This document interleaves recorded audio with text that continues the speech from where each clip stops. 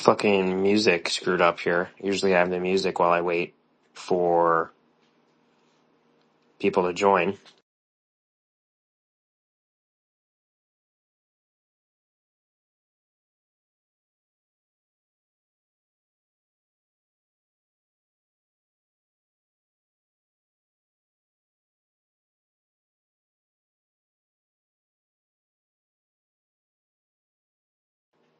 I see you, Gibson. I see you put your thumbs up, so I guess you'll stand by. Or no, you're good to speak. You're still at work, huh?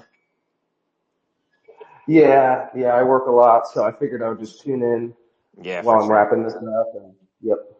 Nice. So you're not, are you a welder as it stands, or not quite yet and you're working something else? Yeah, so I'm going for the degree program. This semester I did not achieve my certifications. It's kind of like a twofer, right? Like if your welds are good, at the end of each semester you can try to get certified. Hmm. And, a lot of people are just there for their certifications. So that was kind of bittersweet because, I didn't achieve any certifications this year. That'll probably happen at around the same time as the degree. So, but it's tough. It's okay that the certs are that tough. Yeah, it figures, right? My counseling program, broad moment actually, I can finish it fairly quickly. Sigma grind set on it, but it is tricky because afterwards you have to get licensed at the state level. And I knew you had to do some kind of like internship and all that or supervised hours. And I thought that was included in the degree program. That's just a requirement of the degree. And then following completion of the degree, you would need like 3,000 fucking hours of supervised therapy just to get your license. So Holy cow. I was like, yeah, I'm like, bruh, it's so over for me. I'm going to have like 2 years before I can get licensure. The only real goal with licensure though is to just lend some kind of credibility, but also with licensure, people can pay me through their insurance. So I just figure, if I have to pick between people paying me and their insurance paying me, I'd rather they, take money from their insurance companies. And then, you can always charge a ton more if you're charging an insurance company. You run the memes of insurance. That's like the red pill with insurance is that, um, most medical costs are just artificially inflated to be high. They charge a lot because the insurance can afford to pay a lot. And then the insurance charges you a lot because they have to pay a lot to the medical programs, counselors, or whatever. So it's all just kind of a big fat meme, a big fat dumb idiot meme. A guy that owned a pharmacy posted online that when people mention their insurance, he's not allowed by law to tell them his prices. But if they don't mention insurance, he can tell them his prices. And if people just want to buy medicine at cost, it's a lot cheaper than even through their insurance. And he says the second people bring up their insurance, he can't tell them, hey, it's cheaper to just buy it cash. But Yeah, there are tons of people. I have the insurance debate all the time. You know, a lot of normie, and this isn't to shit on anybody. If you have insurance, there's obviously strategies to it, but I have had the insurance debate, and when there's like these poor lineal posts of like, we have to pay $800 a month in freaking insurance, and it's not freaking fair, but then we have to pay under the $800, and then it still costs us $1,000, and it's like, if you're paying $800 a month and you don't go to the doctor for 3 months, like you've just completely blown like $2,400. And then by the time you have some kind of emergency expense that you would need insurance for, that expense, to your point, if you pay it out of pocket without mentioning insurance, for which they often offer a much more reduced price, you then will still pay less than you had on insurance. So, not to bring up insurance and debate people on that because that's not our topic, but it's just kind of like the meme gambit, the meme value well, bro, pyramid. how funny was it when that guy was saying that rent is he's alleging that he pays $6,000 a month for rent? Yeah, yeah. I was like, he's like, they say that Like, like bro, where do you live? they say that and they think they're cooking so fucking hard when they say some dumb shit like that. Like, went to $80,000 a year. Like, no, the fuck it isn't, dude. What the fuck are you talking about? $80,000. Yeah, there's like, that's roughly like 6,000 a month. It's like, dude, get the fuck out of here. Like, yeah, all that. We'll have a space about that too, because, you know, I acknowledge the problem of things are certainly more expensive than they once were, but endlessly comparing ourselves to what was in the past. And, you know, is the complaint that it's not fair because it's more expensive than it once was? Or is the complaint that you're like starving out on the street? Because if the complaint is the latter, then you just can't make an argument for that. But if your argument is, okay, well, it's not what it once was, sure, and not to be like a cringe, heckin' accountability bro, but simultaneously, what is the plan then? Okay, so boomers had it better. Great. We've established that, and we've established that they're gay and retarded, and we've established that you can't take them seriously. You can't take their shame on you seriously, right? They do shame you with the memes of, shut up and work harder. I think I was talking about it earlier today, how like workers like you, for example, right? You're working now. You work much harder than tons of people that are paid more. You work harder than Tommy Lahren, that's for fucking sure, right? This fucking dildo. So that's that part of our debate here. So let me see. Let me invite. I'll just keep inviting speakers until I run out of spots for whoever I see on here. I guess we could start the specific debate, and that is the big scare the shit out of the hose debate of the corn topic. And we could run through all of the points. I know we're all probably eager to make those points about hypocrisy and everything. But the first point I want to make up is from this sort of therapeutic view, and that is that we were talking about this last night, there is a lot to do with power in relationships. And they always complain about that, right? With like the age gap and stuff like that. But how does power, how do people exercise power? How do they facilitate it? And so forth. So one of the ways in which people do that, or specifically women, is through sex. It's just the nature of things. You could deduce it rationally with the whole gatekeeping thing and the whole, well, they have the children, they're more selective and yada yada, and that forces it to be the power. The power dynamic really also comes from men just generally, you know, we've made that point a ton of times, how for men sex is just something you just want to do like at all times, and there isn't really anything to it the same way there is for women. And we could talk all about the evolutionary implications of that. But I will say the corn debate, and women are always sort of eternally preoccupied with this power competition with men, and that manifests through them trying to level the differentiation between the physical power difference between men and their alleged their alleged societal power over women. Really what they're in reference to is the psychosocial power, and that is the interpersonal power. And you'll hear them sort of complain about this, in that they will complain about how they just have this like visceral, inherent feeling that they can't quite conflict with men, they can't quite speak up the same way men can, and they can't really stand firm on it. And they'll feel that way, not even because men have that power over them, but because they feel that it's a balancing act of, they feel the need to speak up or something like that, but also the power of the horror and terror over them of being socially ostracized and socially shamed and all of that, and being thrust into the bottom of the ranks, and the survivalism of that and so forth. So all that's to say that they're forever trying to level that playing field. And sex is the one way they could do so. And how this relates to corn specifically, and I'll try to, wrap this up real quick so everyone else can speak. The corn thing is essentially men outsourcing that sex want and or need somewhere else, and it forces that power to diminish amongst women. women, especially these types of women who are complaining about their husbands, you could tell that the real complaint is the eternal struggle for them of, I want to have a burning, passionate, loving marriage, aka I want to be married to an alpha, but I also don't want to have to do what it takes to keep an alpha.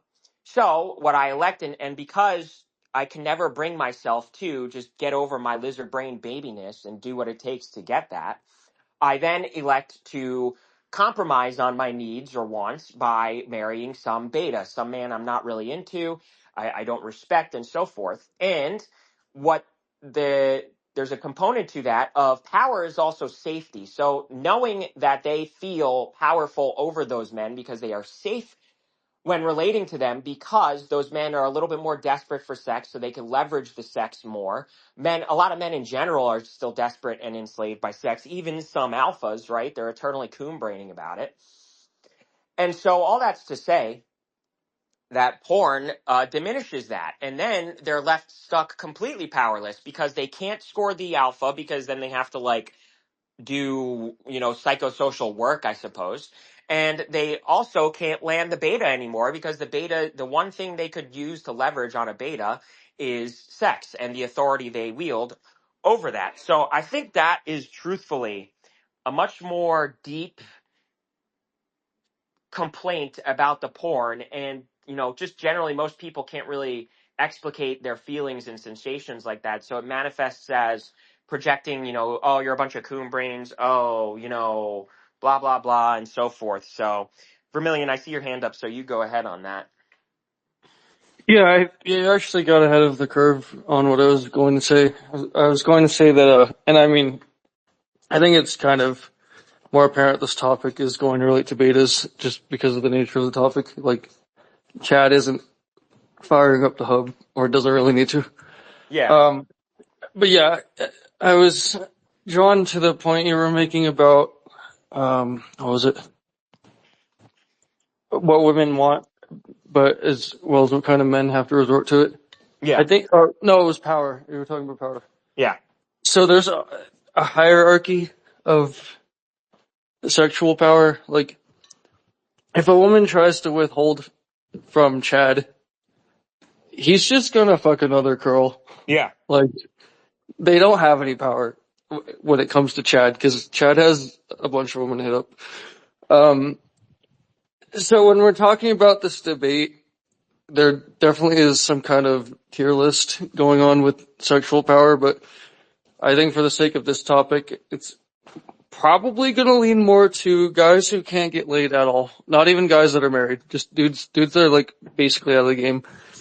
They're Yeah. not really players on the chessboard at all. And then you got married dudes or guys in relationships who aren't married yet, but their girl is kind of turning off the tap. But yeah, I don't know, I just wanted to there's probably a distinction among some categories of men when it comes to corn use. I think a hierarchy of power with sex is a really good way to put it, especially because, to your point, Chad is at the top of that. And that is, when women sort of come off as like seething and bitter and resentful, they're really resentful at Chad, because Chad has the ultimate power really of the entire world. Like, it is Chads that run the world, and, specifically, and it could be not Chads, but guys that are successful, like dorks with money and all of that. It still is sort of a similar archetype. And so a lot of times their resentment is really at that character, because there's nothing they could do to level some sort of power against that character. And they're often conflating, and I mentioned this one another time, they're often conflating, they use how safe they feel as an attraction metric and as a relational metric, but they conflate the feeling of safety because a guy is, Chad, he's good, he's muscular, he's tall, whatever. They conflate the feeling of actual safety versus the feeling of emotional ego safety. And so when they come across Chad, or this character, this archetype of they have no power over him, they feel that as, oh, well, I'm not safe. And they get really upset and conflicted about how they're still attracted to him, but they can't resolve the feeling of safety. But the difference is that they're not ego safe. They're not ego power safe. And power really is safety, because if you have power, you can leverage things to your advantage, which presumably is not putting yourself in some kind of emotional or physical danger. So definitely a good thing to bring up with the hierarchical component to it. And yeah, does anybody else have some more to add? Yeah, I guess I'll just add one quick little quip. Mm-hmm. So, even though Chads do dictate the hierarchy, they're above even the hottest Stacy out there. Mm-hmm. Getting marriage still fucks them. So, if Chad does get married, even if his wife stops touching him and he cheats, she can still divorce him and take a shit. So, marriage is a huge component, even with Chad, if Chad's dumb enough. Well, not dumb enough, but at least picks the wrong woman, I suppose, who has no, yeah, that's another rabbit hole, so I don't want to go too deep into it. But if Chad marries the wrong kind of girl who's not genuinely into him, the games will start. Yeah. And the control will start. If Chad marries a girl who's pretty feminine and isn't gonna pull that crap, even if there are times she kind of withholds because she's just whatever mood she's in. And that happens over Right. time. But I'm more so talking about Chad that completely just fucks up and gets in the wrong kind of marriage. Those are the guys that you could kind of characterize them as, excuse me if it sounds like a meeting, you could characterize them as sort of like the degenerate Chad, the degenerate alpha.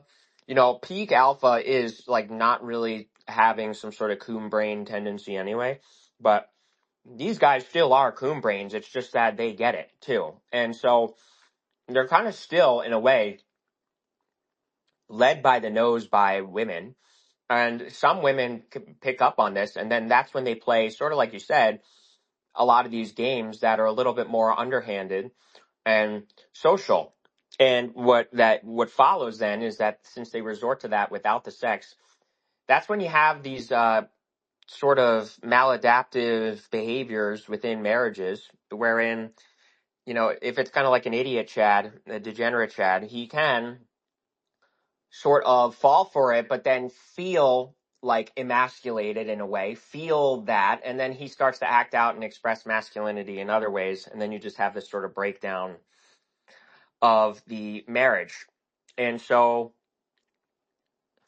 you know, the eternal complaints from women online about porn and marriage, we could get into some other points too.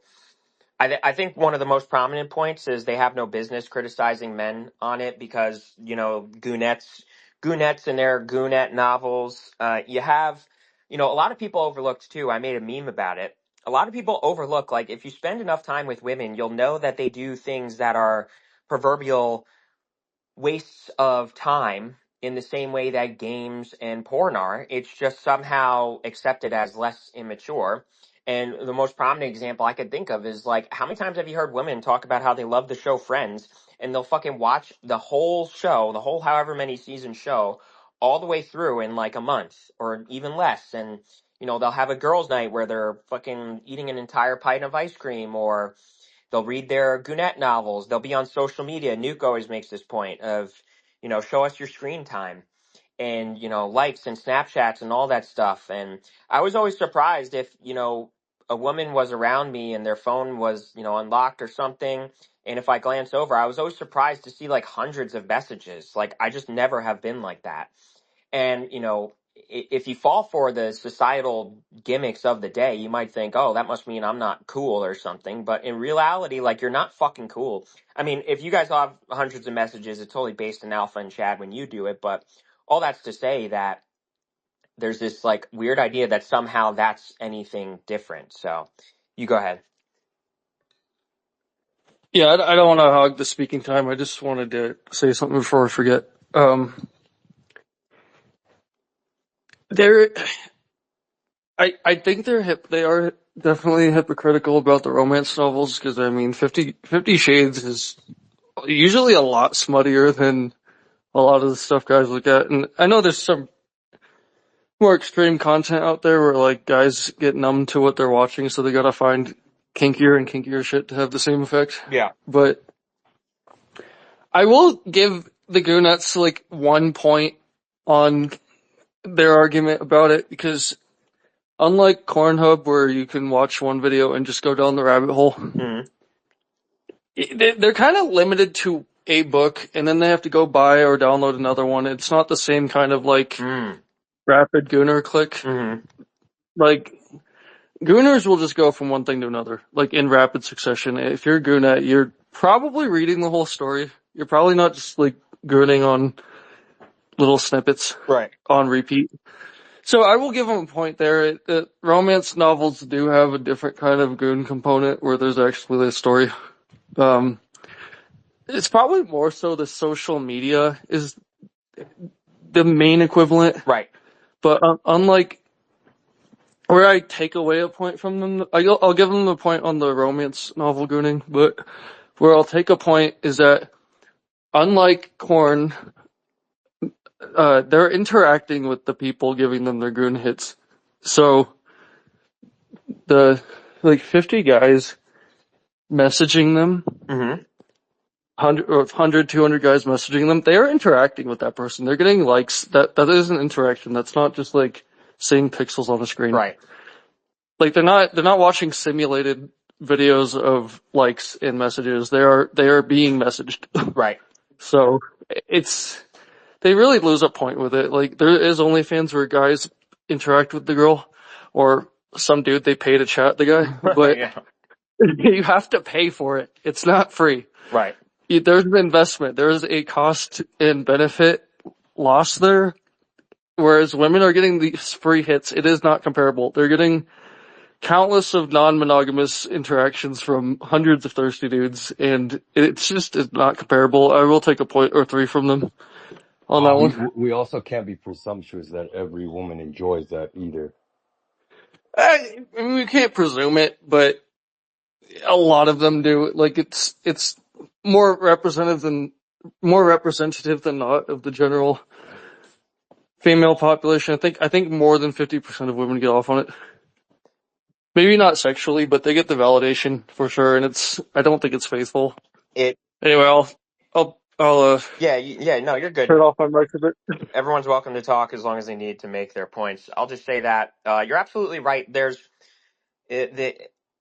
what appears to be there's like twofold levels of addictiveness to porn or I should say corn, I guess. LOL. I guess it doesn't really matter really, but to your point, the novelty is the real like addictive property.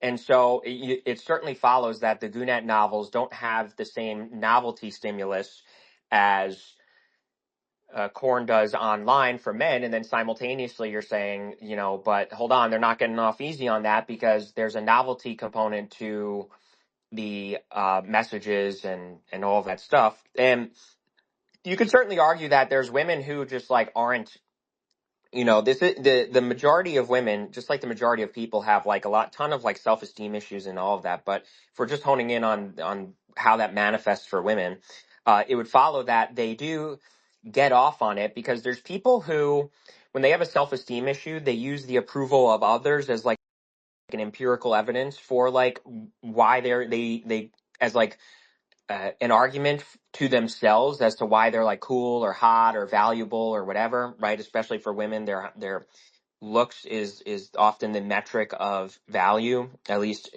this sort of zoomed out collective unconscious pressure makes that so. And so it would follow that they get like a strong stimulus from multiple messages and so on and so forth, and it becomes that novelty addictive habit. And so and the reason that is that's also deeply intrinsic into our evolutionary circuitry. Like to facilitate survival, we also evolved circuitry that rewards fitting in or rewards approval from the group because it follows then that you're not going to get ostracized. It follows that you're going to have power within the group. It follows that you're going to, be a part of the group that survives much better than the individual. And so we evolved that reward system. And one of the ways that that message is received in our minds is if people are saying, "Oh, you're great" and whatever. And in women's case, "You're so hot" and blah blah blah, and hitting on them, and any form of communication that makes it clear that they are approved of, so to speak, or valued, so to speak. So, for those of you just tuning in, the main point that I was making that is not often mentioned is, in short, that sex is one of the tools of power for women, and porn. I keep not doing the meme. Corn strips them of that. It provides an outlet if they're not providing it, and their means by which to exercise it as power, as use it as dog training treats. If you do this thing, good thing for me, or if you do this, I'll give it to you. And so the corn takes that away from them, and so they're forced then, and then when people bring up the point of, okay, well, if you're mad about it, have sex with your husband. And why do they take such offense to that? They take such offense to that because you're telling them, well, if you don't like that, you're going to have sex with your husband that you find off-putting, you find gross, you find not sexual, you don't really desire him, you just kind of married him because you figure, well, in the end, you had to marry somebody, you had to cash out before it was too late. And oftentimes they cash out on the guy that's safer, because that safer guy, that power differential, they might think that they like that because it's a safety component, but uh, they might like that because they feel that as a safety component, but that's not the same burning, passionate, hormonal desire as if they were married to the guy they truly desired. And so it follows that you're basically asking them, or they feel it as you're telling them to have sex with somebody they don't want to have sex with, hence the offense, and hence, especially the programming of, like, all this feminist programming of, that's like the greatest offense ever, is to, remotely suggest something about women and their sexuality, and, suggest to them that they don't always have some sort of domain over it. And, so that's the frustration, in that they lose out on, it's the eternal catch 22. I have no power over Alpha Chad because he can get it somewhere else, because he's desired, and sex is also a little bit more meaningless to him because he's capable of it. It doesn't amuse him as easily, unless he's like the degenerate led by the nose alpha. But simultaneously, so originally their cash out is to train beta, give it to him once a month or something to get him to shut up. And then, just to keep him under control, just to keep him giving to her whatever she needs for the other components of the relationship. Coochie cookies. Yeah. Coochie cookies, we'll call them. Yeah. Coochie coochie. Yeah, I can say that, coochie cookies. So that's that. I saw Nena here. You requested to speak, so feel free if you had some thoughts, that you were looking to say. And let's see, we got one fire. Let me add everybody in. This It's like is a it's very like a funny. Pavlov's dog for a reward. It's like, Yeah, all right, turn over. All right, turn off yeah, the lights. Okay. What I would say the question is, well, two things. Number one, for the question, why get with the woman that only wants to give you coochie cookies? I mean, I'm sure there are red flags in the beginning that she showed you. She was just going to straddle you alone. And then number two, me as a woman, I don't feel like men are aware of how much higher women's sex drives is compared to men. Men get yeah, off what, one time, two times? Women were actually way more hornier than men. And yes, then I feel like because of the European society, that a lot of women of other races, aka non-white women, we've been forced into this box of, oh, women need to be with one man, and if you're not, you're a whore, and you get married, and then you fuck your husband to death. Now we can't keep up with you. Now instead of getting a pocket pussy, now you're buying this big ass dildo, blowing out your walls, and then the AI comes in. I think that a lot of women, we're not sexually satisfied because we're forcing ourselves to convert to these societal European norms of being with just one man. When most women, I'm sorry to say, but in European terms, most women are sluts.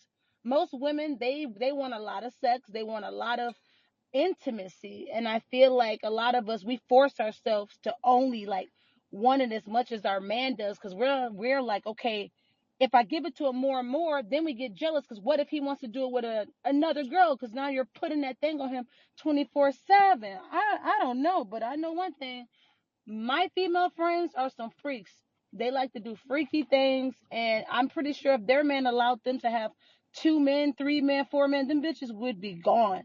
Drop I their ass. think I think that a lot of men and women force themselves to just be with one partner when they really don't want to be. Me personally, if I was a man, to fuck the same pussy for the rest of my life would be a punishment. Why? Why should I only be with one person for the rest of my life? And there's other women out there I could be with. Like, that's not fair for me. Your box does get old. To me, I'm bisexual. My girlfriend's coochie, wonderful, great. But at the end of the day, it's not like I never looked at other girls. Like, I'm sorry, this shit gets old. And that's why porn is here, because you got a lot of Well, men there is on an answer to lockdown. that They question. can't be with multiple women. They're stuck fucking the same coochie, and the coochie gets old after a while. Just like you wear out a pocket pussy, pussies gets old too. So, I mean, hey, you're either gonna jack off or you're gonna go cheat. Or you're just So, gonna be a religious slave and be with that one woman that you really aren't attracted to, but Jesus said you can't fuck no one else, so then you're just going to be stuck. What a sad dick life. well, there's a little bit. I think Gibson. I'll say it too, but you might have a different point. If the point is you have a high sex drive, that doesn't mean you need to fuck multiple people. That just means you need to fuck a lot. So what exactly would be the difference between fucking if you want to fuck a lot, what is the difference then between fucking, let's say, 7 people in 1 week once, or fucking your husband or wife 7 times in that 1 week? I see a bunch of hands raised here. So I think, Vermillion, you had your hand up the longest, so you go ahead, and then Well, I've already spoken, so just get me last. okay, Gibson, you go ahead because I know you had an Yeah, well, the answer. answer to the question that she's posing, often people say, why this, why that? Well, there's an answer. The reason to why monogamous relationships is evolutionary. We're primates, and that's how primates do it. Ducks do the same thing, right? They have a pair for life. So I think what we heard is kind of, really interesting insight into that perspective where they're like, but I don't want to, but the feels, right? The feelings. Right, And from an evolutionary standpoint, the reason why you have one partner is to guarantee that you have children, which is the goal of life. I mean, if you're not procreating and having kids, hopefully you're doing something really, really meaningful with your life. But that's why without that aspect to it, it's all about feelings. So the answer to why monogamy is so that you're guaranteed children. right. I'll just say something real quick, and then Nena, you can go ahead because this is kind of like us again, us going back and forth with you. I'll just address your first point a little bit of there. There is certainly an accountability to if you sort of foresee how your marriage is going to go, and it doesn't look like it's going to go well, there is an accountability of detecting that. I think most people, unfortunately, and this isn't admonishing them of accountability, but most people really struggle to interact socially and detect these types of things socially.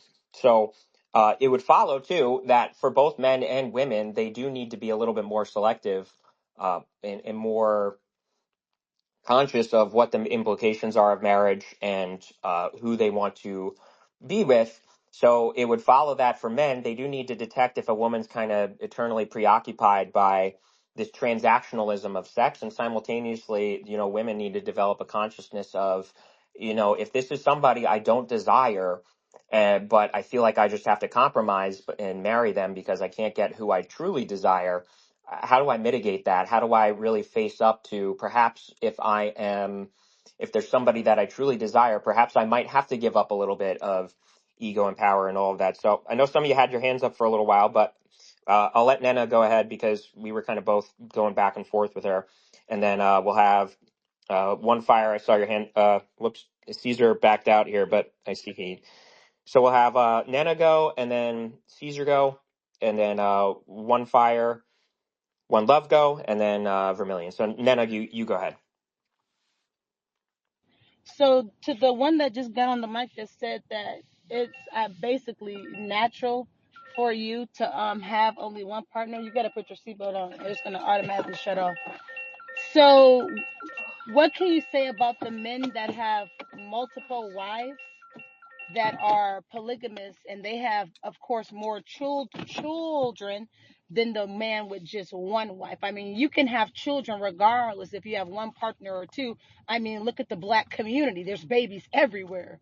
So it's like Well, that's a great that's example, but none of yeah. them have And dads then in the home. the other thing is, you ask why not just have sex with your husband or the same partner over and over again, and it's because it gets old. It's going to get old. Most people don't even get married primarily just sexually. When you get married, you're looking at every aspect. I love this person. This person can build with me. This person can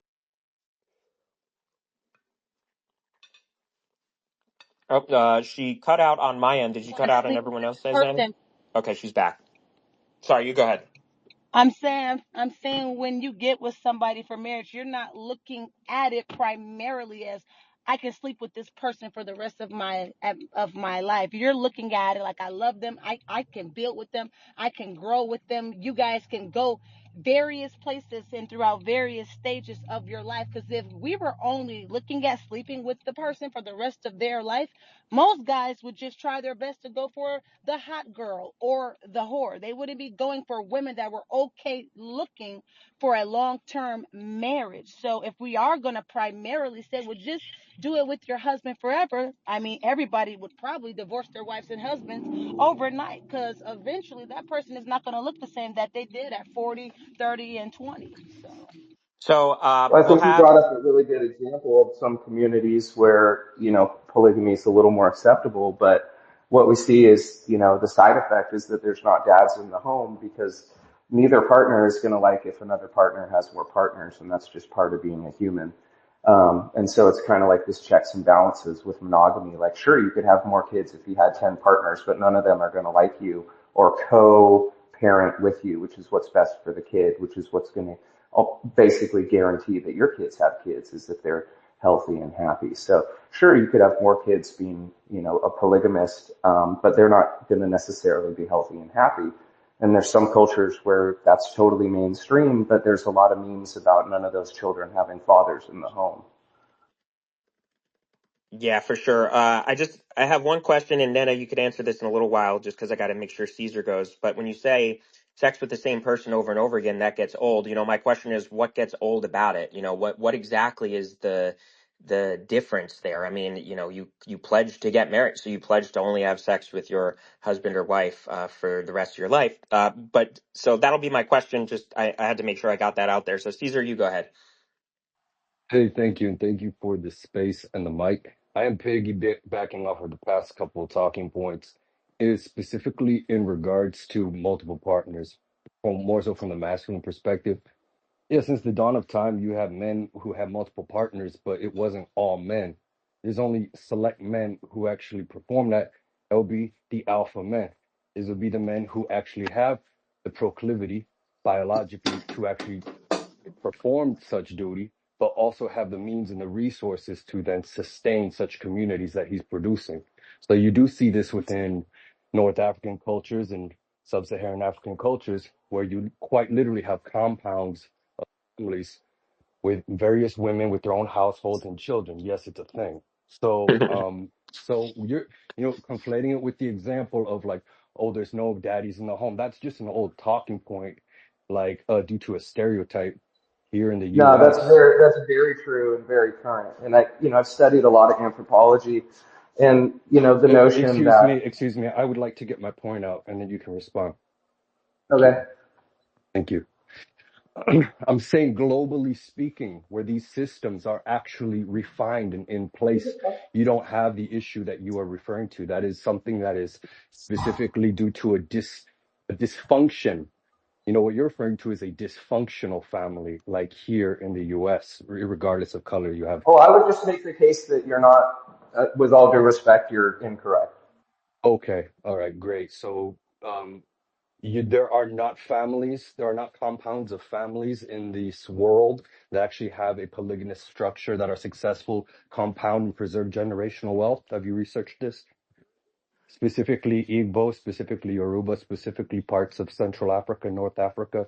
You're saying that these names that have been going back, 800 years plus. That's just happenstance. Is this Well, what to you're give you saying? the steel man, Hmm? rather than a straw man, I'm let's giving make you, your case even better. I'm giving you solidified groups that you can do research on your free Yeah. time, but you're deciding to interrupt until I get to the fundamentals of my point.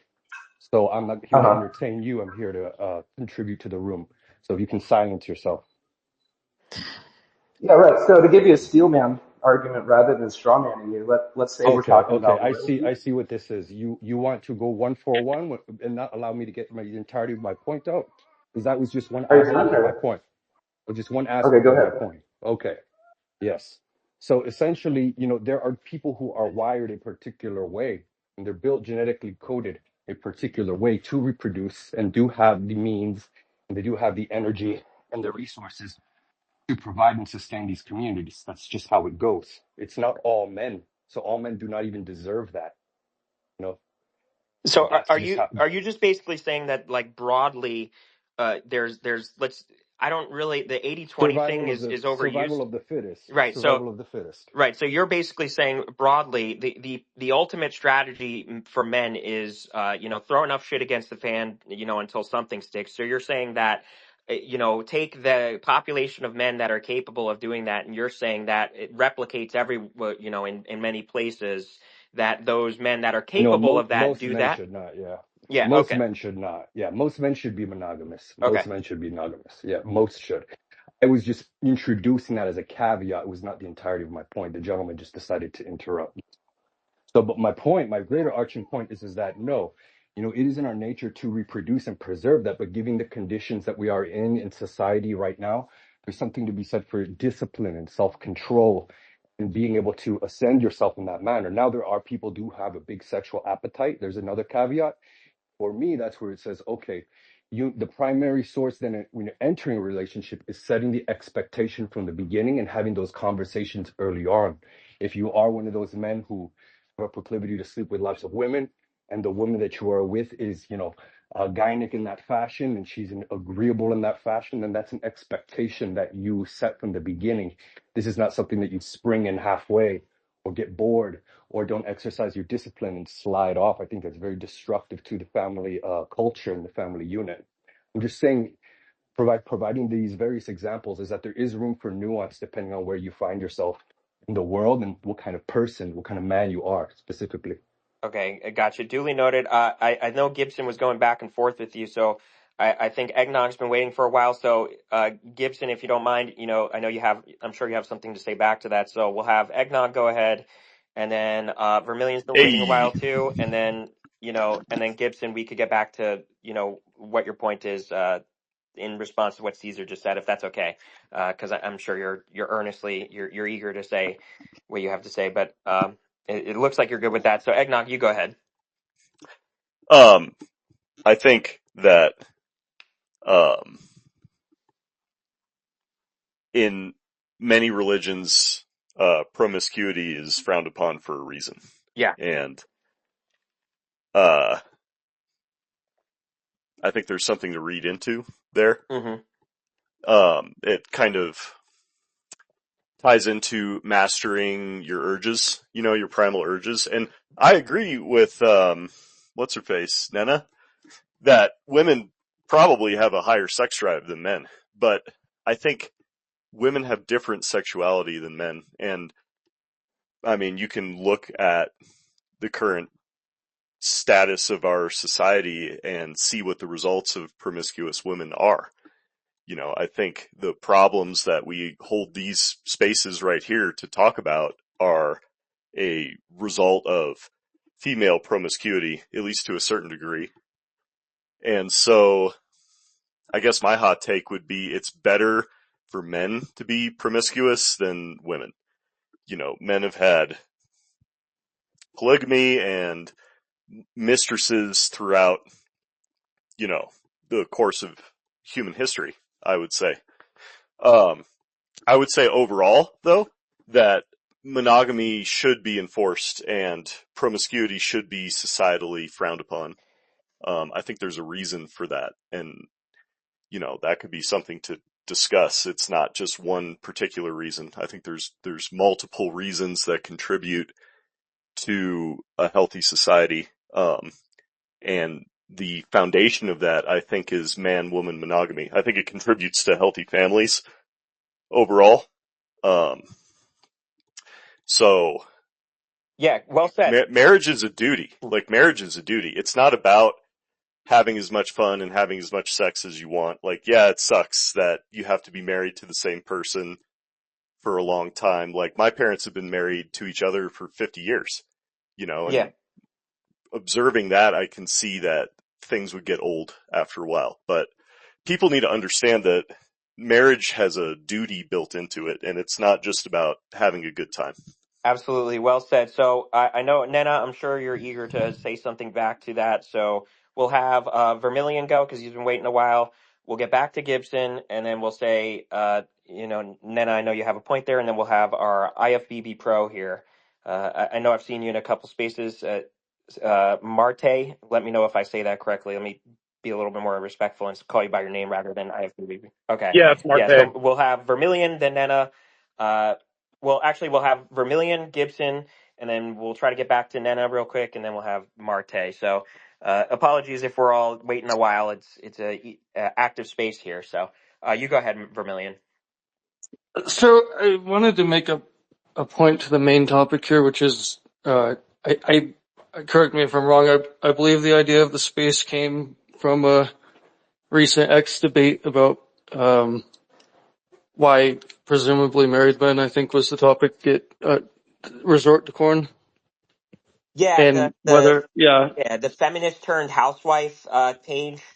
They yeah. posted about it. It went viral, and I think the offense. Sorry, real quick. The offense amongst the first offense that I noticed is that she really just only said porn is bad because of how it affects women, and I'm like, okay, you're just a feminist then. Like I've never been amongst a group, a collective of men who encourages porn, who say it's a good thing, who say they want to just watch porn. Most of us, I promise to the women in the group chats, like none of us are encouraging this, and none of us want this, and all of us resent the power that porn has ever held on any of us, whether it's now, whether it's in the past of our lives or whatever. So I'll just say that real quick. So sorry, go Yeah. ahead, Vermilion. Oh, you're good. So yeah, anyway, that alleged trad wife blocked me, but she, Okay. she would not answer, whether there are even some marriages in which men resort to it because their wife doesn't touch her. She's like, or touch them. She's like, um, yeah, I tell women to touch their husbands. I'm like, that's not the point. Do you at least admit there are some marriages in which that's the case? That's why they look at it, and she blocked me. So, um, Too funny. anyway, I wanted to respond to, the reason I bring up the topic is because there are a lot of different cultural structures here. I think the main topic we were on was, why Porn. men resort to it. Yeah. And I wanted to respond to, Nena's point. No one is forcing you to get married. If you want to have unlimited sex with a bunch of people, you can. No one's making you, like, a cultural expectation to get married doesn't mean you have to. Like, you really don't. And most women aren't following cultural expectations anyway. There's a more sexual freedom and validation for sleeping around than ever for women. Like, no one's forced to. So that's kind of why I wanted to bring up the original topic of, like, people do get sleeping around a ton gets old too, especially when you age out of the market and you're late 30s, early 40s, and most of your formerly available sexual partners have locked it down with someone, and your sexual options that are remaining are older people who are no longer as sexually excited. Sorry, I'm stumbling over my words. It's okay. They're not as sexually as exciting as your previous options in your 20s. That gets old too. Like, there's only so much of that before you start missing someone or wanting to have a connection with somebody. And, what was I gonna say? So a lot of people get tired of a bunch of sex too, and even in polygamous relationships, clear favorites emerge over time.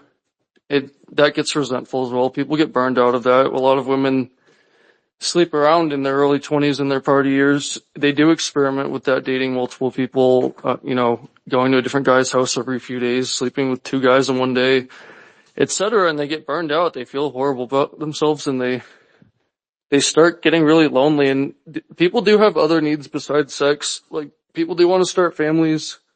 It's kind of weird to start a family with multiple people.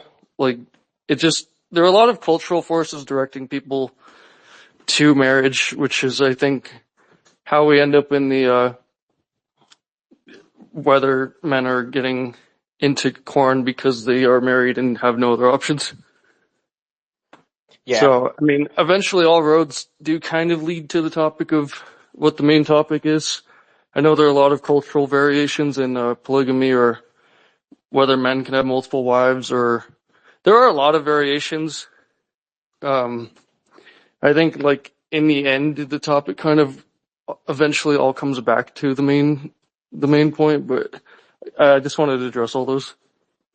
Yeah, for sure. Okay, Nena, I'm sure you're pretty eager. I know. Oh my God, yes I am. I got like 5 phone calls. I had to decline so many calls. Listen, so it's 3 things.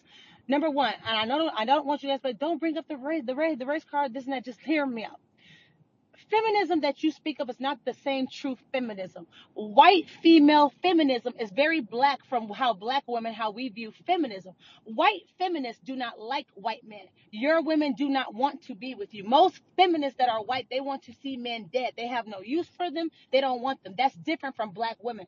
When black women believe in feminism or pro-black women, we're not saying that we don't love our men. We want them dead. We have no use for you. We want to deal with different folks. What we're saying is we're going to be respectful. We'll deal with you, but I'm not going to be a slave to you. I'm not going to be submissive to you. Versus the feminism that he speaks of are women that legit think that we can live in a society without men. And I definitely don't believe that, because I need help with my car to be fixed and I cannot lift heavy stuff by myself. The next thing is for promiscuity. Promiscuity, we got to be real. A lot of men are very promiscuous. Men deal with multiple women on a regular basis. I've sat in a lot of red pill rooms before for years. I've been an avid watcher of that. And they talk about how easy it is to get women all around the world. My question is, why is it okay that between your legs, you get to play hokey pokey in different holes, but if I play hokey banana, all hell breaks loose? What's the difference? Do you know there's women out here that got their tubes tied that can't have kids anyway? So if they Because it's feeling, easy for women they're to have free to sex. just do it. And then the other thing about it is the last thing. A lot of your views are based on European tradition, which is why it doesn't work for the black community, because blacks, Hispanics, Indians, etc., we are different from white Europeans, which is why I promote separation. So you can have your Okay, European based. traditional values of Okay, based. anti-feminism, pro-Jesus, monogamy, and then we can go on and do our own thing on which what will work for us, which that will be our business to figure out. The reason why this stuff is not working for either side is because we see a lot of merging cultures and traditions with people who never practiced that in the first place. Yes, I'm going to go to the science part that Thank genetically, you. I don't think that we were designed to all do the same things, which is why your white society looks more tamed and more in control than if you get on a plane and go to somewhere over in Zimbabwe or Gambia. It's a different experience because we're I very, very different people. I don't mean to be blunt, but to your point, if you just said this is a very different culture, I'm not seeing how it's relevant, because if you are different, then these are It is different. right. European tradition is God, the Bible, monogamy, go to church, one man, one woman, family, community. If you go over into different parts of the world, some of them have matriarchal societies where the woman is in charge, the man is under us, and the household and the children is our jobs as women. The men simply go out and hunt, protect, or procreate with us if we choose to. So the difference is that in European society, aka America, which is a white land, it's white owned and white ran, You run it monogamously through Christianity, the Most High God. If you go somewhere else, it's Christianity not came to like Right. that. Africa But far And if before it came Africa to the has United changed to that, it's because, of course, they were colonized. So, yes, we have a different mindset and beliefs because we're different as people. And that's okay. That is why most of our people are separating from you. And I vote we go somewhere else. right. Okay, But Did real you know that quick. Christianity came to this is Africa an first? entirely different discussion than the topic. Ethiopia, of course, yes. But again, Ethiopians seem to be more fond of white Americans than the rest of the melanated people, which is why, I mean, they get along better. Their society is nicer, I admit. They're more open to your monogamous lifestyle, besides them beating the shit out of their women. Me, on the other hand, I'm not interested. I'm just being honest, which is why I vote we just separate, which I think You would be don't better. have to participate. I I don't. Me and my friends don't. We're doing just fine. So my question Real is how quick. it's relevant to the topic then if you don't have to participate in that lifestyle.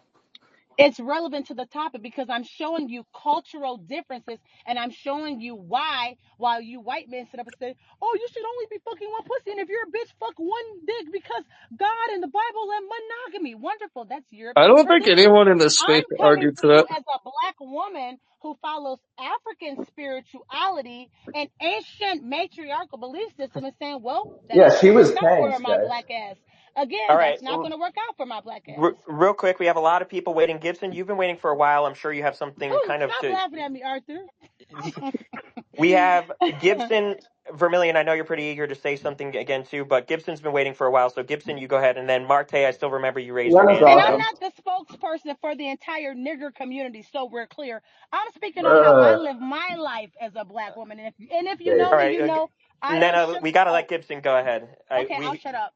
All right, No, Gibson. like I, I love you, girl. You're really authentic. We really appreciate that. But I think, the we wasery, we don't have any tolerance for that because you can say, well, we was this and then just fill in the blank to, be anti whatever was just said by, the opposite team, so to speak. So like, while I appreciate that insight, the reason why he's saying, well, it's not really relevant is you're saying, well, we're different and we should separate. And okay, well, then what insight do you have regarding our problem, right? Like, we get that you guys are different. We make fun of you all the time for it.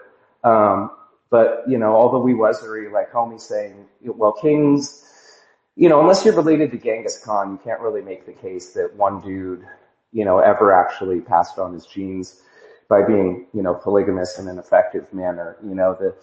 The allegation that, well, there's people that have these communities and they can do it. No, that's actually not true. There might be a couple examples of that throughout history, but, All right, the wee wuzery, yeah, I'm just saying the wee wuzery's got to stop because it's like you could just fill in the blank and say whatever you want. Okay, so I know Marte's been waiting for a while. I'll just say there, real quick, I think there is a difference between reproductive success in terms of just the creation of life versus like that life actually going forth and being successful and what's the word? I think it starts with an F. Prosperous. There's a difference between just the mere creation of life and the creation of life, and then parenting it such that it becomes prosperous. So, I know Nena, you're eager again, but let's have Marte go ahead because I know Marte you raised your hand earlier. So, by all means, Marte, you go ahead. When we talked about, I was listening to the discussion before jumping in because I like to take my time and be really concise with shit that we say. So Nene isn't the only black person here. I identify as black as well too. So, I'd really like to address a lot of shit she was talking about. No shade to Nina, but there's a lot of things that I'd just like to question. So back to the whole topic at hand. I think what was made as a comment saying that women have higher sex drive than men, that's blatantly false What? scientifically. I mean, we're talking about testosterone. Yes, blatantly false. I could also prove this. So when you talk about testosterone production, the reason why women do get horny, same shit. So is because they produce small amounts of testosterone throughout the day, some higher than or less. So when you talk about men being more horny, that's true because of testosterone. Any other thing in the endocrine system that promotes, levels of horniness in people. So when we talk about this, that's blatantly false. Also, back to I think somebody mentioned something about, monogamy for other people as far as like culturally, appropriated monogamy. I'm going to go ahead and say I hold the standard to both people. And I think this is the Yes, best prescription for society, because the reason why I hold the standard for men too is because what women often do is they map onto leadership. What I mean is they don't become leaders themselves. They tend to copy people they admire and love, right? So if men are sleeping around, this is basically okaying for women to sleep around as well too. The other reason why I'm saying this is because men have had a monopoly on force for decades and centuries and eons, right? With force comes power.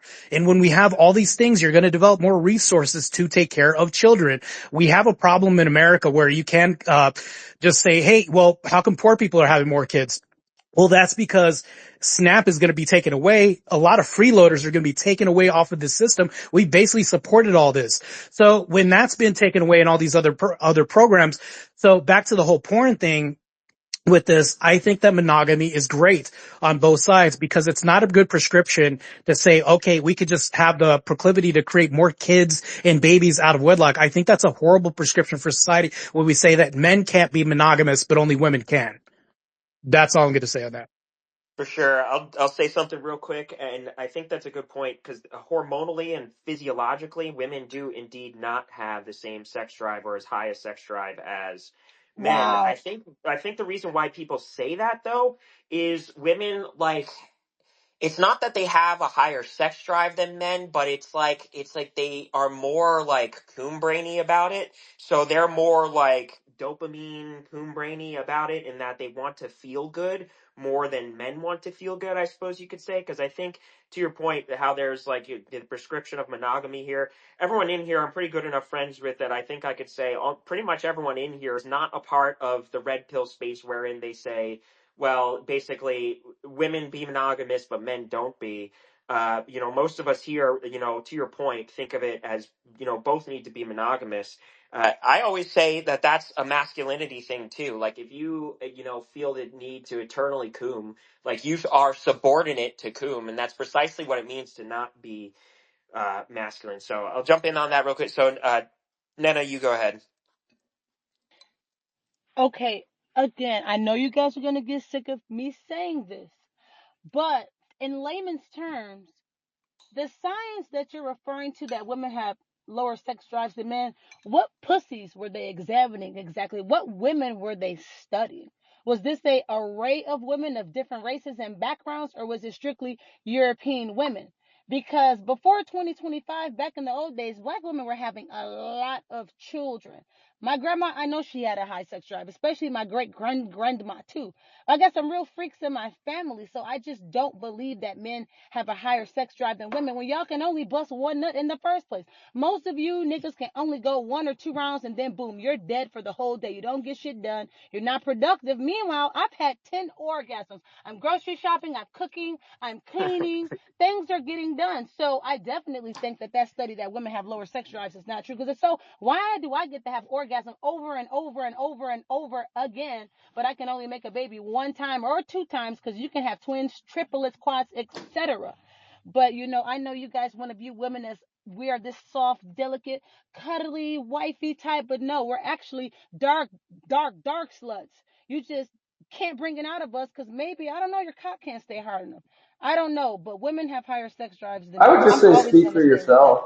I mean, I can't obviously they speak weren't for myself. studying I'm you, I'm right? speaking for the women that I know, which most are black. No, you can only speak for Maybe yourself. your You can Caucasian women, only speak for maybe the yourself. salad and the food that you're eating is causing you guys to not have enough sex. Because if you did, you would know that women have higher sex drives than men. You guys Is I it gotta think because you we just don't haven't season met our like a food? Chad. Like this is quite literally like you haven't met somebody with, testosterone above like 600 nanograms I per met one deciliter, Viking perhaps. guy. Hey, I consider him a damn Chad. Marte, you go ahead. I'm sure you have some pretty good insight on this. And then Protector, I know you've been waiting for a while. I saw you requested to speak. I hadn't got to you. So we'll have Marte go and then Protector go. And then, Vermilion, since you got your hand up. So Marte, you go ahead.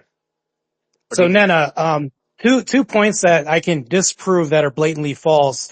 The reason why you can bust 10 nuts back to back is because women have a shorter refractory period. Men have a very longer one, right? And the fact that you have like 10 kids doesn't mean your sex drive's higher. It just means you got pregnant 10 times.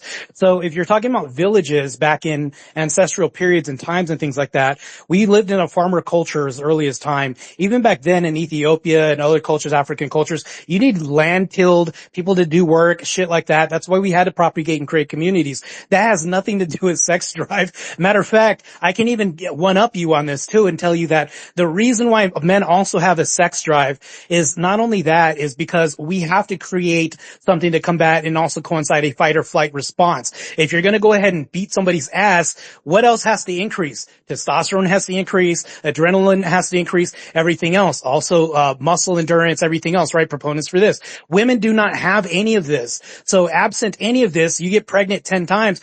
It just means I that, agree with okay, you. I'll great, give you you were just that. able to get pregnant. So, You're but quite I will say this educated. though. I will give you that. You are very educated and you're very kind. Thank you for being intelligent and nice. Well, we have to have black folk that are educated in our community because it's like Well, me you versus can't be 80 that people. educated if you're black and you're Orthodox catechumen. What is that?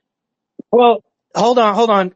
So when you brought up, just real quick, by the way, speaker, whoever the host is of the space, I'm not going to delve into this too long, but You're good. Go ahead. Christianity evolved in Ethiopia before it went to European. So that's blatantly false.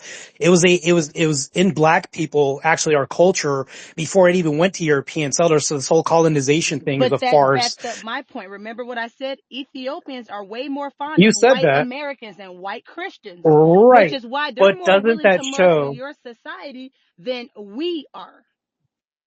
But here's the thing though, doesn't that show the benevolence in us having some type of equal terms of looking at humans as equal? Like that's the thing that I'm getting at is when you talk about colonizers and everything else, every culture is colonized. Irish people were slaves. Everybody who wasn't a fucking slave. Like I'm just being honest with you. Like, so when I look at that, it's irrelevant to this whole conversation, first of all, too, with respect to the host. Back to this whole conversation about like sex. No, you can't, if you put like, and I'll give you one instance. I was in the porn industry. I don't know if anybody knows that. I have a porn name, all this other shit, right? So just speaking of this, you're going to see men in this industry not make any money when it comes to this. Why is that? Because women are often praised as a product. Men are not a product at all when it comes to sex, porn, or anything like that. The reason why we're not products is because we are the creators of this product. We are the leaders of this product. Whenever you see one man, you're probably going to see six in a room. You're not going to see some mostly perverse stuff like, five guys, and just little product, right? So we make little money in that industry. When I was in that industry, men don't make a lot of money. Women make a shit ton. I was roommates with one of he played, Thor, Zeus in the last Avengers movie. Forgot his fucking name, Brazilian model, right? Didn't make shit on OnlyFans, didn't make shit in the industry, right? Who But are the the average woman purchasers that you on see, OnlyFans? Tell me, be honest. Who are the people purchasing these women? men, but hold on. Exactly. I'm going to get to my point. They are, what I'm saying is that actually proves my whole point. Women are a product. They don't have to be a purchaser to be a product. So what women are doing is objectifying themselves, becoming a product to be tossed around, but then also complaining and creating a paradox of complaining about being said product at the same time. You can't But go if it's around saying, men well, buying I it, hate being shouldn't you be objectified. anti-men instead of anti-feminism since it's men enabling and perpetuating the whoredom? Why be Well, No, I'm because anti-woman anti women, both. when Well, you hold should on. be anti-men when it's the man Hold on, hold buying the on. pussy? I've said it before. I'm anti both sides. I'm monogamy on both sides. That's something I'll repeat to you. I'm anti that on both sides. I think that if you're going to hold one side to account, I also hold men to account on the other side. I'm just as brutal to other men as like Myron Gaines. Ever since one of my best friends, Andrew Wilson's combated him on the sleeping with 50 women, he stopped that shit. So I think that's a good thing that we are doing when you talk about Orthodox, all this other stuff. That's my whole belief system, is holding is that both true? accounts Myron to both actually stopped sexes. that? Sorry, real quick. He actually stopped Yeah, that yes. because I always thought that was pretty Me and gay. so me and Andrew Wilson had a conversation about this. He told me he was going to go on this podcast before, and then Andrew had a conversation with me about that. I agree with him on this whole premise, and I haven't heard Myron espouse this belief ever since Andrew Wilson combated him on this and had some type of Very base. discourse on his podcast Can about I that. Yeah. please respond to Ghost? I'm begging you, Jesus, please. All right, Nena. Ghost Sorry, made I a do have to comment let that said, Nena he real said quick. I that do have to black let people, Protector of Heritage. He's been waiting quite a while. he I'm, said I'm black sure he people doesn't are have. not capable. of doing I know. I'm sure you monogamy. have a lot to say about that. I just got to get Protector of Heritage in here real quick, and Oh, then I you didn't two go even see ahead. his hand raised. Yeah. I'm sorry. So Protector of Heritage, you go ahead. Well, my whole stance on this is, well, I'm not as muscular. I was going to say real quick to the FB fella down there. I'm not as muscular as you, but I do, like, for example, I posted something in regards to my martial arts experience and looking at the body types as well. I mean, if you look at, there was somebody made, it was kind of like a joke post of sorts, but it was a guy who was pretending to fight fascism, and he was a roly-poly character, and he was supposed to be a black belt, right? He was white, but I made a post. I responded. I said, look.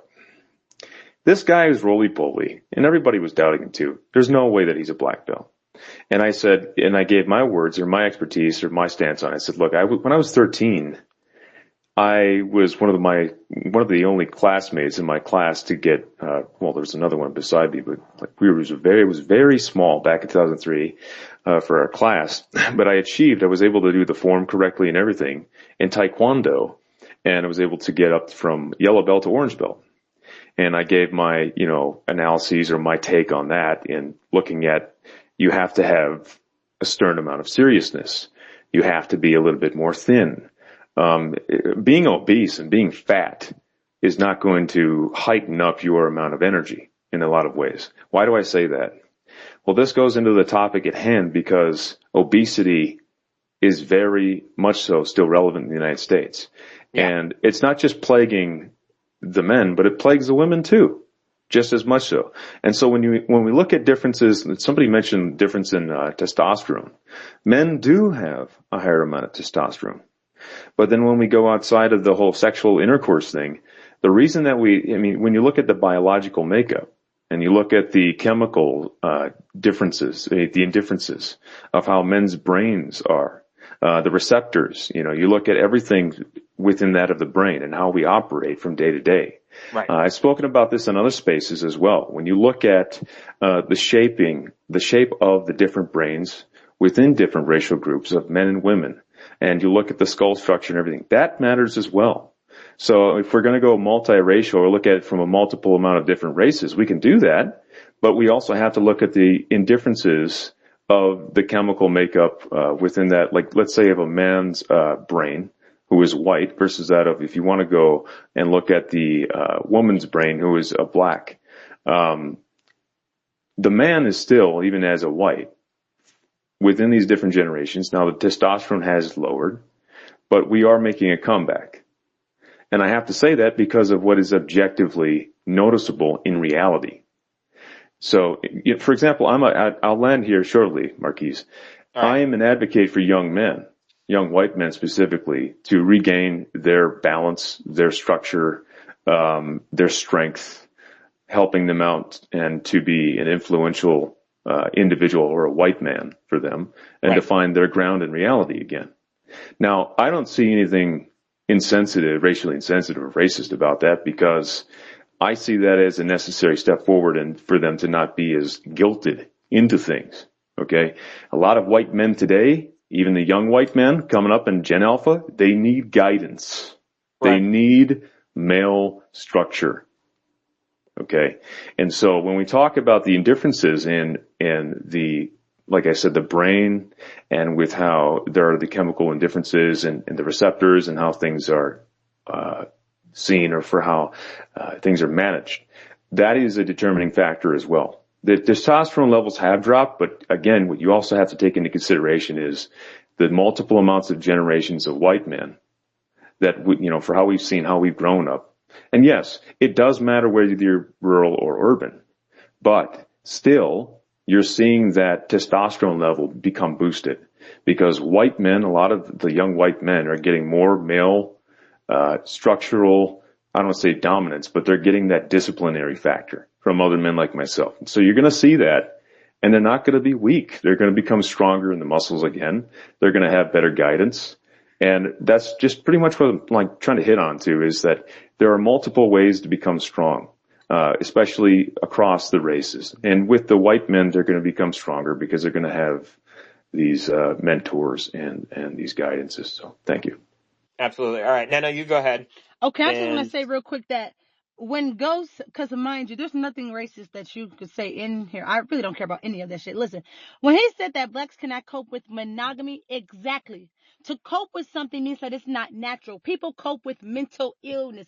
People cope with autoimmune disease. This is something that is not natural. So if black people are just coping with monogamy, clearly it wasn't meant for niggers to be monogamous. It's not working anyways. It's never worked for our community. So maybe, just maybe, you would think, if they just can't seem to be monogamous, no matter how hard we try, we got all these Well, how black do you people define running around on working then? Section 8 and food Marquise, stamps and may I child Yeah, push it support and back? worked up all of until these the last things, 300 then you would years. think that they would Marquise, may change something within the system, because it's like, okay, these people are not going to be monogamous. They're going to keep having all of these kids, bleeding the government dry. Maybe it's time to change the system. We'll But if have these right. people want to We, live this way, then the other people that want to be madam, normal and monogamous, their madam, tax dollars are not suffering ma'am. paying for it. I I Representative. understand what you're. Yeah, I understand completely what you're saying. If I may push back, Marquise, with all due respect, we Yeah, go had ahead, and then we'll that. get We Gibson. had, and I've stated this in other white spaces or pro-white or even any other spaces, and it was a factual amount of data that I supplied, and I said that we had something similar to what you've been explaining here just now in the 1940s and 50s, before the mid 1960s, before the civil rights era. We had segregation. The blacks had their own Black Wall Street. They had their own households. They had their own families. They had their own predetermination. They had their own individualism, with the monogamy, and it was great. And they admit this too, even to a certain extent. Yeah, maybe it was better back in those times. And I've been in these pro-black spaces and FBA spaces, and I've made that debated point as well. So if we want to talk about going back to that, it's already been suggested. It's historically there. The data suggests it. It is historically in the books. You can go back and look at when there were those times of when black people were more individualistic and they kept to their own, just as much so as when whites were keeping to their own. And before the whole black following thing happened, and white families were interviewed in the 1955, I think 1956 or 57 era, in the mid 50s, with that reporter recording, and with his cameraman, and that white, pretty much only, it was all white community, and how they felt, the white women felt with the black family that moved in. But again, that's a problem too. When we talk about racial differences, in those times, the man was still the head of the household in the black communities, in the black families. So they led their own families out of their own communities to go follow or move into white communities. And that's an issue too, that I don't hear as much so to be addressed within these black spaces. I haven't heard that being talked about, or that phenomenon discussed as much. Right. But with that, I'll land my plane. So thank you. Appreciate it. I talked about Nana, that. real I quick, let's said have that Gibson go ahead, because separation. you spoke directly to Gibson, so we'll have Gibson go ahead if he's still there. Gibson, are you there? Okay, you go ahead. Yeah. I just, believe it or not, guys, brothers and sisters, my dark-skinned friends, my melanated brothers and sisters in Christ, believe it or not, this allegation that monogamy has ever, or polygamy, excuse me, has ever worked for the human race is simply incorrect. Whether or not you feel that that's not true, or you experience that that's not true, the human species has always, since the dawn of us being humans, been monogamous. There are many. It's like making the case that ducks didn't used to do that either, or neither did penguins. That's just like a modern thing where he decides to give her the pebble. Like, you might think that, but that isn't correct. The correct anthropological explanation is that the human species, if we are the same species, has always been monogamous, and in our case, that's the best way to guarantee offspring. So I'll have Marte. I saw your hand up earlier, so you'll go ahead, and then we'll bring it back to Nena. Anybody else too, if you want to speak, just raise your hand so that I know. I know you have I something can to go say. after Okay. after them. Okay. So Marte, Vermilion, and then we'll have Nena again.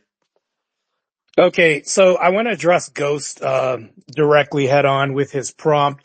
Funny, the blacks cannot cope with monogamy. You're absolutely insanely fucking wrong, and I'll tell you why. That should be funny. The blacks cannot cope with discipline. The reason why I say that that's a better prompt for you to put down in the section is because when we talk about this is all across the board. We're talking about one of the biggest purveying cultures of highest crime that increases is adopting the highest crime rate in the U.S. You were talking about producing more kids. If you talk about any other culture too, we have what's synonymous as baby daddy culture. There's no other culture that has the word of endearment, baby daddy in a culture. Whites don't have this. Mexicans don't have this. And then there's also this in the culture as well too, where you can have four women leading the culture when as soon as women come out and tell a man and speak on his behalf, every other man in culture writes him off. This is only found in the black race, so I don't see discipline. And I think that monogamy isn't the problem, it's discipline. And the reason why people will say, no, it's monogamy, we can't be monogamous, it's because within our culture, it's not blacks that I don't like myself, it's the culture that I don't like. There's this purveying culture of king culture where, okay, if you get all these baddies and all this other shit, now your status rises up. Well, that's not a good thing for society. That shows that you have a lack of discipline because you can't discipline yourself.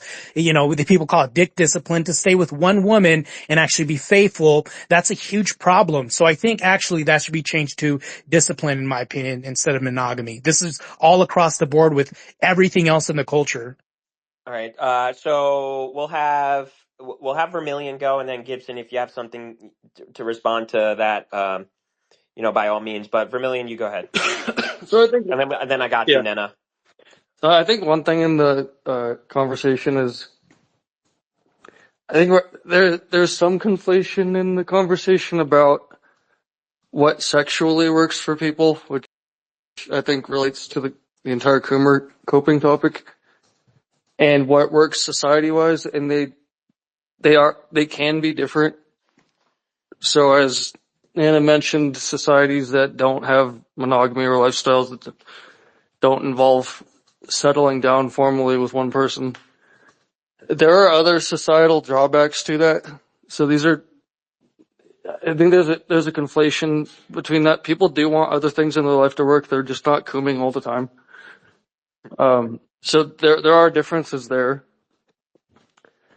I'm currently spacing out a little because I'm putting stuff away, but Yeah, I you're just good. I wanted get to your point. I address think your that. point alludes to how, how do we define monogamy, or when we say monogamy or polygamy working, what does it mean for it to work? I think some people think it means whatever guarantees the most lives produced versus the most prosperous lives produced in prosperous society. So, Nana, I know you got your hand up. You're waiting a while, but Gibson, if you have something real quick to just go back at what Marte said, but I think you're kind of like gonna agree discipline on the discipline Yeah, point. So, Gibson, totally. you go ahead. Totally. I think I love that guy's so fucking smart and eloquent. You are an excellent example for the black community. I wish more people were like you that are black. But, yeah, I guess what I'm getting at is like, it seems like some of you people, no offense or whatever, seem to think that, this isn't the way it works, right? And I'll just say it again, like, we're all kind of like going out on a limb and saying, well, you could be right. No, that's incorrect. There are not polygamy. There aren't cultures that are polygamous cultures.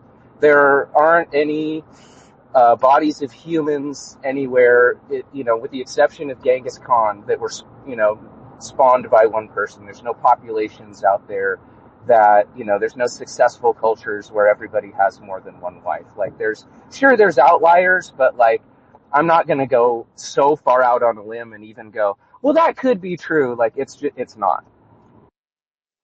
Okay, Nena, you go ahead. If you don't mind, try to keep it a little bit concise, and then we'll bounce around. Okay, I'll keep it very concise. The white nationals guy is the only one who made sense so far, because at this point, the guy goes, you brought up a good point. He said, you people, some of you people, at the end of the day, as the people, we're gonna all have to separate anyways, because this is one black guy out of thousands and thousands of black men and women that think like you. At the end of the day, are you guys gonna accept him into your society, you and all your other white nationalist buddies? Probably not. because at the end of the day, he's still one of us. His thinking might be European, but put him in a group of the rest of my people with a hard dick, he'll be just like the rest of us. No offense, but it's No, just the reality. I can't that's sit not. here. You can't make It's that my turn to argument talk. at all. I can't sit here and create a false reality based off of your white dreams, which your white dreams are You're valid just like my black logical. ones are. But I really, why are you guys cutting me off? I really believe that separation is the key at this point. You want a white European monogamous Christian society? Go ahead. You take America, you make it what it always was, and we pack and we go do our own thing. And if IFB wants to stay with you, we leave this nigga back with the rest of you. What is wrong with that? What is This is why I support a lot of the white nationalists on here, because they are listening to, they don't want to live like us, they don't want to think like us. Let's leave. what is stopping you from What's doing wrong with this? that? Your own fear of your government, of losing your jobs, the money, the currency, You and in What personally, that is process, personally you're losing stopping the you from America. leaving? Who, me? Oh, I'm working on it. We have already planned our trip back to Ghana long term. I'm happily leaving. I'm telling all my friends to leave too, but they don't want to because they want to live with go from me IFBB. and we will donate. Like I will donate $20. I promise you right now to your ticket. I'm gonna make a GoFundMe. I really am. I was going to say, if I may add in, Marquise, there's also, a lot of, I don't know if a lot of blacks talk about this, but Abraham Lincoln did set aside land. There is Liberia. There's not just Ghana. The Kenyans, I've spoken at length about the differences in the peoples, but in Africa. But like, for example, the Kenyans spoke out and they posted a video as well. Kenya says, we welcome the black African Americans. Not only I'm glad you mentioned Ghana, but Liberia is still there. There are a lot of different areas of where black people are that a lot of strong, smart, intelligent black men could go to rebuild and to keep Africa structurally together. So, for example, I'm right there with you, Nina. Go ahead and bring these smart, strong, even the black farmers that are here, bring them with you, have them become intelligent, and teach the other blacks there that have not done the black, have had the black farming like over here, and to teach them how to build, because that would be great. And then we wouldn't have this, the way that things are here in America with blacks hating whites increasingly more. And you could build up your, I don't want to call it Wakanda, but you could build up something resembling that without any help from any whites. And I'm fine with that. I'm fine with separation as well, just as Nana was finding her ways of separation. I would be completely fine. Whites were here. They say, well, blacks were here. Blacks were here first. No. Here's the thing. 1490, whites were here first. 999 AD, whites were here first. Leif Erikson. Okay. Eric the Red's son. Okay. So historically, all right, we were here before any brown or black came here. And the only reason as to why they can understand us as whites and as they are black is because they're speaking our language and they learned the white man's language, which I think every single black person would admit, yep, our ancestors did. We picked up the white man's language and we learned Americanized English. So if you don't want to learn our language anymore and if you want to remigrate, I would be completely fine with that. I would be 100%, 1,000% fine with it. I'll say it as the first white man on any of these spaces because I've said this in numerous pro-white spaces too when we've planned and thought about remigration and with how to do this. So I'd be on board with it completely. All right, yeah, lots of good points here, lots of good speaking. I will say a few words here. Uh, I don't. So the Christian perspective is that I want everybody to be monogamous and go into marriage and everything. Like I do think that is the supreme authority above all else. And even if it's from a black culture or if an African a sequence of African countries cultures, I still want that for them. Like I want that that is like objectively correct to me, and I'll never endorse otherwise. With that being said, if there's a part about, well, fundamentally that doesn't work for black cultures, it brings into the question of what does work mean? And, it almost sounds like, that's like something to be proud of, to be all that polygamous and to have a societal structure like like that. Like, I don't think that's something to be proud of or something to be desired because, it's just coomery, it's just cooming and it's just endless novelty. There's no difference between, at least sexually, physiologically, sexually, having sex 7 times. But you're becoming the Hang on one minority sec. because Hang your on one women sec. aren't producing enough Hang on one children. sec. Well, that's a separate sort of, there's a whole lot of reasons for that, but I'll say If that, your women were polygamous, there would be probably more babies if you white men were having babies with right. multiple white women, but you're not. So you're decreasing in number. Well, again, And look at the that problem it's creating for your white society. well, that brings into the question of what causes that. So I'll just finish up real quick. The you know, I don't.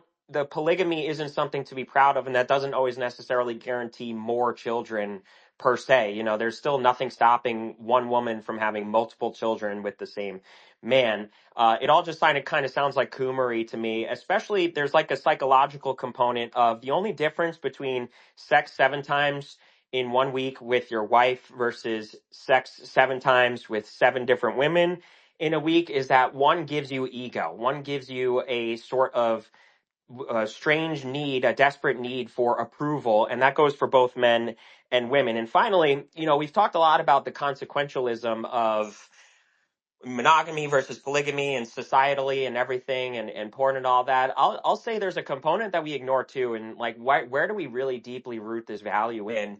And it's not just Christianity, but like, I'm married and I could never in a million fucking years come remotely close to doing anything like that to my wife. And I know that sounds super like, oh, look at me. I heckin' love my wife like a wife guy, but I seriously thought about that even as we were dating. I was like, that's just like something so fundamentally, deeply twisted and hurtful to do to somebody, especially somebody like my wife who completely doesn't deserve that. And I even take it as far as like there under no circumstance will you hear me here mention the looks of another woman. I'll never mention even in the slightest or make it a hint at me having thoughts about the looks of another woman, either even like attractive or unattractive, because like I'm married, so case in point, the only person on this earth, as far as anybody knows, that I'm attracted to is my wife. Now, obviously, well, the truth is, obviously, you can't deny. Yeah, sure, but I don't need to say that. I don't need to say anything about what other women look like to me because I feel so deeply. There's such a deep disturbance to me about feeling that like saying anything like that forces the thought in the other person's mind of, well, they're attracted to somebody else in some way or manner, or their thoughts revolve around the looks and the attraction around other people. And I just think no matter what, you could be the most confident person. That's still never a right thing, a good thing to hear. That's still always a hurtful thing to hear, especially in the context of a relationship. You are vulnerable. And so all that's to say, even with the porn stuff too, like I feel like it would be such a betrayal to my wife's sense of self-confidence, my affection for her to even so much as think about looking at the pictures of other women. And obviously, you go out in public, you see other women, you're going to have signals in the mind, right? She knows that, I know that, I know that for her and me, vice versa. But it's just absolutely not something worth even putting in the mind of my spouse because of just how awful and mistreatful it is. So I'm not sure who raised their hand first, but we'll have I guess I'll have Gibson, you go ahead.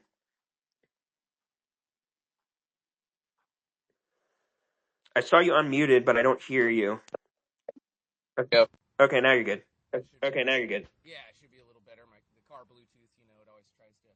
So I think, like, I hate to be the guy because I really appreciate what you just said, Marchese. Like, we're getting back on track here. What keeps happening is this discussion keeps getting sidelined by a 30-second African who's running on a 30-second loop. What I do, I didn't do nothing. No, I won't leave. What did I do? I didn't do nothing. No, I won't leave. And it's like, I get it. You don't believe that good is good, Lena, sorry, no offense, that good is good and bad is bad, and you think, you think multiple partners equals good, so maybe it is, but it's not. And like we're trying to have a discussion, and you keep butting in with this 30-second African stuff where like you're on a loop that like you just can't comprehend that what's good is good and what's bad is bad. But like, look, the sky is blue, and like I would appreciate I hate to be the guy, but I would appreciate a little bit of censorship maybe, Why does he because I sound feel so like it's low? really like occupying this entire talk. Yeah, I heard everything. I do want to point out to you that it sounds like you're farther away from the mic, or your volume went a little down there, but and I could also hear myself echoing in there a little bit, so just keep that in mind. But I still did hear everything you said. Your point that Nena, you know, and your point that Nena is on like a 30-second loop and really sort of takes it to like this racial component, and that's I was going to say the meme, Twitter people on Twitter try not to make the discussion about race challenge impossible. Nena, I see your hand up, but Vermilion was waiting for a while, so Vermilion, you go ahead.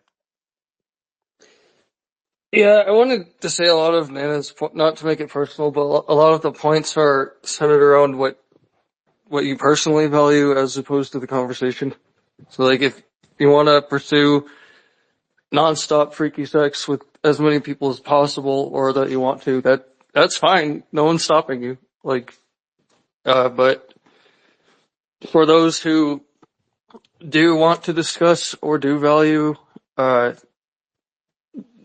what kind of dynamics play out in monogamy, especially in the context of marriage, I think that's important. Yeah. Okay, I Roger think that. a lot of the, Sorry, keep going. yeah. So I've just been of the perception most of the conversation has been on debating personal values or what you personally want to do, and you're welcome to go live in that kind of dynamic if you would like to. I guess I'll make a point on the topic if you don't Yeah, mind. absolutely. Go ahead. Um, so I think in the context of marriage or any kind of, I'm going to only stick to marriage because there are a lot of progressions to before marriage, but when you are married, even if you can fuck, even if you could go out to a bar, spit game, or hop on Tinder and, dread your wife and whatever, it could very well backfire and you could lose half your shit and your kids. So like, there's a lot of marriage dynamic that if you aren't being touched at home, if you aren't receiving affection that you used to get, or maybe didn't really get a lot that much, but you're desperate to get married, you can't really, there are a lot of tools in um, the toolbox for getting your woman to be more into you again that you can't successfully employ in marriage a lot without playing some dicey cards. So that's where corn comes in, because whether you sneak it or not, it's something. Like if your wife stops undressing in front of you, stops showering with you, touches you like once a month, like, and that does happen in a lot of marriages, which is, I presume, why that whole topic came up in the first place among on X. Hmm.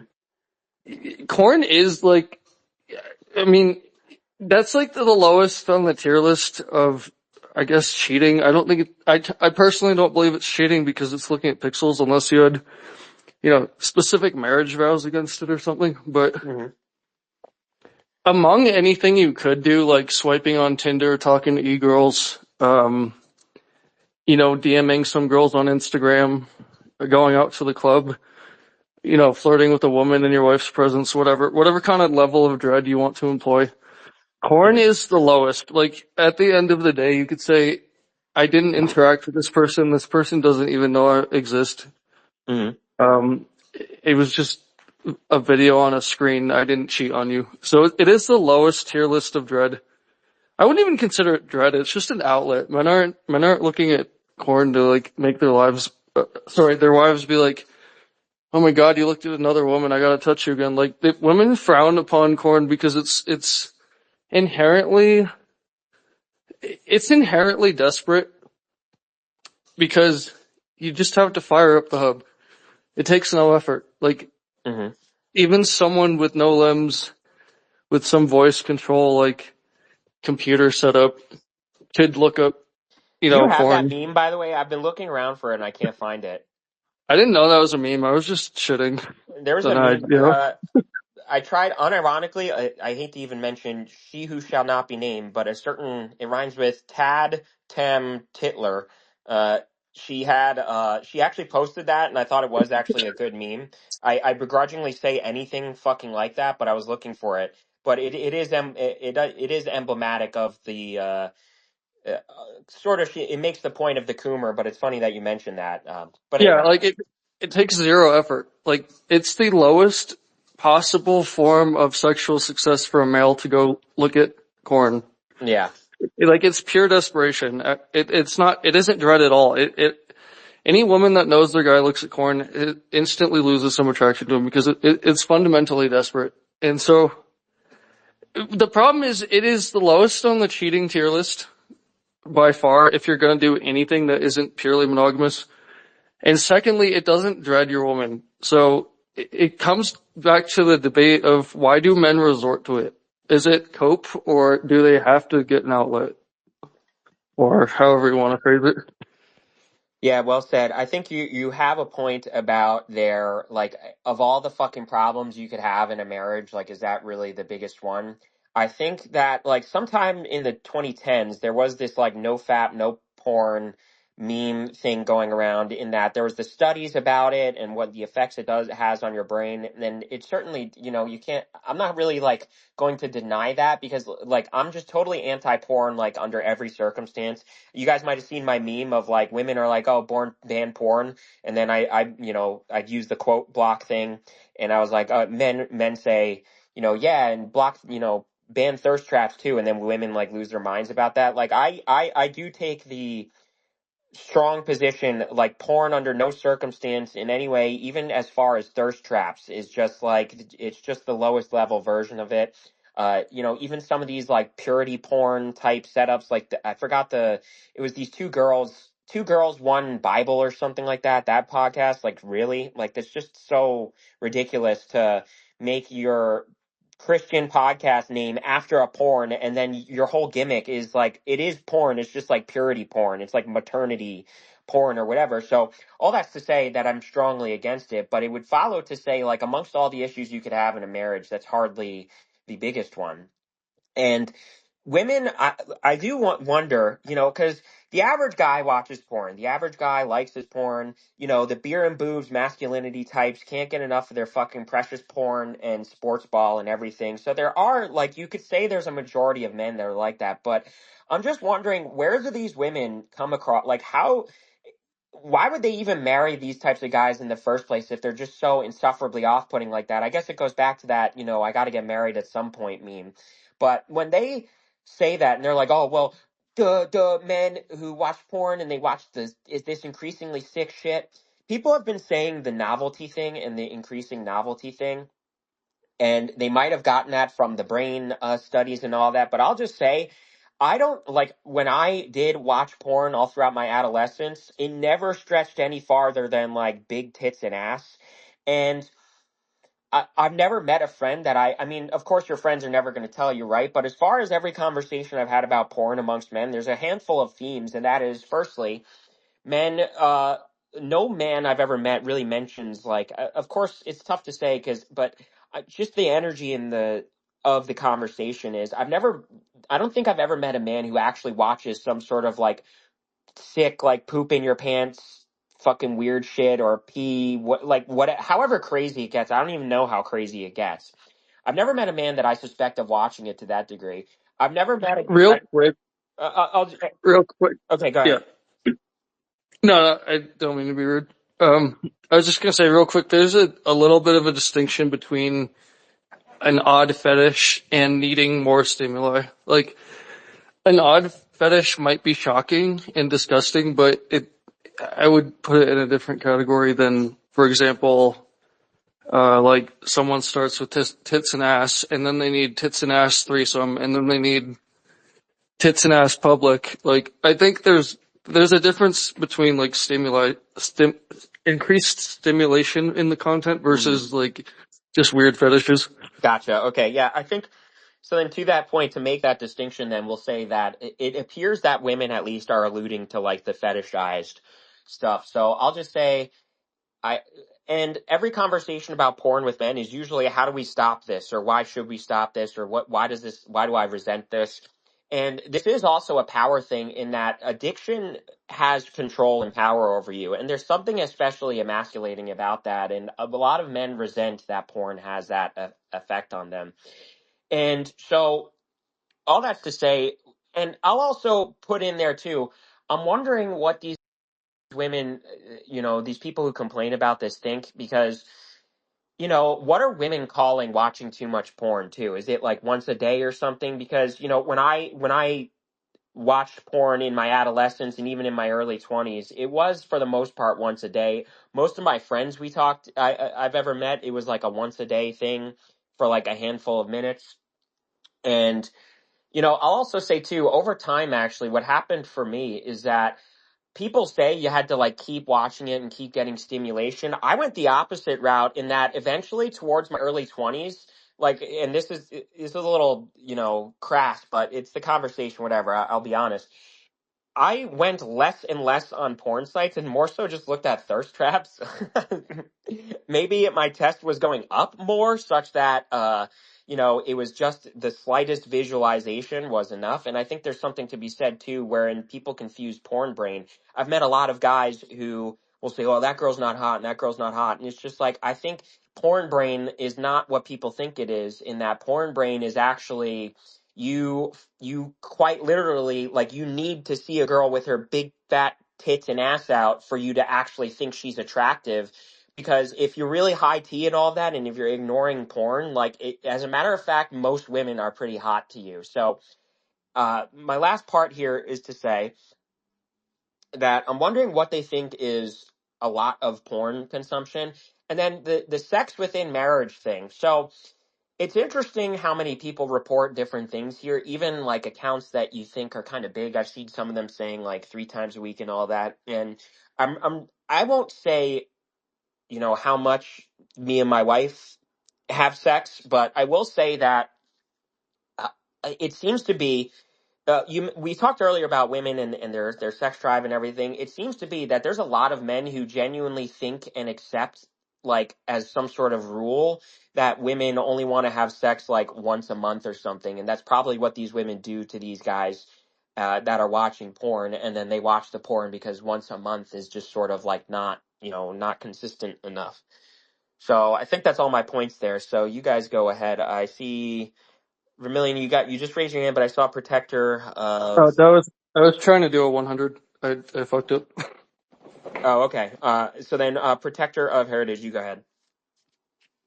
I don't know if IFB was before me, but when we were Oh, I talking didn't about, see. like, I don't know if he was, but with in regards to that, like, if you were mentioning like your experience. When I was younger, I was born in '90, so I might be even I don't know if I'm your senior. I'm 35, but um, growing up, it was even if you think back and what would be considered pornographic or even sort of, would you call it, risque, was like when you were probably a young kid and you were fooling around, you were looking through I remember the Sears catalog, and you go to the one section and it was the pantyhose and the women in the bras and all that. And then as time went on, as I got to be like 11, 12, 13, it was, my friend showed me this box of, down in his, dad's basement area around the corner from the steps, and it was a big box of porn, right? It was the Hustlers and probably what the hell was that? The Playboys and all that, the tapes and the magazines. But even with that, it's like, okay, so if we're going to define porn, like before pre-internet, right? That would be considered pornography. But then again, Hustlers, or what was it? Not Hustlers. The one I just, oh yeah, the other one. God, I keep losing it. The one with the bunny ears. Yeah, Playboy. Playboy, yeah. Playboy was a at one point in time, if you look into the if you want to call it devolution or the evolution of it for how it changed over time, at one point it was known as a gentleman's magazine. Yeah. It was this smoking cigar. You have a little bit of whiskey. You browse, through the pages. You go through the pages. You read the stories. maybe there's some erotica in there, but it was, different stories and all that. It wasn't just all tits and vagina.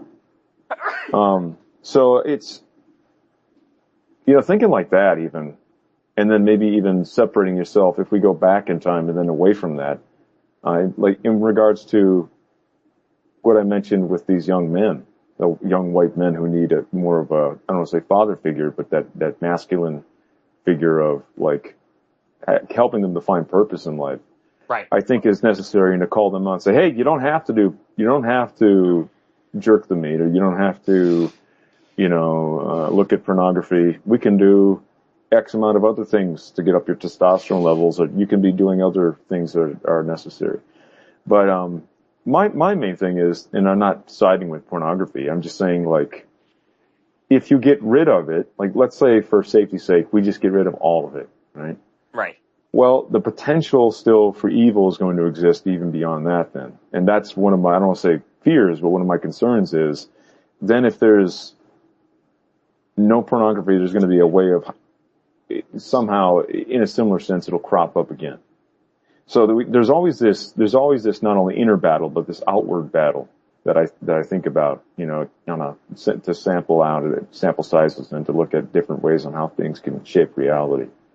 And so, that being one of them. And so I guess really what I'm looking at, thinking about is like, if we got rid of it all, like going back to look at that example as a whole, we got rid of all the porn, let's say today, immediately, would it eventually crop up again? Like, and again, it's not a fear, but it's a definite concern, like that of prohibition with what happened. And then people started to make their own, tobacco and sell their own tobacco and make their own alcohol and sell their own tobacco or sell their own alcohol and or use it. You know what I mean? Right. So even if you get rid of it in any which way, the potential still for it to crop up again, I think is still necessary to acknowledge.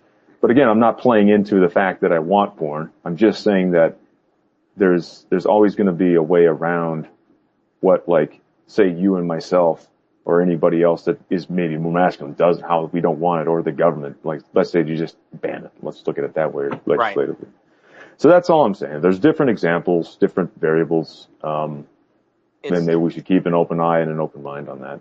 It sounds like your two major points there are transcendentalism, which is, I've talked about this a lot. I wrote an article about it, the distinction between pleasure and happiness. And, what you're getting at is, this guidance, this more meaningful task set, this more meaningful existence is transcendentalism. You are transcending your most basic low-level coon brain biological pleasure instinct impulses to arrive at a much more sound, meaningful, directed existence, such that, and this is a lot of about discipline too, and I'll get you in one sec, Marte. I know you had your hand up. This gets at, one of the fundamental tenets of discipline is not just self-flagellating over the wrong things you do, but rather preoccupying yourself with doing the right thing so much that you forget to do the wrong thing. And then your second point there sounded an awful lot like about, in short, porn arose because there's a demand for it. So it would just follow that if the porn is banned, there, somehow that demand for it would have to be discharged. So, Marte, you go ahead. I think you had your hand up. It's down now. So, but you go ahead if you have something to say. Yeah, we had I just to go ahead and address the statement the last individual had. I believe that yes, we would delve into a black market society of, porn, right? So the problem with this is that people will say, well, you can't outright get rid of it. Well, here's the thing. I had a debate recently, and just to let you guys know, I have a big anti-porn debate on the 9th on Sarah the Raging Tomato that I'm going to have, and I'm going to destroy Fatty so bad on this. So one of the problems that you're going to have, what's that? I said, just let's go. I'll be watching. That's been coming up in my YouTube feed, so I'll be watching that. Fatty's gonna get wrecked so fucking bad. I have a nuke that's gonna fucking destroy him. So anyways, back to this point. It's the same argument as far as the capital punishment and deterrent. If we take away sodomy in Qatar, right? And say, if we found out you do sodomy, we're gonna, off you, right? Mm-hmm. Would there be more sodomy or less sodomy? And they, blatantly they said yes, because, well, if you say, well, no, it wouldn't deter it, there'd be a black market created. Well, then it goes to my other point that I'd recommend. Same thing with this porn debate. Would there be less porn or more porn? So that's the thing though. If we can mitigate it, although we can't, delete it entirely, there's going to be mitigation. And I think that creates more shame, which we need as a powerful tool for propaganda. And also the other issue that we're going to have here too is, with porn, you have opiates, right? We've had drugs on the streets, and I'm going to go ahead and compare the two and conflate them. Mm-hmm. People take baking soda and water drugs down, right? Mm-hmm. So it inevitably leads the consumer to chase, the highest hit they could find. They'll never get this. Porn evidently does the same thing. And I think I would call it maybe, genre exhaustion. If there's a word for this, if you get bored of certain genres, you move on to BBWs. Then this is going to work. Interracial. And my opening statement is something to the effect of like, okay, let me help you guys out.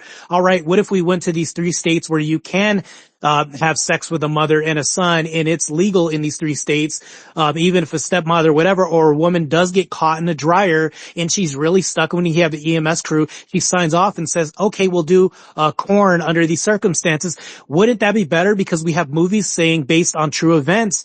Doesn't that create more excitement? So that's how I'm going to wreck them. That's 7 parts of how I'm going to destroy them. So this is the thing that I'm going to get at. Let me get straight to my point. Mm-hmm. I think we can't eliminate it entirely, but I think mitigating it is a solution, and we can do this. It'll create more shame in society to prevent this. And also, if you have a wife cook dinner for her husband and he says, no thanks honey, I already ate, she's going to feel bad. To the other guy's point saying, well, it's not cheating. Well, if you're already satiated, you're going ahead and wrecking your bedroom up anyways because you don't have the desire. That also wrecks this up too. And your whole point, Marquise, of, feeling shame towards a husband who is subjugated towards a certain desire, that's never going to be looked at by women. She's not going to admire that because we're always going to be a slave to something. I think that's one of the things that you're getting at, right? Mm-hmm. As far as shame. And I think we should eliminate that too. I'll just say real quick. I got you, Vermilion. I'll just say real quick too. Especially because those like porn the guy that you're debating that's going to be like pro porn or whatever. A lot of them will try to compare. Oh well, if you ban it, remember when we banned alcohol? And it's like, yeah, okay. So banning alcohol created a new category of crime, but alcohol consumption still went down because you got to remember Decreased. the Yes. average normie who like normies are normies, right? So if normies can't access the internet, if you add all these steps of backdoor access to like the dark web or something to access porn or whatever, and like that alone, just taking those extra steps alone is kind of enough for like a lot of fucking normies to stop consuming porn. And then there's going to be guys who Exactly. goes to it anyway. And yeah, okay, so you have a new category of crime. Crazy concept too, but it's 2025. If we can track people's Google searches when they Google what kind of porn, the kind of porn that's severely illegal, then if we have trackers that track people's computer activity and send alerts whenever they look for that and whenever it's in their browser, whatever it is, it follows that we can fucking figure it out. And, okay, so there's still of the, I don't know, let's say 10 billion people a day that consume porn. If it reduces down to like 2 million people, it's not an argument to say, well, technically there's still 2 million people. So I'm with you on that idea. So, Vermilion, you got your hand up. Oh, Marquise, real quick, Go ahead. Marquise. One of the questions I'm going to ask fucking degenerate fatty is because he's going to use the argument of saying, well, porn has prevented a lot of men from cheating. And for me to go ahead and confront him, I'm going to ask him the question. If you need porn, how is your relationship not on life support? Which is going to lead down a can of worms I want him to open bad too. Yeah, for sure. All right. So, I saw Gibson's hand up and Vermilion's hand up. He spoke to you directly, Vermilion, a little bit. So I'll let you go ahead and then Gibson, you go ahead.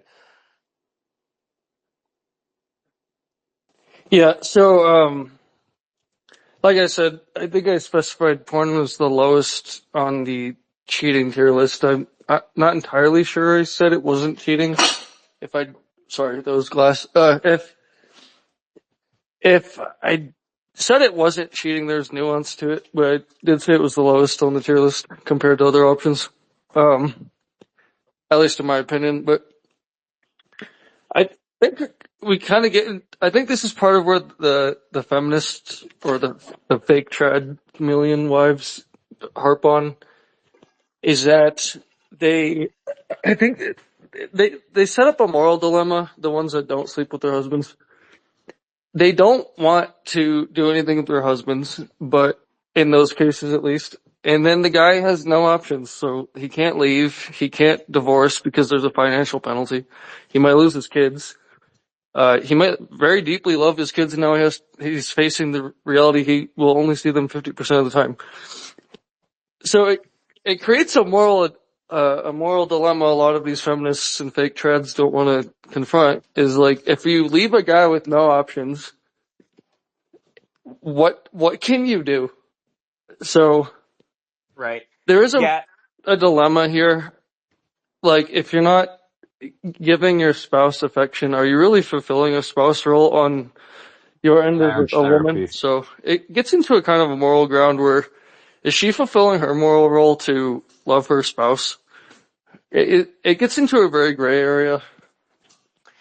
Yeah, you're saying there's a layer to it wherein, to arrive at the point of porn, which you're saying is the lowest form of cheating, which is a violation of the marriage. Simultaneously, there's a layer to marriage wherein, the marriage, the deal isn't being upheld on the other end. So it's not, people associate the negative thing with cheating, but simultaneously, if you're not holding up your duty to marriage and the promise to desire endlessly your spouse, it would follow that, it doesn't necessarily justify it, but it does suggest that there's to arrive at the point of porn, the promise, a promise not, which is breaking the promise to not cheat on the lowest level. To arrive at breaking that promise, another promise was broken. So, Gibson, you go ahead. And then Caesar, I got you. Is my connection a little better? I hate when there's an echo. Yeah, now you're good. Yeah.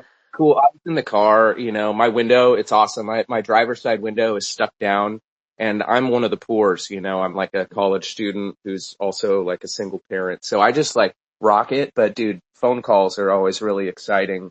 Also, like you get to smell everything. Anyway, enough about being poor. I want to make an assessment because what I think is happening and why this argument between men and women right now is so frustrating is, and what I love about Marchese Spaces is it's solutions oriented. It's like product oriented, right? It's like motion oriented. So there's got to be a solution here. And I think what's really frustrating in my assessment is that women don't want a solution. And I'm going to ground the assessment by saying all men, and we have a brother in here that was, involved in the industry. Like I have a good friend that was involved in the industry. And so I'm very compassionate to those individuals. Like, cause it's not, it's not necessarily fun. I mean, maybe it is for a while, but men tend to know that it's wrong, and we tend to not want to do it even if we do it. And there's things that we joke about, like afternight clarity, where we know we shouldn't have done something, we did it anyway, and afterward we're like, man, shouldn't have done that. And that's universal with men. And this proposition with women that novel porn is not porn, I'm going to draw a hard line and say dating apps are porn. Scrolling through the internet and looking at somebody's profile picture to see if they're hot, that is pornographic. Based. I Yeah, agree. Based. looking at a girl twice, crawling up her ass with your eyes, that's porn. Like, I'm not a guy that it's not like I don't do that. Like, I do that shit, but like I try not to because men know it's wrong and we wish we didn't do it. And this proposition, this allegation by women that these novels are not porn, yes, they fucking are. And that's like what I was saying before, the Cope coin. On one side, it's that, and this boils down to accountability. On one side, it's that men are just really big women. So women don't seem to understand how men work. And on the other side of that, it's that women are actually just babies. They're just giant babies and anything they do is fine. And it's like, no, it's fucking wrong when you do it. It's lust. Like, let's get religious, right? I'm racist and I'm religious. Lust is always wrong no matter what. So if your culture says it's fine, then your culture's bad. If your friends say it's fine, that sucks, right? That's bad. Good is good and bad is bad based on the Bible, and that's how we know. It doesn't have to be any more complicated than that. So we're being gaslit on the whole, and we're being forced to tread water in turbulent water where it's not easy to basically avoid just saying, hey, the reason why we're talking about this is because, yeah, I jack off a lot. I wish I didn't. I watch porn. I wish I didn't. I'm trying to quit, Hmm. actually. So, and women are like, no, it's fine as long as it's in a novel. It's like, no, let's get back to basics. It's wrong. We all want it to stop, and it's bad when everyone does it, even you. Yeah, they seem to get the idea from this false, consequentialistic morality. Like you and I understand it, even for the people in here who aren't religious, who don't, sort of agree that there's like that moral authority or a religious authority. I mentioned earlier, like there's a level of valuation of yourself and your life. The theme for a lot of men with porn is masculinity, insofar as like porn has power over you when you consume it. It is lust. Lust has power over you. I think there's I'm Christian and everything, but I'm really bad with I have not caught up on reading up on my stories, but I'm pretty sure one of the stories of the Bible is the strongest man was conquered by lust. And so it would follow that there's an element to this wherein if you value masculinity, if you're not religious but you value masculinity, you value like your life force, you value transcendentalism that the other guy, protector here, mentioned earlier. This idea of transcendentalism, this idea of having more to your existence and life force than pleasantries and pleasure, and arriving at a much more sound and soulful and fulfilling happiness. That's a combination of how you beat this, and that's a combination of that is a part of arriving at a much more not betraying your spouse in this issue. So we have Deus Akashic here. I added you as a speaker, so sorry if you were waiting for a while there. Sometimes I get into the topic and I forget to add people. So Akashic, you go ahead since you got your hand up. Or I'm sorry, Caesar. Actually, you Yeah. were waiting for a while. I'm sorry. Sometimes Hey, it no, doesn't it's all show good. your hand is up. So Caesar, And sorry, you I'll go be ahead, and then Diaz, so you go ahead. It's all good, and I'll be nice and quick because I actually got to get out of here. And I appreciate the conversation Yeah. and everyone's contributions. I was actually going to piggyback on what you were just saying, Marquise, and also I think Protector said some really great things uh, specifically in regards to the solution behind this, right? Because as far as like being anti-porn, I think there's something to be said of understanding even what's going on biochemically. And forgive me if this is something that was already discussed. You guys may have already covered this ground, so feel free to interrupt me. But for me, I was really, really alleviated when I understood the concept of, okay, the dopamine production that actually becomes a reward mechanism, and how when you exposing yourself to these level of sensations, you're going to attenuate that baseline. So when you're consuming this material and you're having to consume more and more and more, you're looking for that new level of the dopamine, asphyxiation, right? And then when you pull away from it, not only do you get other ramifications like depression and a sense of complacency, but there's just this vacuum of opportunity, which should be replicated with, the serotonin production, right? Which comes from long-term efforts, weightlifting, sports, different kinds of challenges, sunlight, lifestyle changes, etc. So I think that we can get into the nuances of legalization, this, and that. I think that's all great things. But what you're doing is great work, Marquise, and I hope a lot of the other gentlemen in this room, take with them as well, is to not just here in spaces, but like in your communities and the men around you, is to have that level of inspiration to be more communal, because we have the tendency to kind of self-isolate. Those of us that are industrious, we work, we got our own things going on. A lot of the times we tend to self-isolate. One thing I've had to do, step out of my box, build a community of men, and essentially, hold ourselves also accountable in that regard. So it's threefold, really, in understanding exactly what's going on within the brain biochemically as well, introducing these, great habits that can kill old bad ones, and then, being communal with men, being around men and doing things to, enhance that level of our production. But I'll land right there. I want to get the mic over to the folks who haven't spoken. Thank you, gentlemen.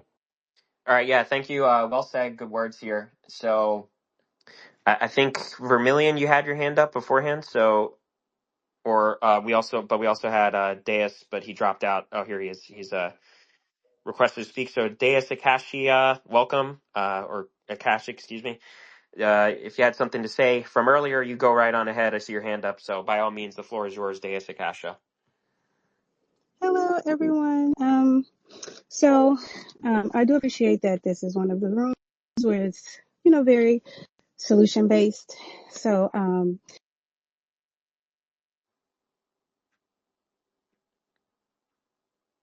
I don't hear you anymore. Is that the same effect for everyone else? I was gonna say, I think Yeah, I she cut can't out hear for her. myself as well. Okay. All right. Yeah, it dropped her now. She's now a listener. I'll invite her to speak again, see if that works. Stand by.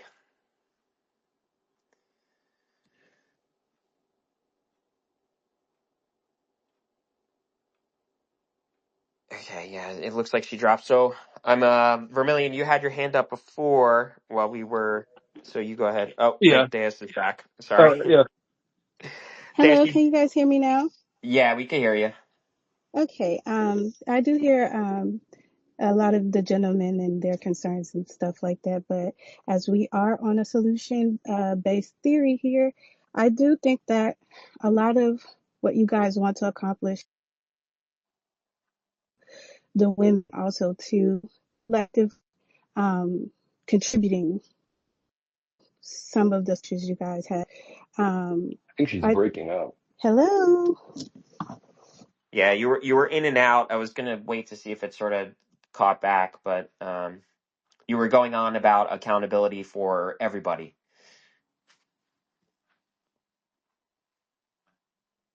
Still dropped out, huh?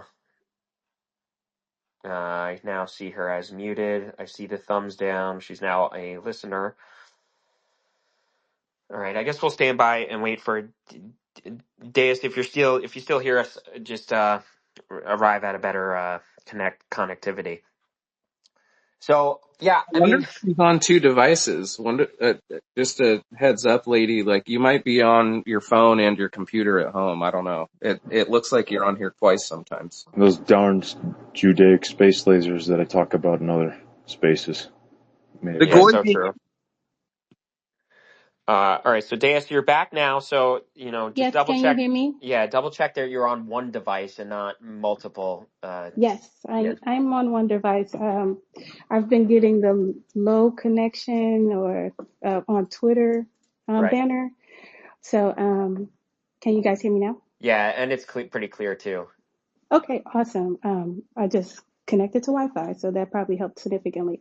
But I did want to contribute to the fact that I do agree that the some of your viewpoints about women are based off the fact that we are raised of the delusion of men and what to expect from them. We do grow up in a society where it is glamorized of that knight in shiny armor, that Cinderella story, like all of those things. We are always preconditioned at a very young age Same. of the false reality of what to expect from men. Now, majority of men are usually raised learning what the reality of women is, and that causes a disconnect because women's expectations don't make sense to men because of that, going just based off how we are raised to, view each other and depend on each other and to just coexist in a relationship with each other.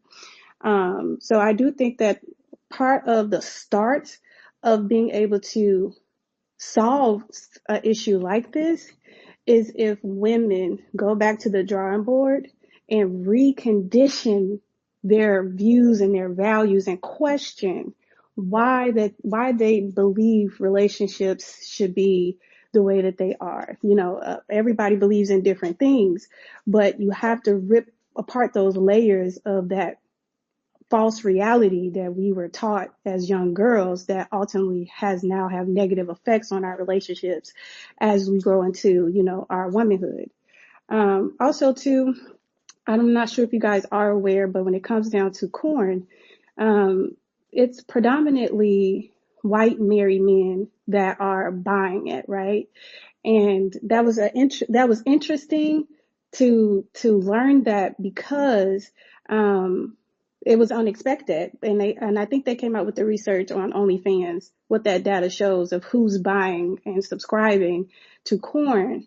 And the highest rate, 80%, was white married men. Is that like a And per so, capita meme though? Not to interrupt you, but no, it was, okay, so what's her name? It's a Caucasian woman.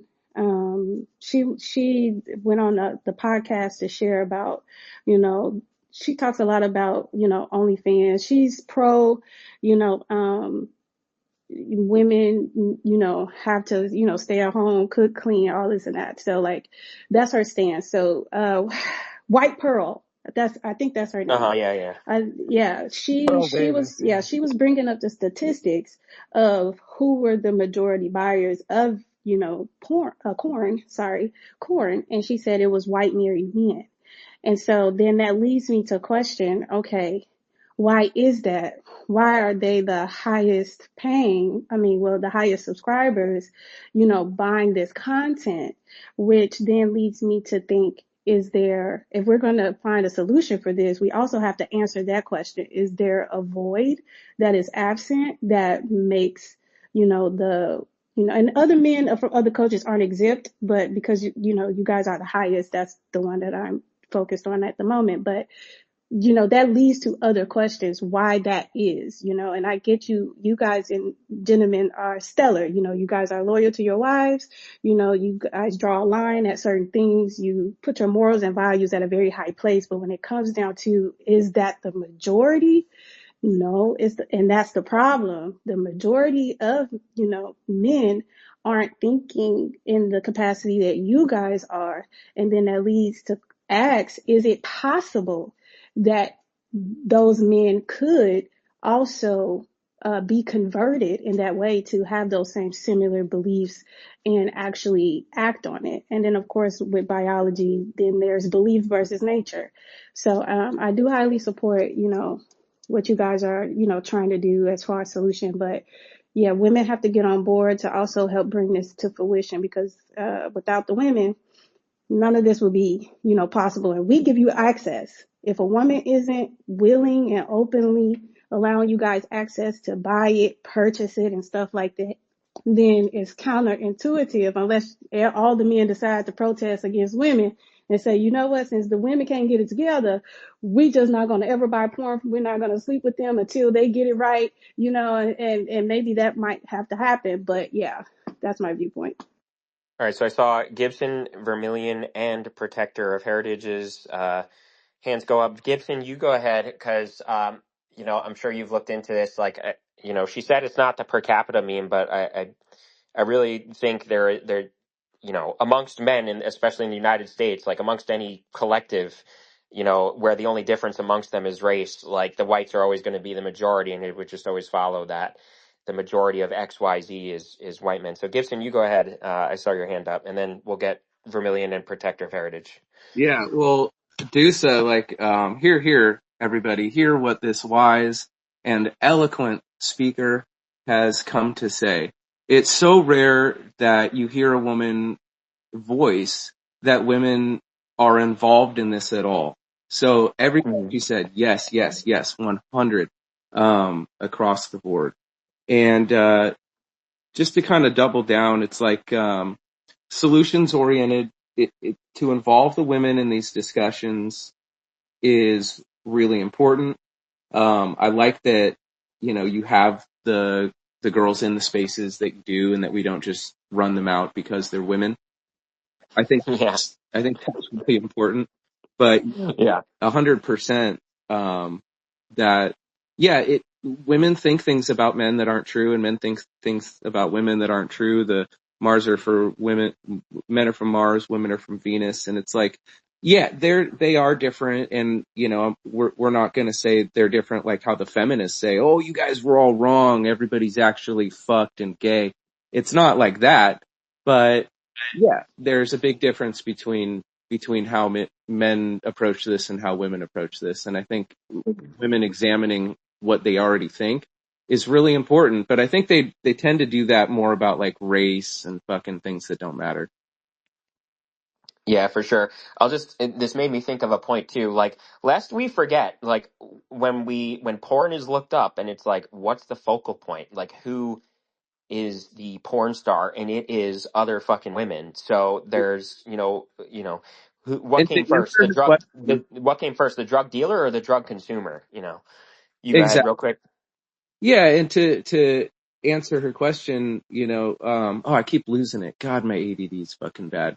What was she saying? She was saying, she had kind of like 2 points that women are accountable, And and the majority of the consumption is white. So she's postulating, is there an influence on whites on yeah, that? well, I think that's valid. That's a really valid criticism is what I was going to say about whites that look, white men, like maybe, I'll speak for myself. Maybe thinking I'm a member of the superior race makes me feel like I'm entitled to grasp at the low hung fruit on the tree of sin and that it's fine because but what I can say is porn, if you were to just ask informationally without like me being vulnerable, why are white men the majority of the users? You need to ask, well, have you ever looked into who porn is marketed to and produced by? And Yep. we know who produced, and this doesn't make us innocent. I can speak for myself and say I feel the reason I do this, the reason I sin is I feel I'm entitled to do it. That's why. So I can't speak for Hmm. other white men, but I can say it's marketed towards white men. And that people are consuming what's marketed to them. It's as if I pose, why does a certain race wear Nikes? Like, Nikes aren't the blackest shoe, but they are certainly marketed towards that race.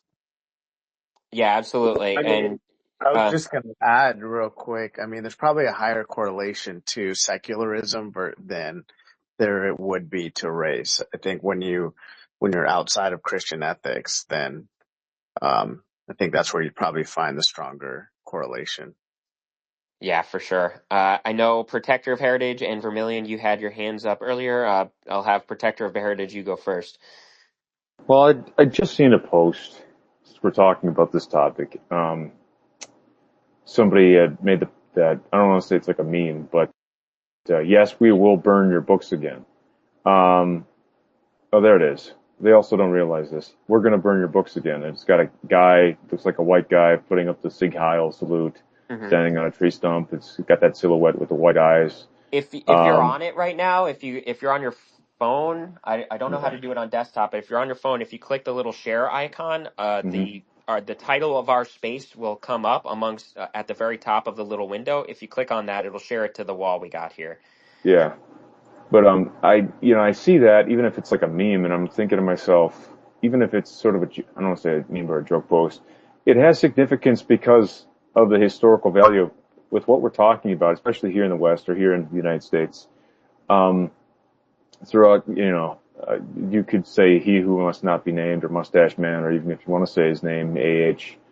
The books that they Uncle did, H. yeah, the books that they did burn, came out of we have to be honest, a Jewish man's office, or, he was selling that smut.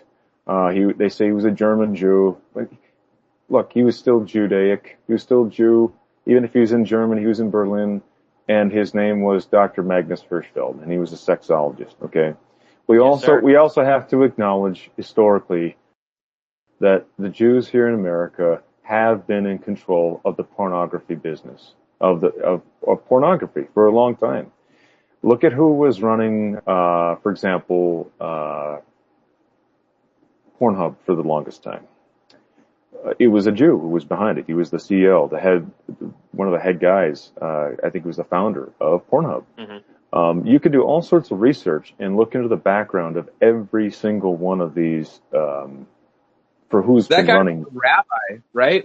It wasn't just that he was Jewish, he was a frickin' rabbi. My main point is, Ghost, is that when we talk about these things, I think it's also necessary to look at the history of it, not to veer way out, but it is necessary to get behind the history of why there is pornography, or from when its inception came to be and how it came into existence and the origin I story. You're 100% correct, but like the only reason I don't go hard, like I guarantee I'm more racist than you, but we need to say things in a way that women aren't afraid we're about to round them all up. Like, we want women to, and I hate to dumb things down so that women feel safe, but like, honestly, that's why I don't go hard in the paint with that. Well, Like, I do, because here's the thing.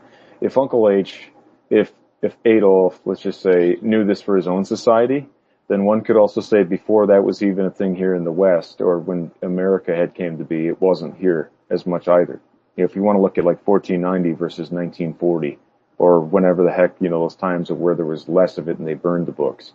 So there are some, that what I'm really getting down to, the crux of the matter is when you look at the similarities, you find a common cause. You find commonality. You find common ground for these occurrences and why those books were burned, or as to why there was less pornography here in the West or within the United States.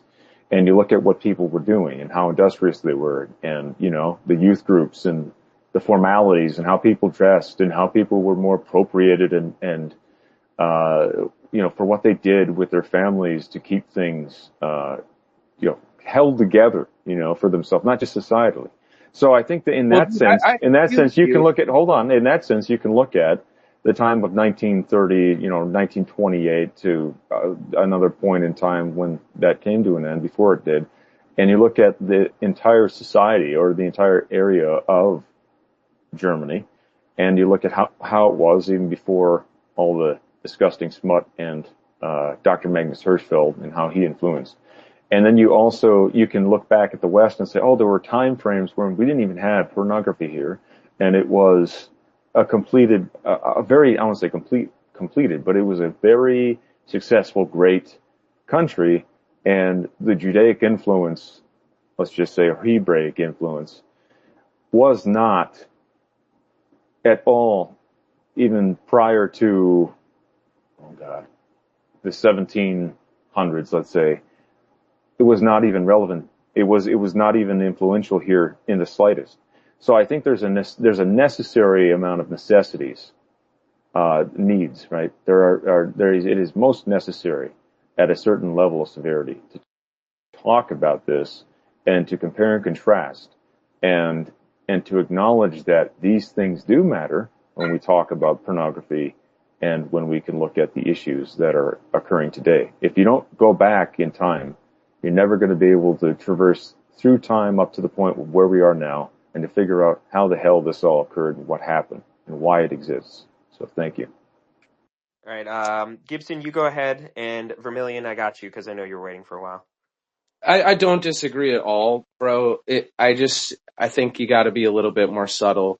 I think if women were asking us right now, Subtlety leads to weakness, weakness leads to societal breakdown, and societal breakdown leads to weaker men not doing their part and stepping up. all right, that's nice. My point is, if women are asking us like, hey, why are you guys against porn? Why are you racist? We should tell them. But if women are saying, why do you think watching porn is bad? And we tell them, because Uncle H, for example, do you know why Uncle H banned porn? I think there's women in this space right now who are tuning out, like, as we speak. They're like, like, they cannot comprehend what you're talking about, bro. So you We're have, just, I understand your pushback, but that just means even more so as to what I said about an hour ago or so, that we are biologically hardwired completely different within the chemistry of our brains, right? The indifferences sure. of how the receptors are putting things together and how we figure things out logically as men Well, as opposed to women. Are falling for every Jewish psyop there is. So you're going to tell these women because it's a Jewish psyop, and they're going to go, dude, I'd that's say my. that. That's not what I'm alluding towards. I'm looking at this from a historical lens. You're taking it completely to a different thing that wasn't even sort of Well, mentioning let's at all, pretend really. I did. My point stands. Like, the women cannot comprehend this. So what's the point in telling them the history of Uncle H? Like, I think what I would say To is shed that's a light great on it, thing to to shed light on it, and to tell. I provide think the that's a With great information. thing to women, tell. with women, you have to be very straightforward.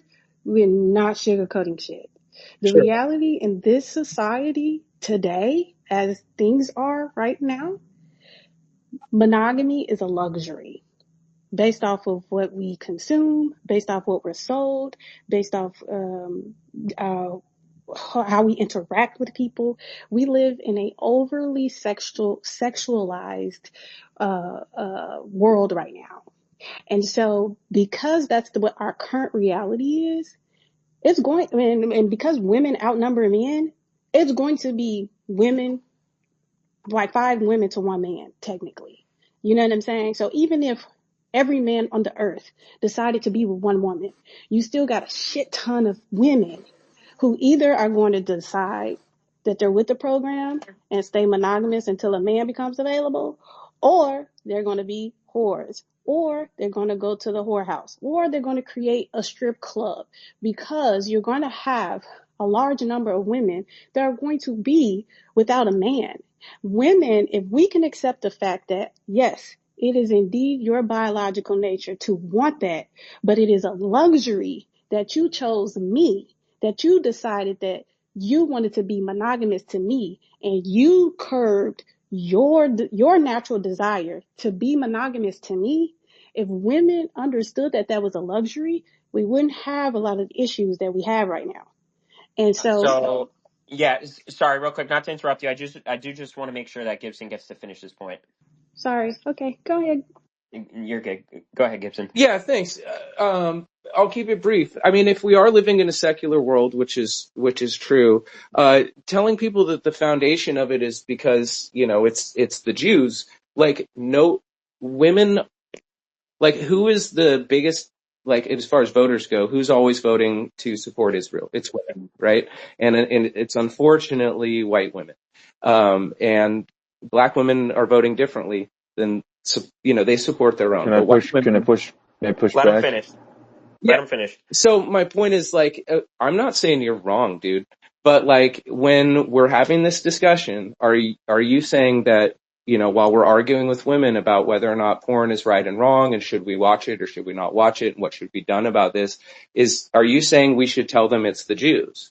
And I think that we should tell them that right is right and wrong is Are you wrong. going to let me respond? Because you went right into a question and then segued into a comment or a statement. Just let him Yeah, finish. like, dude, I have ADD, dude. Like, bear with me. Like, you're gonna win on syntax because I'm fucking retarded. Like, don't even bother. Like, here, you win, okay? There.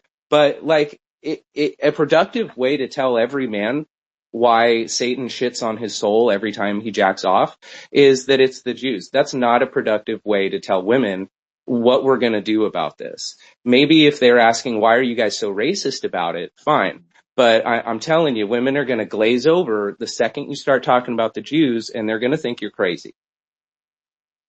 All right, so Protector, you go ahead. Try to keep it a little brief because I know Vermilion's been waiting for a while. So Protector, you go ahead.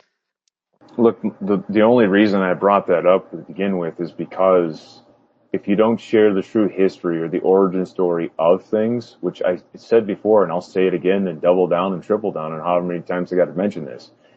If you don't look at the origin of porn, of pornography, and you don't share the history of certain things, then I think you're also missing out on a completed amount of works of sorts and to know of who invented it, why it even exists to begin with.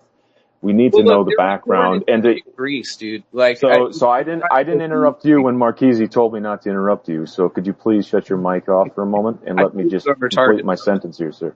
Sir, I understand that, but I shut up when Marquise told me to be quiet and to let you complete your sentences or with your statements in regards to what I stated. Now you should have the same respect for myself and not spaz out.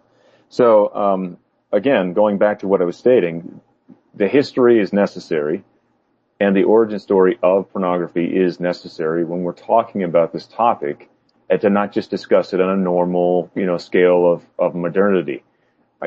To go in depth and in detail is necessary. Now, again, I understand that there are the differences biologically and with how women think as opposed to men. But that still doesn't negate the fact that if you're speaking about pornography, we need to expose the industry with how it had been created and that it can solve a lot of issues if we dive into the past and look at who was creating it and why it was created and who it was intended for. Because somebody else brought that up. Oh, a lot of white, I don't know if it was we were talking about white women latch onto or white men, and how the white women or the women are the producers, right? They're the ones who are making it and they're being used as a product. So even in that sense, when we look at, when I mentioned 1930s and whatever the heck it was in the time frame with Dr. Magnus Hirschfeld, that still holds true in a historical context in a sense. And then if you flash forward and look back into like the 1990s, like I was saying, as I was growing up, and you see how things were created, and you look throughout history, and then you come into, eventually you gradually work your way into the modern day.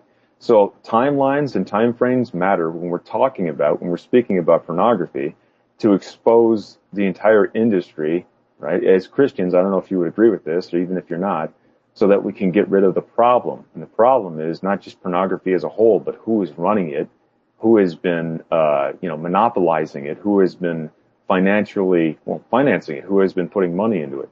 And so when we get to that as well, then we hit into financials. So it's not just one thing. This is a multifaceted issue is what I'm getting at. And if your brain can't wrap around that and be more creative and use your right side of your brain, I don't know. I mean, you can figure that out how you would like to. It's your brain. But all I'm saying is that it's a multifaceted issue. We have to be able to look at this from different angles. All right, Vermilion, I know you want to say something, Gibson, but Vermilion's been waiting for a while. I saw his hand up, so Vermilion, you go ahead. And then I got you, Gibson. So I want to chime in for like very, very briefly on what we just talked about. I think there's a place and a purpose for incorporating the history and the industry itself. Because obviously the industry is a problem. I think I agree with both of you, but in different ways. There is an avenue for unveiling it and kind of exposing it. But I also agree that if you're talking to women directly, it is not an effective avenue.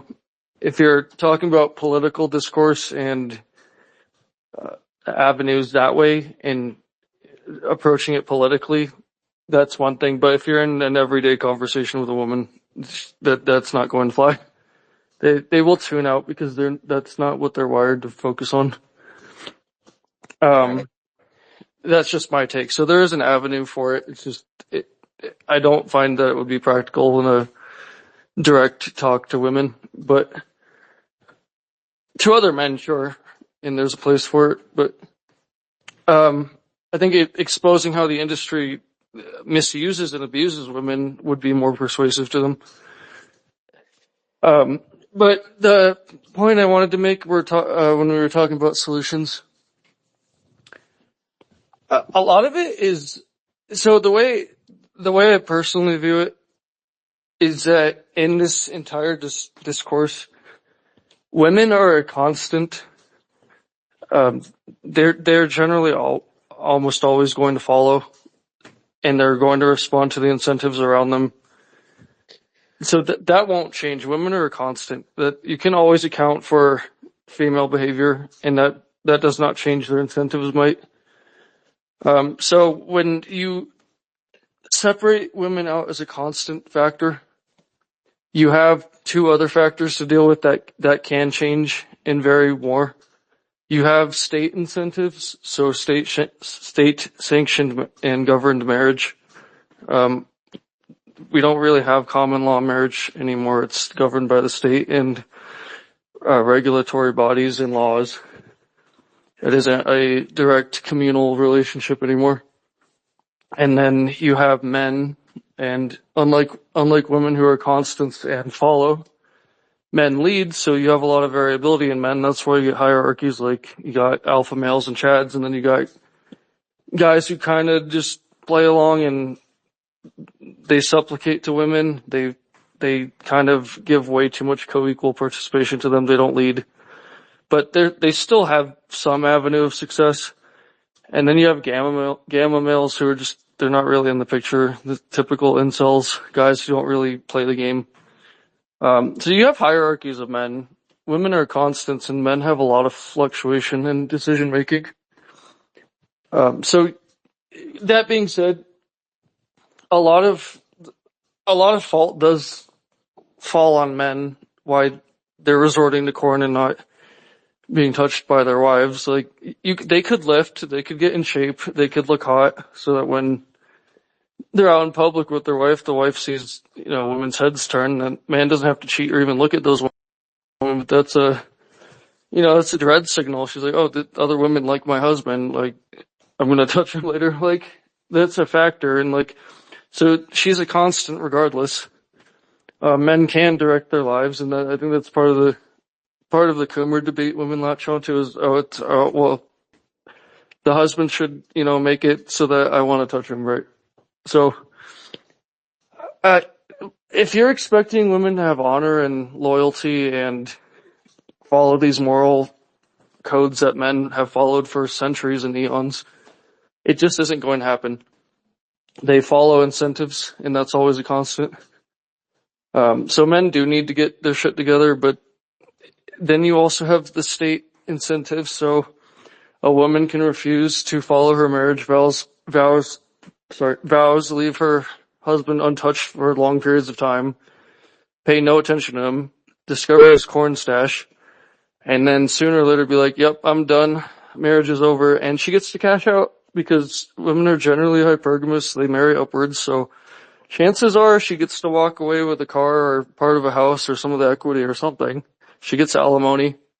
There really isn't a consequence for women to, they don't have the incentive to fix the Coomer problem because they get to cash out if they want to walk out. Men are the ones that face the consequences, which is part of why they resort to corn. So, women are, anyway, I guess the gist of my point is women are always a constant here. We can blame them all day. But the bigger problems is, marriage as a state function offers far too few incentives for women to cooperate with their vows and what they should do in a romantic relationship. And it offers too many benefits for the marriage falling through if it does. So male self-improvement matters a ton. Men learning game matters a lot. That's why I participate in the Red Pill and try to help so many men every day. I don't earn anything from it. I help men every day with this for that reason. But then the other side is the state is jacking up romantic relationships in ways that offer just perverse incentives for romantic relations. It's just not an incentive for women to fix their romantic endeavors. Yeah, absolutely. Yeah, it's good that you draw attention to the marital part because I'm kind of like I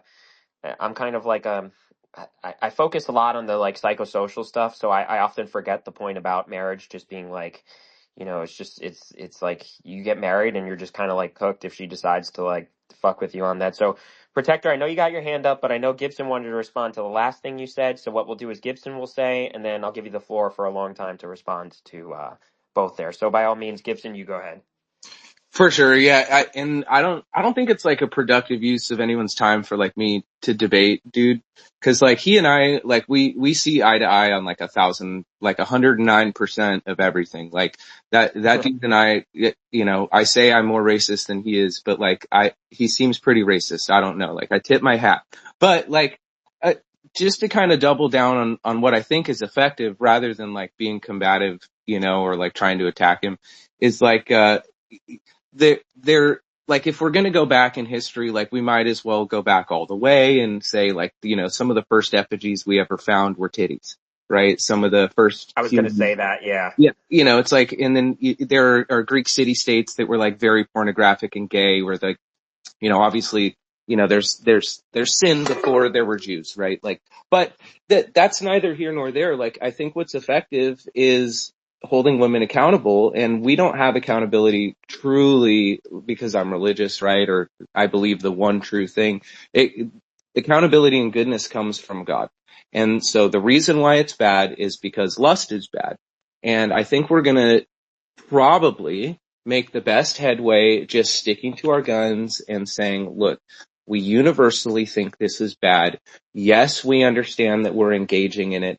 We're not proud of that. And so if we all think it's bad and we're not proud that we're engaging it, we're asking that you women be on the same team. And of course, we're going to have to lead, like Homie was saying. Like they are not going to lead on this, and waiting for them to understand certain things that are really spicy about history in Germany in the 30s. Like it's not going to happen the way we want. Like that's a discussion between you and your wife, or someone that you trust, because you're going to need them to not think you're a psychopath when you drop that on them. But we do, there's a huge importance to do that. Anyway, I'm dragging on, but yeah, I think it's just really important to double down on what's right, because the Bible says so, because God is real, good is good and bad is bad. And I think we'll at least get women to understand that there is a right and there is a wrong, and we can be universal about it. Alrighty, yeah, absolutely. All right, Protector, the floor is yours to respond to both Vermillion and Gibson. Well, I was going to say to Vermillion, you were making a lot of great points there, but I wanted to push back. It sounded like you were countering myself in a lot of your own ways. It seemed like you were just being counterproductive. You were taking the side of a little bit more of women as a whole, and I don't think that's necessary, because throughout history, and I know you don't like that, and or maybe Ghost doesn't like this word history, and it triggers him somehow, in some way. But historically, you're so bitter, dude. men in the West, men here in the United States have been the providers, or we are the ones who bring home the bacon. We are the strong man, right? We are the strong men. We went to work. We built this nation. But even with what I'm saying, if you look at even historically how many men were going to war as opposed to women in World War I, World War II, even the Civil War, what I'm really getting to the crux of the matter is men. Somebody mentioned Andrew Wilson. I've seen him on over there on whatever podcast, Brian. I've heard a lot of his debates. Great man. He's from the Midwest here as well. He brings up the fact in this point, and a lot of men have done this like him, but I especially appreciate him doing this in many debates, that for there to be a form of equality, true equality, or for there to be an expected amount of equal value, women have to do the same thing as men. They would be expected to also sign up for war. Now, are they already as it is? No. Women are not expected to, like if there's a draft, to sign up for the draft. So with what you were speaking about, I was going to mention that, and I know the probably host was going to stop me, but he let Ghost speak over myself before, so I might be going a little bit longer here in my own sort of monologue. But the fact of the matter is, we need to speak about, if we're going to speak about the big corn debate, we have to I'm not saying talk down to women or talk badly about them, but we have to be stern in our stances as strong men, and we have to support each other first and foremost. And I would say that it goes down to that sort of denigration, or degradation, the degrading of men that women like to do and chip away at us. So, I mean, there was a bit of countering. It seemed like people say counter signaling, but to me, it just seemed counterproductive with your points that you were making, from my personal perspective.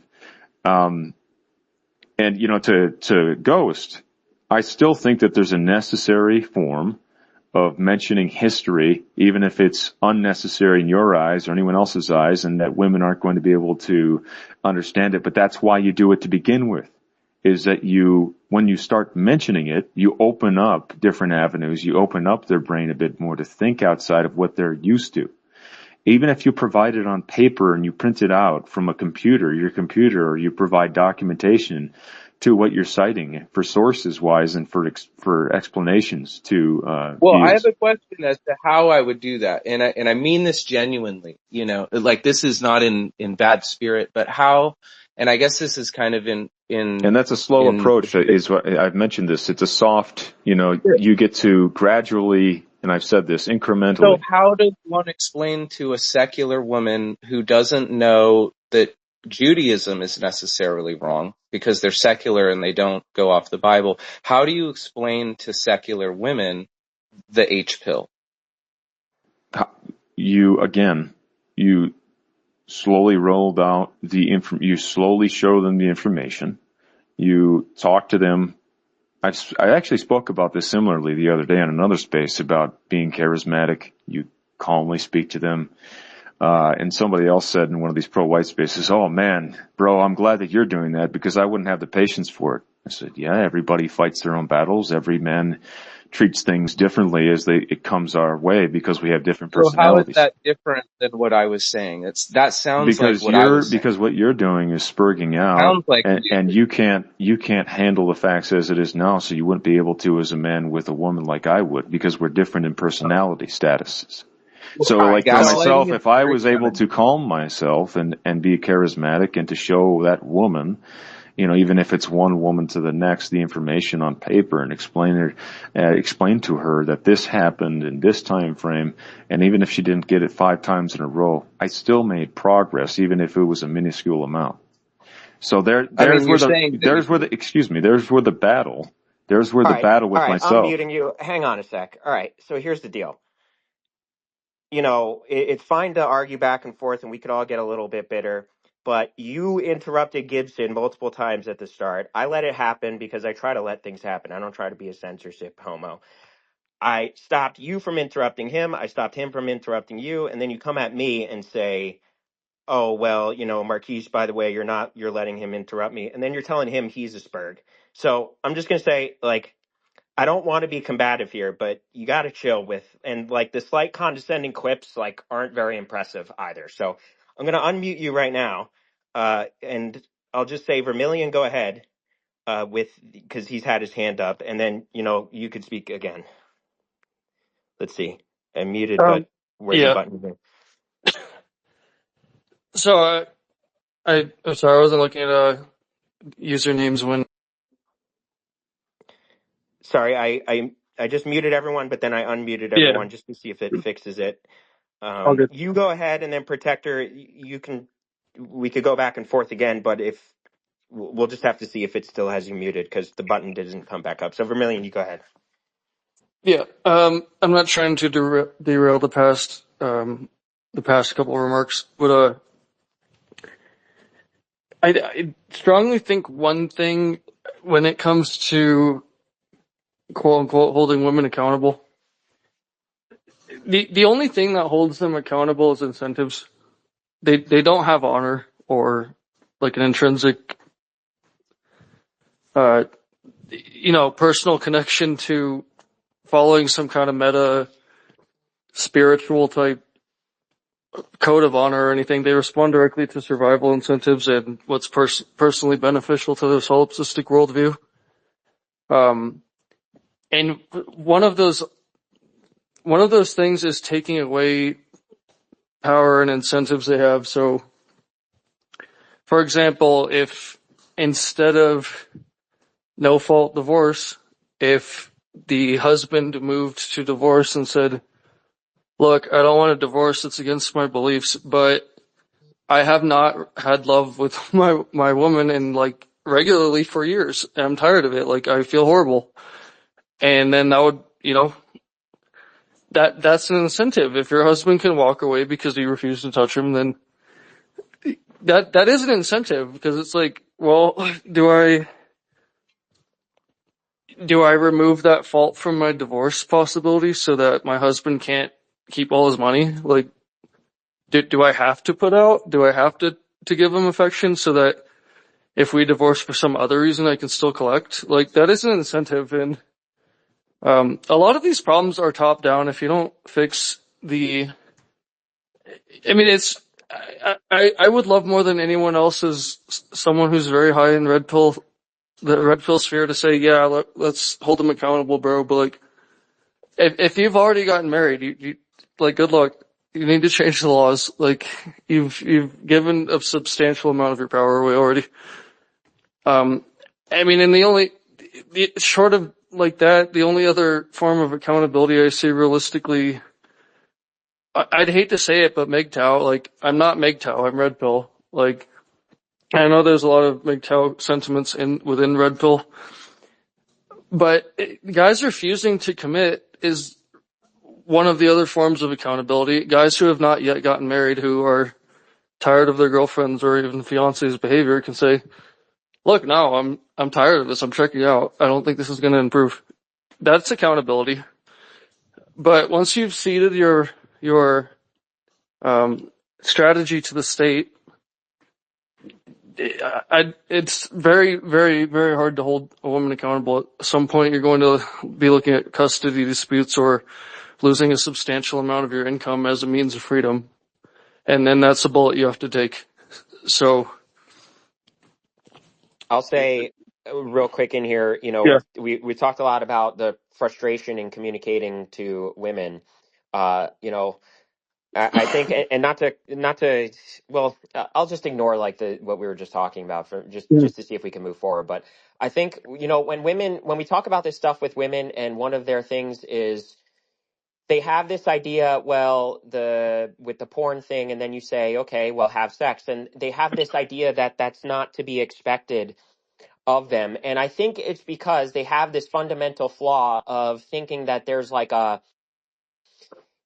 has to be like an authentic, genuine love and affection for somebody, such that when you relate to them, there isn't a transactional component. But there's a problem wherein they want to have their cake and eat it too, and Mm. that they want men to transactionally relate to them, in that men give, give, give. And, but simultaneously, they want men to have this transcendental love principle applied to them, but they don't want to have the same back. So, when men say, well, then have sex with your man, they get mad because it has like this tacit expectation that implies, according to them, an inauthentic way to relate to them. But, the question is like, the reason why you say just have sex with them isn't because of an expectation, but rather it is, like, if the women have the authentic love and affection for their husband, they want to have sex with them. A lot of the red pill stuff is about when women authentically desire a man, they'll do fucking anything for him. They'll Yeah. fuck him all day, every day.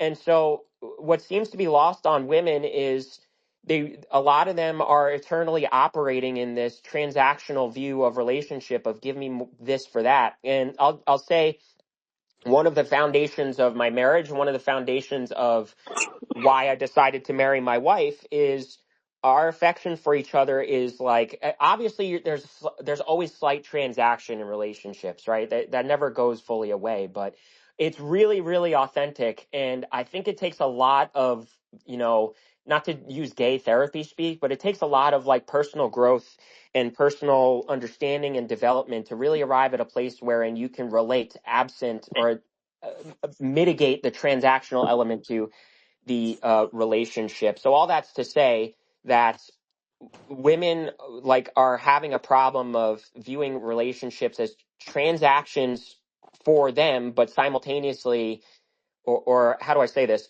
They're viewing it as, they relate to men as long as men can give to them, to your point about incentives, but they want men to relate to them as an authentic, love, affection principle that's absent in expectation. Yeah. So I'm not trying, I also just want to clarify my stance, because this is partially why the feminists and trad thoughts are able to make this sticking point so badly that refuses to let this argument go away. Mm-hmm. Is that it is difficult to sleep with someone you don't want to sleep with.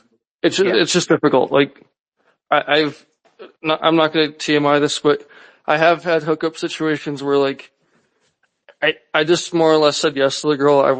Didn't really want her, and it's rather difficult. It's very difficult to be into it.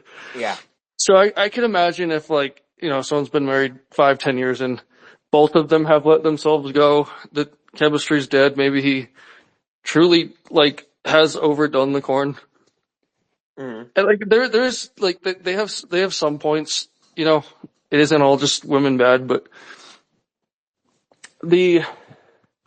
so again, I'm not saying that like the sole solution is ladies just touch your guy, because like there is Yeah. a genuine desire component, and like Yeah. that many guys in the red pill space have written about how it's like tantamount to marital rape when there is no actual attraction anymore. And so, uh, the point I was making, prior was that when you have, state sanctioned guardrails preventing, female spouses from even considering alternative solutions, this is how you get to like the corn outlet, because if, for example, the state didn't let them get away with finding those solutions, they might actually have to think of one. So if they couldn't cash out on a fault divorce because the husband has said, I'm not getting affection anymore, they don't have that guardrail of, I'm pretty sure on a, pretty fairly conscious, maybe not totally conscious level, but a fairly conscious level, most married women know that they can walk out if they wanted and they would benefit. So if a lot of that was removed, they wouldn't be sitting there just blaming her husband for corn. She Right. would have to say, "Why? You know what?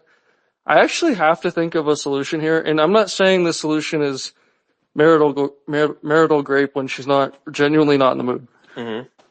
But I am saying that if she didn't have the option to just have that guardrail to just cash out Mm-hmm. for not even touching her guy and still cashing out, she would have to at least entertain some other solution. Yeah. And so the giving too much leeway for them to not work on anything else and benefit in the end anyway is a huge part of the problem. If they at least had to entertain something else, they probably would at least start thinking about it. Yeah, you're right. It forces, and I'll get you one sec, Protector. I'll be quick. It forces like actual maturity in the relationship insofar as like you actually have to investigate what your spouse is feeling and why they feel compelled to do XYZ behavior. And to your point, they don't feel that way at all. They don't feel like both a combination of the propaganda and, to your point, the guardrails, the actual tangible guardrails are that like there's nothing expected of them to even deal with this other than just be like, man, stop watching that because I don't like that, it threatens my sexual power, and I also don't like that it doesn't make me feel good, but I don't want to do anything about it because that also won't make me feel good. And to your point, like, it's weird, like, they think, and this was like what Gibson said earlier, the women think men are just bigger women meme. What they're like mad about a lot of the times, or the point they make, is the Coomer. And it's like, like, yeah, absolutely. No, like most men would agree that the Coomer element to that is a problem. And they have a point about that and a frustration with that. But it's like they really have this weird thing where they presume that's like biophysiologically the only possible reason why a man could outlet himself or extrapolate his sexuality to porn. And so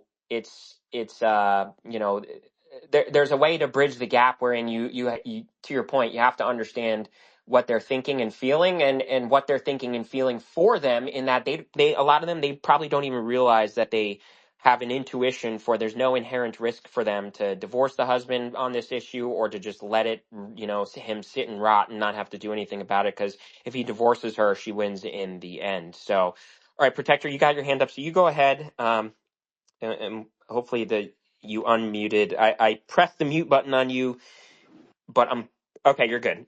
Go ahead. Well, I got some options on how to, solutions on how to, I put down here how to stop yourself from watching porn. And it's, I started a list. It's with bullet points: read books, going out fishing, going hunting, working on a car, spending time with your spouse and doing things together, like going on a long walk on the beach, or going out, on a canoe trip, or going down a river, with the spouse being a man and a woman, bringing your wife, going hiking. You could go hiking and bring with you books as well. There are different outlets and avenues on how to stop yourself from watching porn, or to solve this dilemma, to solve this as a completely huge or humongous issue that. You cut out a little there. Did he cut out for everyone else too? Am I still there? Does everybody Okay, now hear you're me? good. Now you're good. Yeah, go ahead. Okay, so I was going to say, to solve this dilemma, or to look at it, different solutions and options. If somebody was mentioning being solutionary, so I've got the solutions, and also when you read books, you enhance your intelligence. And you can do that again as a couple, as like a man and a woman, a husband and a wife. And you can do that out in, away from the house or away from society, and get out into the fresh country air, take a car ride, and do things, go out to the countryside that way as well. Visit relatives that are out in the countryside or that are in rural cities. I think this just goes beyond porn, but like, again, finding the solutions or looking at the origins of it is necessary as well. If we're going to have a productive society, we need to have people who are productive in regards to that, of coming up with solutions and then utilizing them to stop yourself, with how to stop yourself from watching porn, as I noted, or as I put as a title here on my paper pad, with the lined paper here. So, I mean, and then below that with all the other options that I have for bullet points. So, yeah, I mean, there's all sorts of solutions on how to stop it. There's all sorts of ways on how to conduct yourself, and even how to share the information with books or with other, like I mentioned, printing out some things for your wife, or like if I, had a girlfriend, I could do the same thing. And I still think it's necessary, I guess in my mind personally, within my own personality, or for how I am as a man, to share that information and to break it down, in piecemeal, gradually, as I was saying before, incrementally. So I think that's even a necessary step in the right direction as well, on how to I don't want to say rid the earth, but to gradually get rid of this plague, or this disgustingness of pornography, and with how to help ourselves as men and women together, sort of in a co-equal. They say co-equal, but equally, as spouses, or even as that some people say partners, Gen X. But that's my take on it. That's the way that I think about it. Oh, and then somebody mentioned the state. I don't know if he's still in here, Vermilion. For me, and I've mentioned this in other spaces, there are people that don't even live for the state. There are the Amish. I mentioned that. These communities are very tightly knit. There are for example, here in Minnesota, we do have the Mennonites. So when we look at different communities and how they've done, we can compare and contrast those to urbanized communities and people that have internet, or people that have access, more readily access, and availability to that of pornography, even if it be that of DVDs and Blu-rays and books, or, the magazines, what have you. So I think about it that way as well. And then the people that don't have anything to do at all with the state, that live off grid, like the Amish, the Mennonites, and others. So if there's a way to replicate that, and I've mentioned this in other spaces, if we can build white civilizations and look at abandoned land and looking at how to build up on the land, we can also get away from having pornography, and we won't have to worry about it, because we'll be industrious and be considerate of our families and be pushing forward as whites, and as white Christians specifically is the way that I look at it. But that's the way that I've kind of seen it from what you mentioned before, Vermilion, about the state issue and on how to tackle that, and to get back to the church, or to get into the Christian societal perspective. So yeah, good thoughts there. That prompted something, a couple of things. So firstly, I want to draw attention to, there is this, conflation between the satisfaction from porn and the satisfaction from like sexually gratifying yourself, even, with masturbation. And I think people, like, a lot of times we sort of conflate the two as the same, but they're really not. They're two separate satisfactions that, sort of go hand in hand and Venn diagram in the middle, but ultimately they're two separate things. So I think when people feel a compulsion to, let's say, masturbate, they conflate that with also a compulsion to watch porn and masturbate. Whereas, like, I'm not saying, like, I'm not condoning masturbation, but I am saying that, if you're trying to beat this, you could think about there's a difference between the two. And that, if you want to sexually satisfy yourself, and this is kind of like the false premise of, I shouldn't say it's a false premise. It is effective to the idea of, just masturbating without porn. And, that's not an endorsement of masturbation, but that is to say that you'll find that there's a distinct separate urge for the two. And so, that's something worth noting in how to defeat porn. And I'll try to keep my story short of how I beat it. So like most of us, we were exposed, 12, 13 years old or something. My parents forgot that they had, amongst the cable subscription, there was a Playboy channel subscription. And when I first came across it, it takes your interest when you're a teenager. And it was just nudity. So, and I already inherently knew it was wrong. So I told myself, okay, I'll just look at the nudity. And if I tune in and it's like an actual sexual thing, I won't look at it. And then to Vermilion's point, you kind of eventually just move more and more towards that. My parents caught me a few, a few times. And there was one time they set a passcode to that channel on the cable, and then I, like, right on first guess, I knew what the passcode was. So then they caught me again. And then once that happened, that was already by the time smartphones were a thing, or specifically like iPod touches and stuff. So I Googled on one of those, like, free non-traceable porn or something like that. And, of course, like, the biggest sites come up, and then it was kind of like history from there.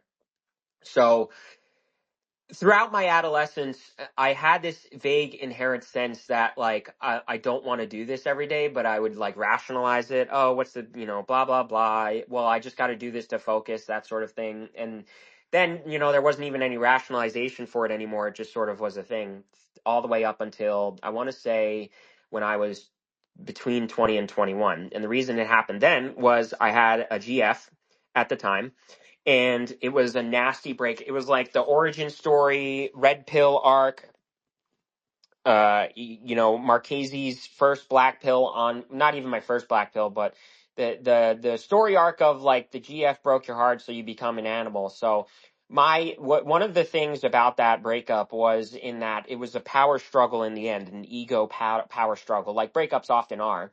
And so what is the way that women exercise power? And that's through sex. And she sort of was, like, doing that at the end and playing this game. And you overall, just as a man, feel like when that's withheld, you feel like you're being, like, emasculate. You feel like you're being castrated, right? It quite literally emulates, and this is what castration anxiety largely is a lot of time. If you have sex with a woman and then she, like, doesn't further, like, you could think about, not to be gross, but to think about the act of sex, you are, like, it emulates giving your essence, your sperm, I guess, to her. So it emulates her having your balls and owning your balls. And that's where castration anxiety really comes in. Our brains have these tricks of sort of like these emulated feelings for things that aren't actually there. She doesn't actually have your balls, but the sensation that she does. So with that said, towards the end there, that was the feeling. So I vowed to myself, I was like, firstly, and this is an important distinction, is that there's pathologies, but there's good pathologies. So the good pathology I was playing was a game called I'll Show Them.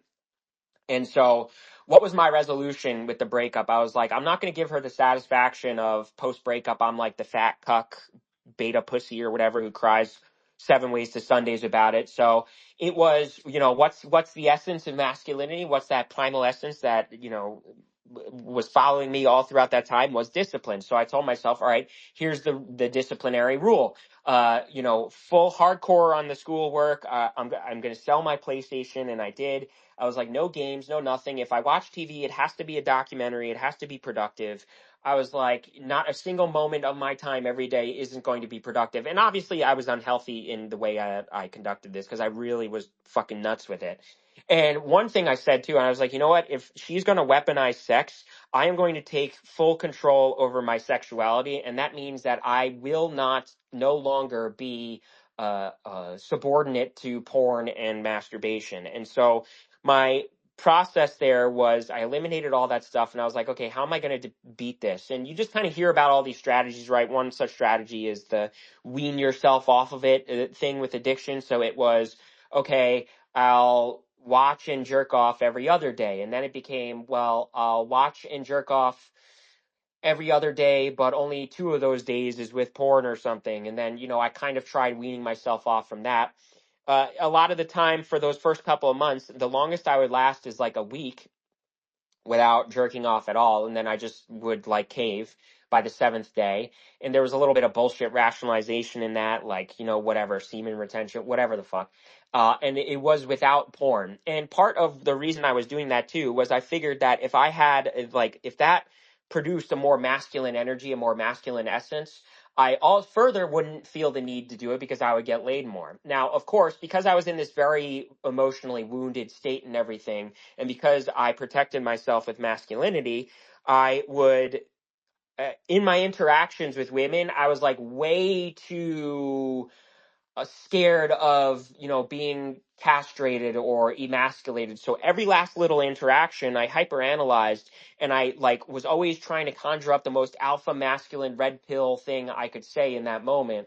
And it produced no results for like quite a long time because it's just we talked about this before. You lay on game and stuff too thick, especially if you have like a Chad physique and everything.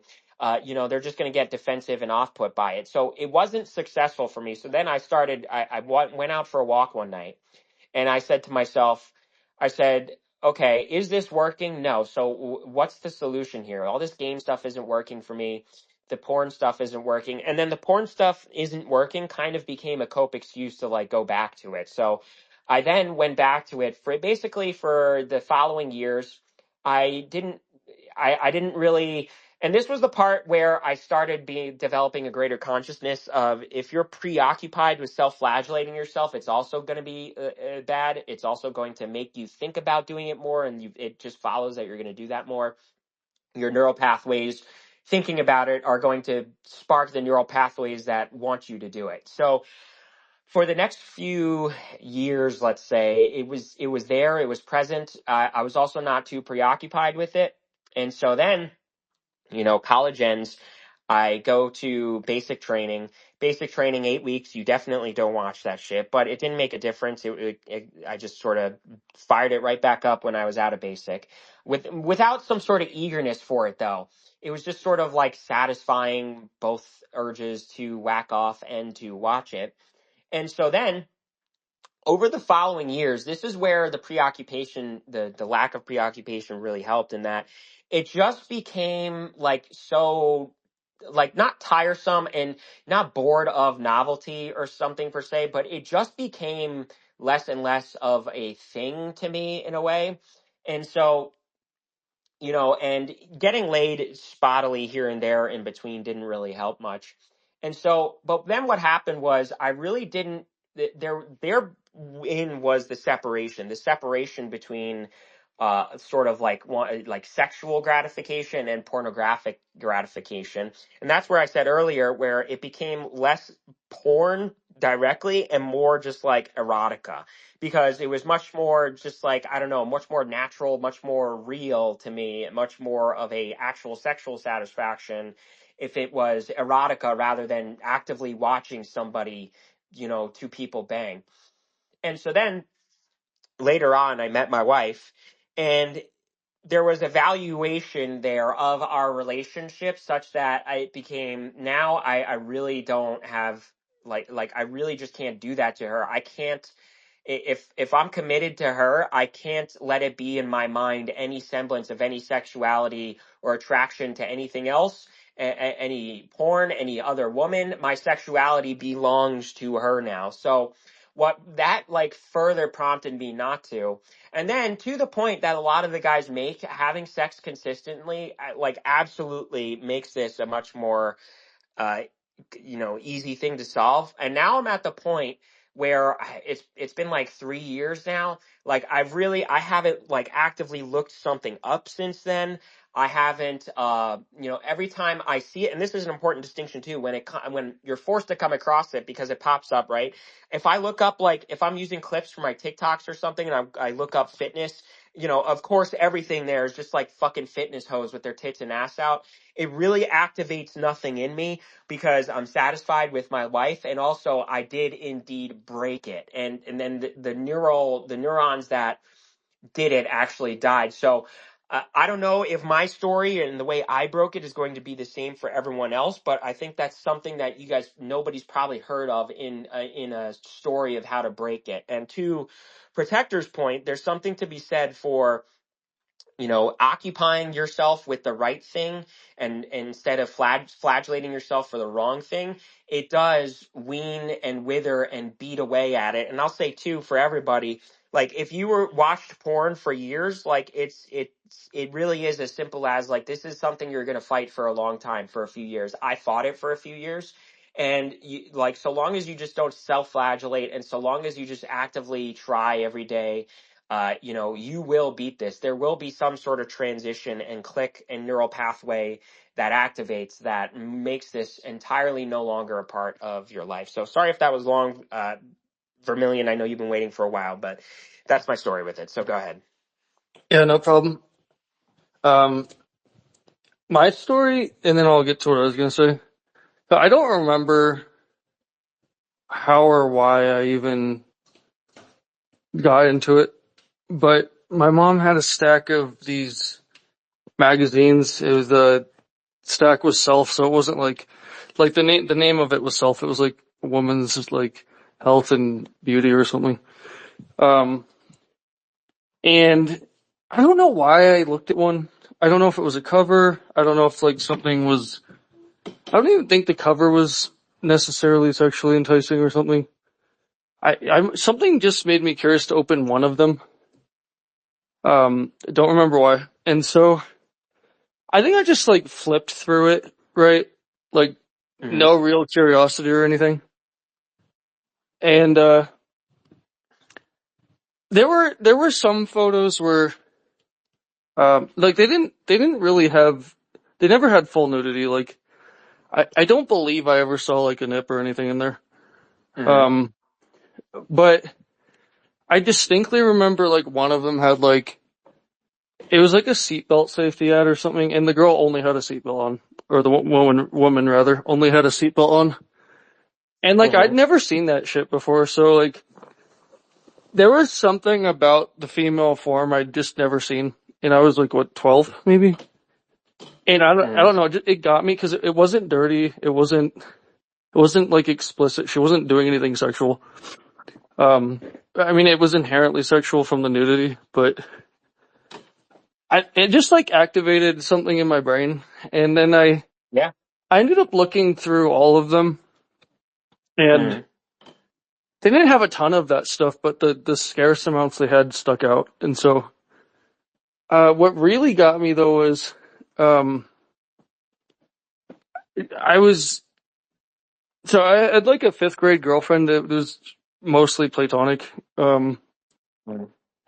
She went to a different school. My best friends went to a different school. I was very, very lonely in, middle school. I lost all my friends. Like I still had them, but they weren't anywhere near me. Um, Mm-hmm. yeah, I was very depressed. And one day, one of my childhood friends I wasn't as close to had joked around that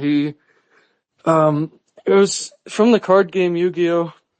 He was joking that he found like a picture of Dark Magician Girl online, like naked or something. And so like, I thought it was funny. I didn't think of it like in a sexual way or it didn't sound enticing or anything. I just thought it was like a joke, like stupid.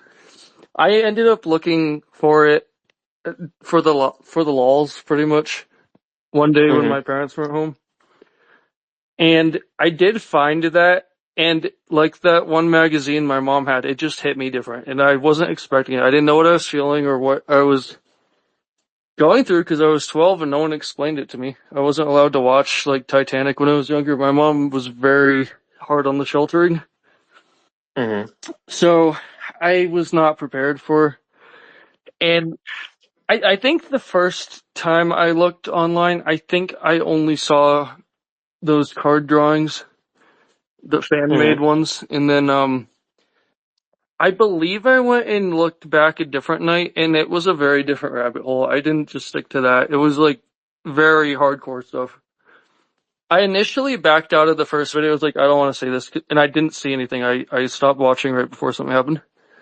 Um, And your heart was pumping, right? yeah, like I felt like I was doing something deeply wrong. Um, Yeah. and I backed out, but like it just, I don't know if it was curiosity or what, but the first like actual hardcore scene I ever saw in my life, it was just like I had like it was 0 to 100. There was no like It wasn't just tits or ass. It was like lesbian gangbang or something. And I was not prepared for how fucked my brain was going to be on that instant. Like, it was just like a crack hit. Cause I wasn't allowed to watch anything. I never saw Titanic. I never even saw Rose's, like, tits on that movie cause my mom Right. wouldn't let me watch it. So it was like 0 to 100. And I struggled with that for a long time. Like, middle school was horrible. I was like fixated on it. I would die for waiting for my parents to leave the house. Cause that would be my 1 or 2 hours. I'd be able to get the fix in.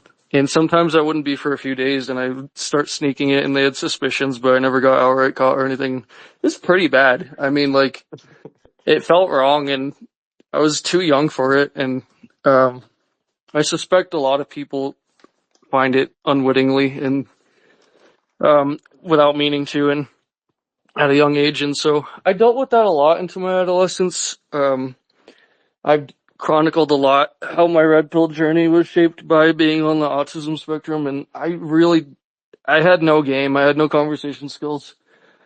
Girls liked me, but I couldn't detect it, and I was depressed anyway, in part Mm, because of the corn. Um, yeah. and so I would watch it well into my young adulthood as well. I'm low 30s now, but I would watch it extensively at times, and it was bad. Like, I mean, hour-long binges because I had no girls, I had nothing. And what struck me from your comment before I started speaking was how you had switched to more like personal readings, like erotica, because it was a more personal story. Or Oh, I'm there's some sorry. more. Real quick, when I say erotica, I mean like thirst traps. Like like Oh, I okay, transitioned into like just straight up like girls in bikinis and girls like walking specifically, like okay, that sort of stuff. Yeah. yeah. So after I did find the red pill and I did start getting women, um, I wouldn't really watch it when I had them. And I found with my personal usage, it's not just getting off, it's not just cooming. I found there, like, every phase in my life in which I would watch it, there would be some kind of emotional or psychological component. So the first few years I saw it, it was pure cooming. Like, I was Yeah. young and in puberty.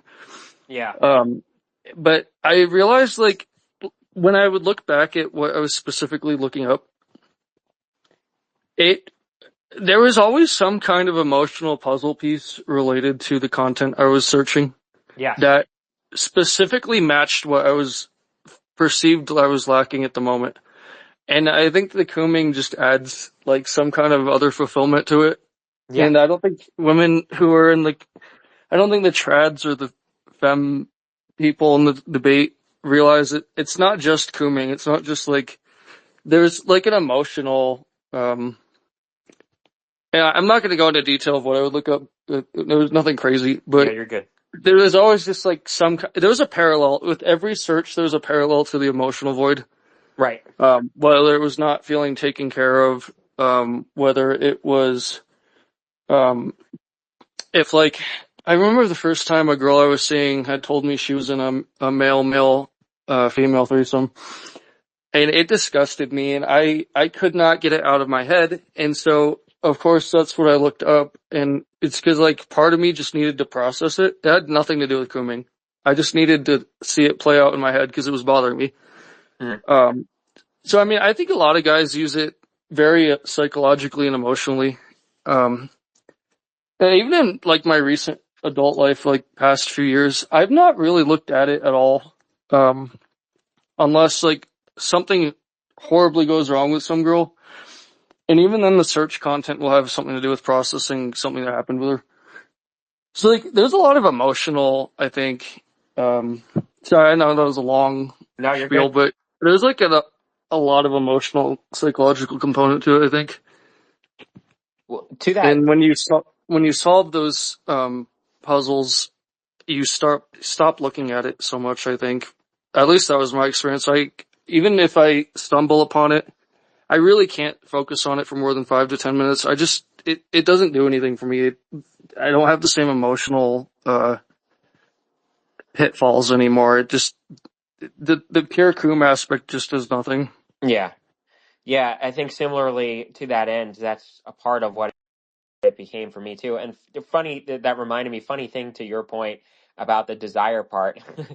There was one time I stumbled across like women's porn sites. And like the footage is basically the same thing. It's just like, but sometimes there were like the stories too, the smut stories too. And, like I liked those, especially the ones where it's like very like domineering, of the women. I liked those.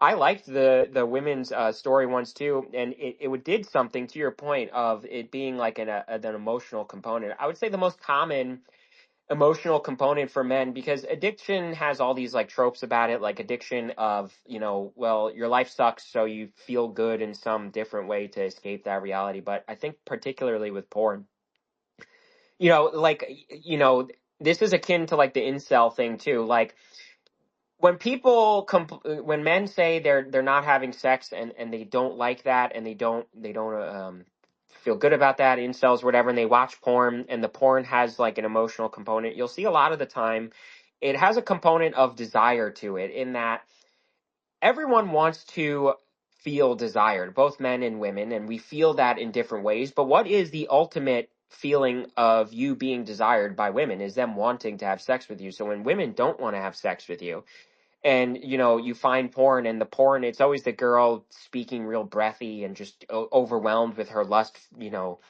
for the point of view camera, or overwhelmed, with lust for the man, and can't, like, literally completely not in control of herself. That emulates for men, just even watching that and watching what it's like to be desired and almost like vicariously feel that, is the psychosocial emotional component for it for a lot of men. So there's something to be said for how, like, this type of stuff, and it's important to believe in the possibility of the whatever you want to call it, some sort of pathological component to it, emotional component to it. And it's important to believe in that, because what that means or implies is that it's possible to not do this. Because if you can ameliorate that emotional need a different way, if you can meet that emotional need a healthy and productive way, it follows that you won't have any sort of incentive or amusement with pornography. And so, like, there's an element to this wherein both men and women really have to, like, more deeply communicate with, not to be gay, but men and women do need to more deeply and effectively communicate with each other. And I think a lot of the anger and mishap that comes up is like Coomer's cope and feminist femtards cope. Everyone's coping and seething and pooping their pants about it, and normies are notoriously bad at just like running their stupid mouths about it. And then everyone plays this ego game of, no, it's your fault, no, it's your fault, and no, it's because you're a Coomer, no, it's because you're a Coomer. So all that's to say, you're bringing up the very important thing of the emotional component to it. Bissell Finance, I know you just unmuted for a second, so if you want to chime in here.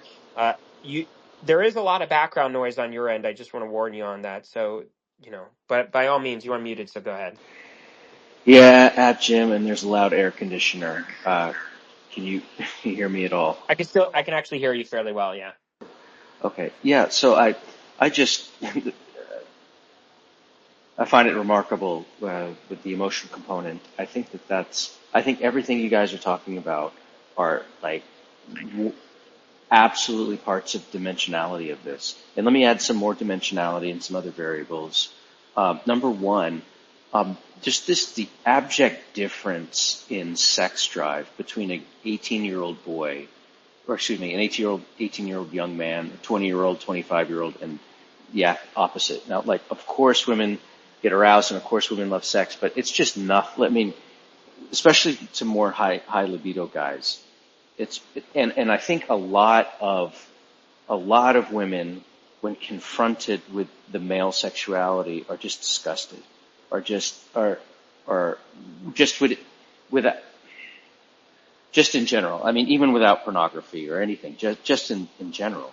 Yeah. That's number one. And a second thing that we can address is just and this isn't politically incorrect. I mean, this is politically incorrect, but just when women hit the wall, and I'll Yeah. just and like I'm sorry, like a 38-year-old woman is it's just harder to get with, even if you have an emotional connection, than a random 20-year-old. So I think there's something that has to be nature. We have to look at it and say, be brutally honest and say, like, a part of it is you can make an argument. A part of it is natural to find your wife less attractive.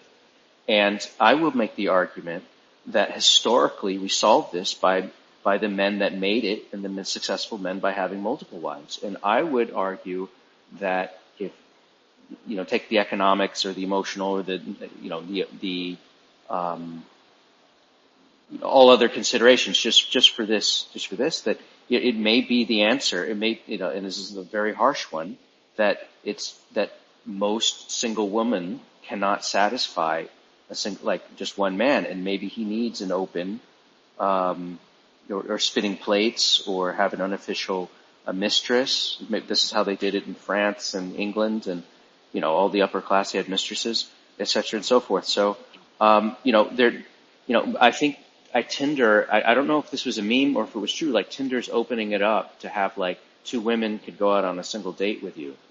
Maybe that was a meme or that was a joke, but I thought I saw that.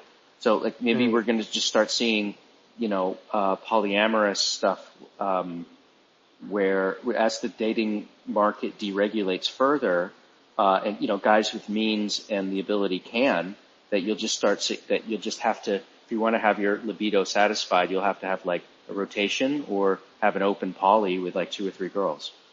Okay, that would be, if I would say, if it is true that a lot of men's libido are insatiable, and if it is true that women get unattractive as they get older, and if it is true that just in general have a much lower libido, then it's hard to see another conclusion. Yeah, go ahead. Yeah. So I think, I won't dive into my details, but I will say, like, when women think that they can't keep up with men's libidos, it's just that they're not attracted to their husbands. Because, like, when women really desire you, like, as a matter of fact, I think a funny bit, Andrew Tate did this when there was like the big duty sex debate a few months ago. I don't even remember what it was, but his tweet was, RNs know that the real duty sex is a man's duty. And what that means is, like when women really do desire you, like they will keep up with you. And in fact, and especially like low T men, they'll actually demand more from their men. And the woman who was in here, Nena, she was making that point actually, where she was like, look, a lot of, these guys she comes across, they can't keep up. So all that's, and then that's not to negate you or anything, but that's something to be said, that but to your point, there's a physiological decline, and do want to say that is true. That brings into question that, and this is like the therapy component to it, that when we've talked about the emotional component to sex and porn and all of that stuff, there is an emotional component there is actually, unironically, not in a gay way, an emotional component to sex for men, in that what is sex? Why is it so preoccupying? Not just because of coomery or relationships and all of that. It is a deep intimacy. And when you could think of intimacy is the exposure of vulnerability in front of each other, but for the purpose of facilitating like a trusting bond element to it. So what that means is what that means is, and that is a need for people, right? We're just programmed to have this need for intimacy because however it was, we evolved that way. It's transcendental, it's spiritual. We have this evolutionary need for intimacy, in that, for the reason of, it facilitates survival, it facilitates pair bonding, etc., and so on, and that sort of thing. So that's the reason for it. So how does that manifest? Like, sex is quite literally a very physical expression of high intimacy, because what is it? It is, your most intimate, your most sensitive parts exposed to one another. But so there's a deep layer to that wherein that also exposes you to, that puts you at risk of great harm, right? If you're, that is your most vulnerable part of you physically. It is the most highly neurological. So in terms of feelings and all of that. So it follows that exposing that to, a woman for sex also poses a risk. But the fact that she doesn't take advantage of that risk, and similarly you don't take advantage of that risk of her, it builds that trust and that rapport and that intimacy, and you get the feeling of closeness to your spouse, to that woman. And so that's how, recognizing that is how you can keep it going even when you're older and all of that. There's a depth to the relational component of sex that is the intimacy that is a need. So I know you'll have something to say. I just have one more thing, or two more things. I think we talk a lot about the, what some of the solutions are. And I think as much as we love teaching each other and working with each other on all of this, and we kind of mentioned it earlier, there are normies. Like, normies are what they are, so they will eternally never face the accountability for this. And it's not cucking out to, like, recognize that they won't face the accountability, because you can't make somebody want something on some level. You could do the best you can, and you might be able to change some normies over, but ultimately most normies are still going to, just go their entire life basically with this issue, never solving their problems. So it follows that, it certainly helps to investigate the political, legal layer to it, and to investigate, how can we make this just completely illegal as well. And my final, uh, yeah, and I'll just say too, though, that is a separate layer to it, because that is like a political layer. This is a social problem that has social solutions, but also political solutions. So, my major point to that is that, sex is also a deep intimacy that facilitates the relationship and gives the feeling of closeness that you need for both your psychosocial emotional needs and for the relationship to continue facilitating. Yeah, couldn't agree more. Yeah. Alrighty. There's also like a metaphysical thing. So like, I remember as a little boy, not even knowing what sex is and appreciate like the beauty. I remember seeing like the pretty girls in the class. You'd look at them, enjoying, and not even being captivated, and then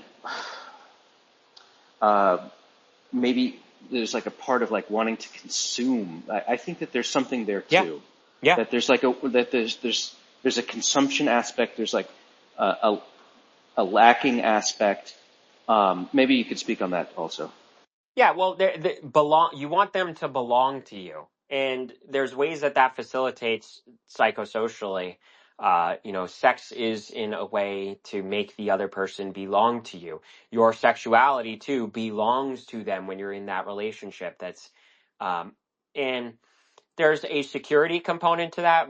That gives you the security of knowing that, these needs will be met by the other person, and you're not at risk of losing that. You're not at risk of the hurt of those needs, trying to get that from that person and then not.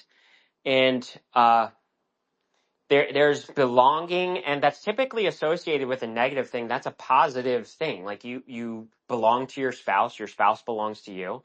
And you have friends. Those friends in a way belong to you. The world, like your items belong. There's things that belong to you, and it follows that, part of the way that you relate to people is that they belong to you. That's typically negatively associated with like a maladaptive pathological need to belong, and that's just as simple as, ascertaining, the power of, a power born of a need of security, born of an extreme need of security, based on whatever, mommy issues, daddy issues, whatever, we all are familiar with that. So yeah, you're absolutely right. There's a belonging component. There's a want for there's a consumption to that. There's a I mean, like when we say that there's like Coomery to it, like Coomery is any form of pleasure indulgence. So it emulates consuming food. It emulates consuming, whatever you consume for pleasure and all of that, or good drinks and whatever. So yeah, absolutely, that's worth noting. You want to possess them.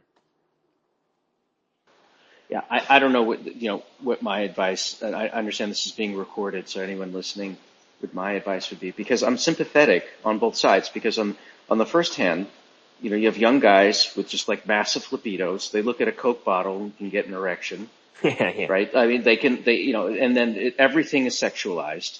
Like you can't even, right? Like you were talking about looking on Instagram, looking up fitness, and then there's fitness hoes, and like, you look at a McDonald's ad, it's still a pretty girl on the McDonald's ad with beautiful eyes, yeah, or the shiny hair. There's still triggers, and then on the same time, if you look at porn, it's zero I mean, there's zero economic cost. There's opportunity costs, of course, and whatever. There's all kinds of psychological damage, but it doesn't cost anything. No one's going to get pregnant. No, you're not harassing any woman. You're not getting rejected. you know, it'll keep you out of the bars and knife fights. yeah, You're not at risk of getting humiliated. yeah, It doesn't. It's so on and so on and so on and so forth. So and it as how many 18, 19-year-olds have ready access to intimacy, to physical intimacy, yeah. as they need it, and so how could I tell them to ban porn? And when I can tell you absolutely porn is terrible and it so on, for all the reasons listed. Yeah. So until there's structural changes where these young guys have access to intimacy, and at the same time also is, part of the motivation of self-improvement is to gain. I was a fucking shithead, asshole, know-it-all that thought he knew everything, and I had to make reforms so I could fit in and fit into society and integrate and be a productive member. Then I could get access to intimacy. Yeah. So there's a type of motivational process there. So I don't know where we go with this. Yeah, go ahead, guys.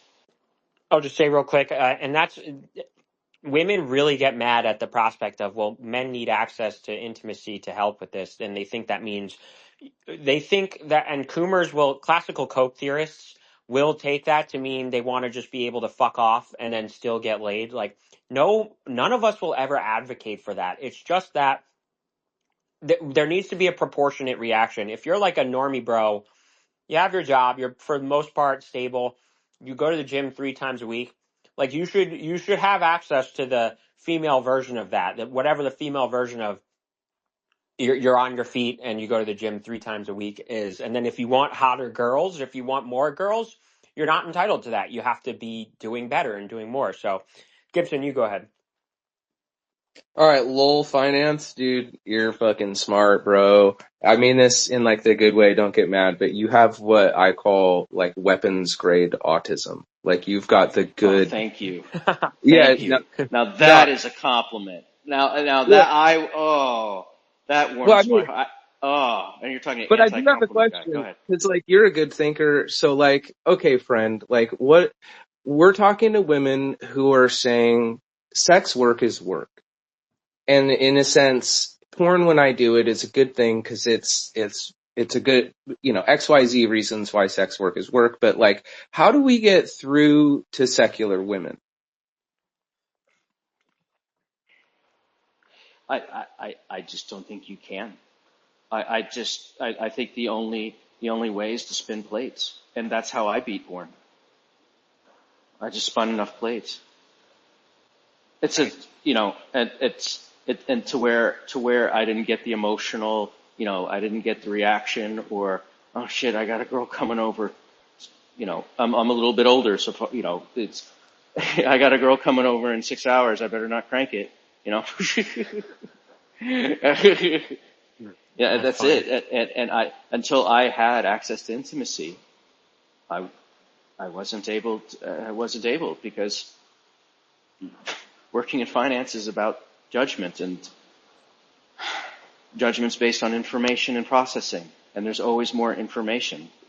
The market never sleeps. Money never sleeps. So there's literal no end to information processing. So there's no end to Yeah. finance. So that You're like leads to Ford. erectile dysfunction. That leads to drinking, cocaine, and erectile dysfunction. Yeah, go ahead. Oh, well, you're thinking in the long term. I think that's really important. Is what it sounds like. You got to Because spin a lot of plates. Oh, to get through to the average, they won't. There's no getting through. They're just responding to incentives. So when you go to other capitals, this is the answer you're looking for. When you go to other capitals and other political structures, there's different incentives going on. You get treated different. Every country you go to, you get treated differently because there's different incentives operating. Right? People respond to incentives, carrots and sticks. So, in my opinion, I mean, you can say they don't, but then we can throw out economics, right? So, yeah, so I would say that there's no change into the social, political, economic change until you're in an advantage in an advantaged situation. And then me and my buddies, we also have a like a open chat and open source processing, and like our estimation, this is kind of the general outline, is like you got to make 7 times her disposable income. Like your disposable income has to be 7 times hers or her father's, which is ever greater. And then if you're matched on personality, if you're compatible, then you can basically have her. You can basically have any woman. That's our working formula right now. No, there's no way. There's no way. It's just you just gotta. You just have to offer. It's the same. It's the Andrew Tate solution. You just have to offer a better value proposition. Customized, tailored, whatever to her. Yeah, I don't have a solution on this. I think to get through to secular women, right? We've talked about they are just responding to incentives, right? So, you know, you zoom out, you look at the behavior on the internet. Women aren't happy with what's going on, and they try to make like I'm a bad fucking bitch. I don't give a fucking fuck. Like that's just a symptom of being unhappy. They're complaining online. They're saying men this, men that. So it follows that like they have to be posed with the question. And this isn't to say like on some level you can like talk to women like they're like they have some capability, and so you start begging the question of them, okay, are you happy with what's going on? And they're going to say no, and they're going to blame men or something, but ultimately you start to proselytize them in the idea of they really need to understand the difference between pleasure and happiness. They are responding to incentives and eternally responding to feelings, but our feelings betray us. That is the essence of therapy, in that your feelings betray you, and your behavior oftentimes, sometimes conscious, sometimes unconscious, is a reaction to the potentiality of feelings. And there's a distinction between distinction between emotional feelings as in physiological, like tired, or I don't feel like doing this, or oh, I feel energetic today, and feelings as in like a transcendental joy and happiness. And so because they are so reliant on feelings, they need to learn the distinction between those 3 categories of such, because the pleasure feelings and the physiological feeling, or the physiological feelings and the emotional feelings, often betray you, because our entire brain's telos is pursue good feelings, avoid bad feelings. And that manifests as, so for example, right, you'll notice this pattern amongst them, in that they're playing the optimization of energy instinct. And not to always harp on this, right, but I just see it. There's an optimization of energy instinct in not just working out and everything, but also in relationships. And essentially, you could say this in a phrase, in that a lot of them want to have a boyfriend without having to be a girlfriend. And that doesn't just manifest as sexual commitment, but that manifests as, you could see this entitlement in them. They don't want to have to go anywhere or do anything, or they don't want to have to, care about their husband or boyfriend or something. And they're, because they don't feel like doing that. And so But ultimately, that just betrays you. Like, that's just a fundamental immaturity that they have to get past. And a lot of the problem is they're enabled to remain that immature because they don't face any consequences for being that immature. They still get all of this stuff. They still get their needs met, but they still aren't fulfilled because, you know, getting these like needs met in such like a lazy way, there's just something to that in the human nature wherein if you don't feel like you did something for it, it's just not fulfilling. And that's not to say you have to like work for, you know, it, like, because the ideal relationship is an authentic desire for your like identity, soul, existence. But In marketing, we call that sacrifice value. yeah, That there's exactly. like, yeah, we call it sacrifice value. Yeah, Yeah, so like whatever, so higher priced items have greater sacrifice value. Like that's why the Rolex feels good to wear it because right. after you've earned it. Go ahead. Right. So but they don't want to sacrifice at all because their baby little indolent lizard brains just tell them to not. And the media and everything has advertised to them that that's possible, that they can be a lazy baby and still get everything they could possibly want for it. Uh, this manifests as things like, I would date him, but he lives 20 minutes away. And it's just like, really? 20 minutes? Is that fucking hard? Oh, well, I want like to meet somebody, but I don't want to go anywhere or I want to meet somebody from my house, and even though there's Tinder and everything, it still doesn't follow, they want to be approached without having to open themselves up to the opportunity to even be approached in the first place. They want it to be like this perfect scenario they set up in their head. They want to just like exist and then still get it anyway. So I think to answer Gibson's question, it is they need to learn that distinction. They need to learn like what it really means to mature in that sense. They need to learn to distinguish between physiological feelings and emotional feelings, and they need to learn how to regulate and manage those. And I'll just say an example with I talked about the physiological. The emotional is often, you know, manifests as, a ton of like stuff with like ego and all that, you know, so, for example, wanting a boyfriend without having to be a girlfriend also manifests as they want dates without having to like put out or something, let's say. And part of that is this low self-esteem juvenilism of that's not just being transactional and lazily transactional, but there's a secondary layer to that where it is, well, if he takes me out on dates without me having to give out, without putting out or something, that must mean he really desires me, which must mean I'm very desirable. And they use that to fuel this feeling to make up for their feelings of inadequacy. Men do this too, right? The male version of that is getting laid without having to take her on dates or something. And, there's both, it's the exact same structure of, but of course it's a little different because there is a desire component to that and so on. We know that stuff. It is different. But that is to say that there's an ego, low self-esteem issue wherein they want the relationship to be set up in such a way that there's no like risk to them and risk to the feeling of undesirability. And they want it to be like, oh, I'm so desirable that Chad takes me out on dates and even though I don't put out. So that must mean my entire soul identity, I must be so hot and all of that. And they use that to make up for their low self-esteem. So that's sort of my longer answer there. Oh, brilliant, man. Brilliant. Thanks. Thanks. Yeah. Sometimes I feel like I don't land the plane, because I just keep going deeper and deeper, but that's good deep. No, yeah, it just needs to be recorded and then put out in book form. Your answers.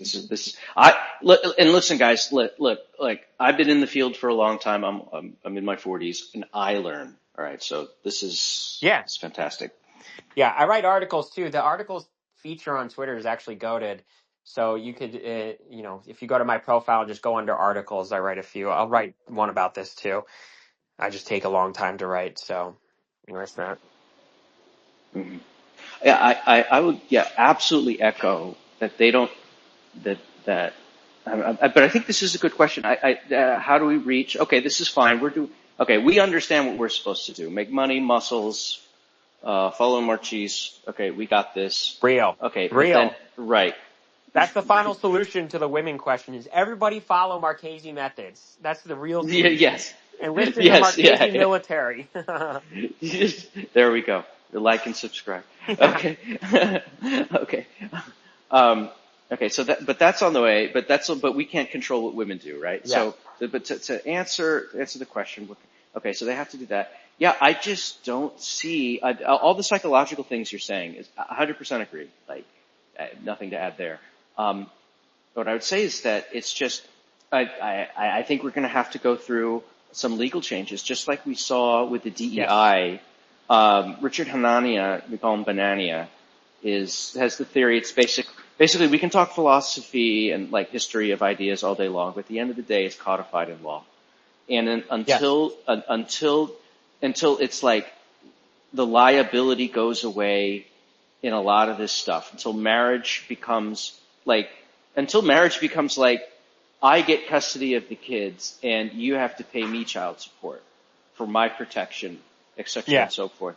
I just see this actually getting worse, and the solution is just going to be the 3Ms, money, muscles, and Marchese, like, or however Let's you pronounce it, go. whatever. Like, seriously, I'm serious. Let's go. Or Geomax and go to Asia. Like, what else is there? I'm at a loss. Yeah, for sure. Vermillion, you go ahead. Yeah, a lot of this is going to just have to be um, legislative change on for a lot of it. A lot of the state incentives need to go away, but um, some of it is also just cultural. Like for example, some of the girls want a boyfriend, but they don't want to be a girlfriend.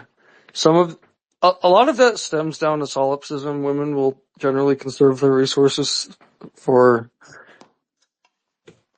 not having to stick themselves out in vulnerable situations, where they could get rejected by higher males and feel like they're thrown out of the tribe pretty much.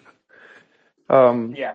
Or to, if they approach too many guys they like and all of them turn her down, her entire existence has been invalidated, Yeah. in her mind. So it's easier to let them come to her. That's always going to be a factor with women. That's just how their brains are. But deeper than that, you still have the new wave feminism, influencers and people still telling them you don't have to settle. You can just keep like waiting and you deserve this and like this. That's one of the biggest tropes I think is damaging to women. The Yes. amount of like, I mean, women unironically saying this. I don't mean like deliberately finding rage bait. I mean, clicking on any story of a girl I know, half of them have some, I deserve this, I deserve that. I'm like, for what? Because if all of you deserve it, then none of you deserve it. Like, Right. what makes some of you deserve it more than another woman? Like, you've Right. not done anything. Like, you can't all deserve it Right. because the supply of it isn't unlimited. And there's not enough supply of it for each of you individually. So there's just a lot of cultural bullshit. And was it, oh yeah, the girls were doing the sprinkle thing for a while where they would say someone total bullshit and Well, then say they deserve you it. see, if I Yeah, could go jump for it. in, if I could let me respectfully challenge, if that's okay. Okay. Yeah. What I would say, what my response is 80% of men are like shit. They can't solve problems. They're barely financially legible. They barely keep their act together. But maybe not, maybe 20%, maybe it's 70%, or let's say the bottom 50%. They're barely employable. So, very few people have any type of education. Who reads books? And these guys, the knuckle draggers, and I want to say 50%, maybe it's 20%, whatever proportion. There's a lot of men that are just bullshit. And if you talk to girls who get messages, and like they'll tell you like all the dick pics they get, all the crazy shit they have to put up with on these dating, whatever. Like there's a lot of guys and that aren't responsible, that deep down have these psychological problems, alcoholics, gamblers, depressives, so on and so forth. So like, I am sympathetic on their end, is that they can't economically trust a lot of guys, and especially if there's economic instability. I mean, why should they? Why should they give up their career and hitch their wagon to a doofus? Well, yeah, I'm And a not lot of reading it. a lot of dudes are doofuses. Go ahead. Oh yeah, no, I was just Go ahead. yeah, you're good. I was just saying I don't disagree with their frustration with it. I've being part of Red Pill isn't synonymously just uh I'm using the wrong word, but it not just dismissing outright legitimate problems women have or like wholesale defending men for any and all reasons. There are a lot of like very low quality men running around. I don't know what percentage of it is. I don't think it's 80. I think 80-ish% of men probably don't have enough quality traits in unison to make a whole package. I don't know what the varying percents of each deficit is, but I think that's a good point. Yeah, that's a good yeah, point. but They don't meet the thresholds. Yeah, I yeah, hear for you. like the whole package at least. I'm sure some guys have money but terrible game, but I digress. But I don't have an issue with their frustration of not seeing quality men. I've seen these texts. I probably haven't even seen the tip of the iceberg. I've been shown plenty of texts of men with no game and all that. But my contention is that despite valid frustrations, a lot of them do not deserve better themselves. Like I would I say have to agree. They're terrible, man. They're terrible. I agree. Go ahead. yeah, I mean, there are a lot of like women who, if most men don't really care about women's career too much unless it's a terrible career or they're completely poor and thus need to gold dig, or overvalue a guy's money. But most of what women are offering is either like femininity or attractiveness. So I would say like there are a lot more eligible women on the marketplace if they were to at least be feminine than there are men who are measuring up. But the problem is a lot of women aren't doing anything, despite their valid frustrations, aren't doing anything to deserve that top percentage of men that are actually viable mates. Well, that's for sure. So it's both ways. They have valid frustrations, but at the same time, they have outrageous entitlement to the few options out there, and they all think they deserve them, even though they don't all meet the threshold of being on that guy's list. Yeah, you want to end the conversation, you ask them what they bring to the table. Yeah. Yeah, Real quick, I've done that many times. Go ahead. Wartorn, I saw your hand up earlier, so you go ahead. Um, yeah. So we get to the problem of why many people can't reach the threshold. And it's the exact same problem that we have with intelligence quotients, that once you get to a point, you can't really meet the standard anymore. How do I explain? For intelligence, you get to a point where the schools, they need in the minimum IQ to be, let's say, 120, and the normal person is about, let's say, 90 to 110, and they can't reach the rest because the rest is idealized, or the needs of society. So because the rest is idealized and normal people can't reach it, because women can't find their dream guy or whatever, they delude themselves into believing that the people that they see in the media are actual real people. Obviously, there's a lot of men they can't reach that state because we ourselves, or as a society, has shifted into the perfect male or the perfect female as the like, let's say there's a difference in the needs of society and the way that it portrays the ideal female. Many females, they see the ideal female in the media and they see her as, let's say 100 pounds, dainty, feminine, all that stuff. It's easier for women to reach that state than for the males, because males have a higher chasm that they have to jump through, because it's not only looks, it's also the intelligence, the dominance, and all that stuff. For women, they have many other needs so they can jump through the chasm. Like, let me see, like makeup and, well, you know what I mean, etc. But for males, you can't really do that. And because they can't really do that, they're forced to lie or chameleon themselves that they are that praxis, I would say. I have a question, guys. Is AI porn starting to make an impact on kids? Like, is it starting to reach? Is it I developing? hope it scares the shit out of the hose. I think it would be funny if AI porn puts porn stars out of business, because if there's anything those guys, like, I think those guys will want to pay for the AI instead of the woman. So it's bye bye hose. Oh, That's my incel revenge fantasy there. oh man, it's like horses. Hey, horses. The unemployment. Look, the car put horses out of business. Okay, nobody employs horses anymore. Yeah. Hopefully this will happen with the OnlyFans house. Holy shit, in porn. It'd be like technology solving a vice problem. Let's go. Like actually making moral improvement. Yeah. Yeah, let's go. Scaring Yeah. the shit out of the hose. Yeah. Vermilion, you go ahead. Sorry, you're gonna hear laundry for like 10 seconds. You're good. Relatable. Alright, sorry about that. You're good.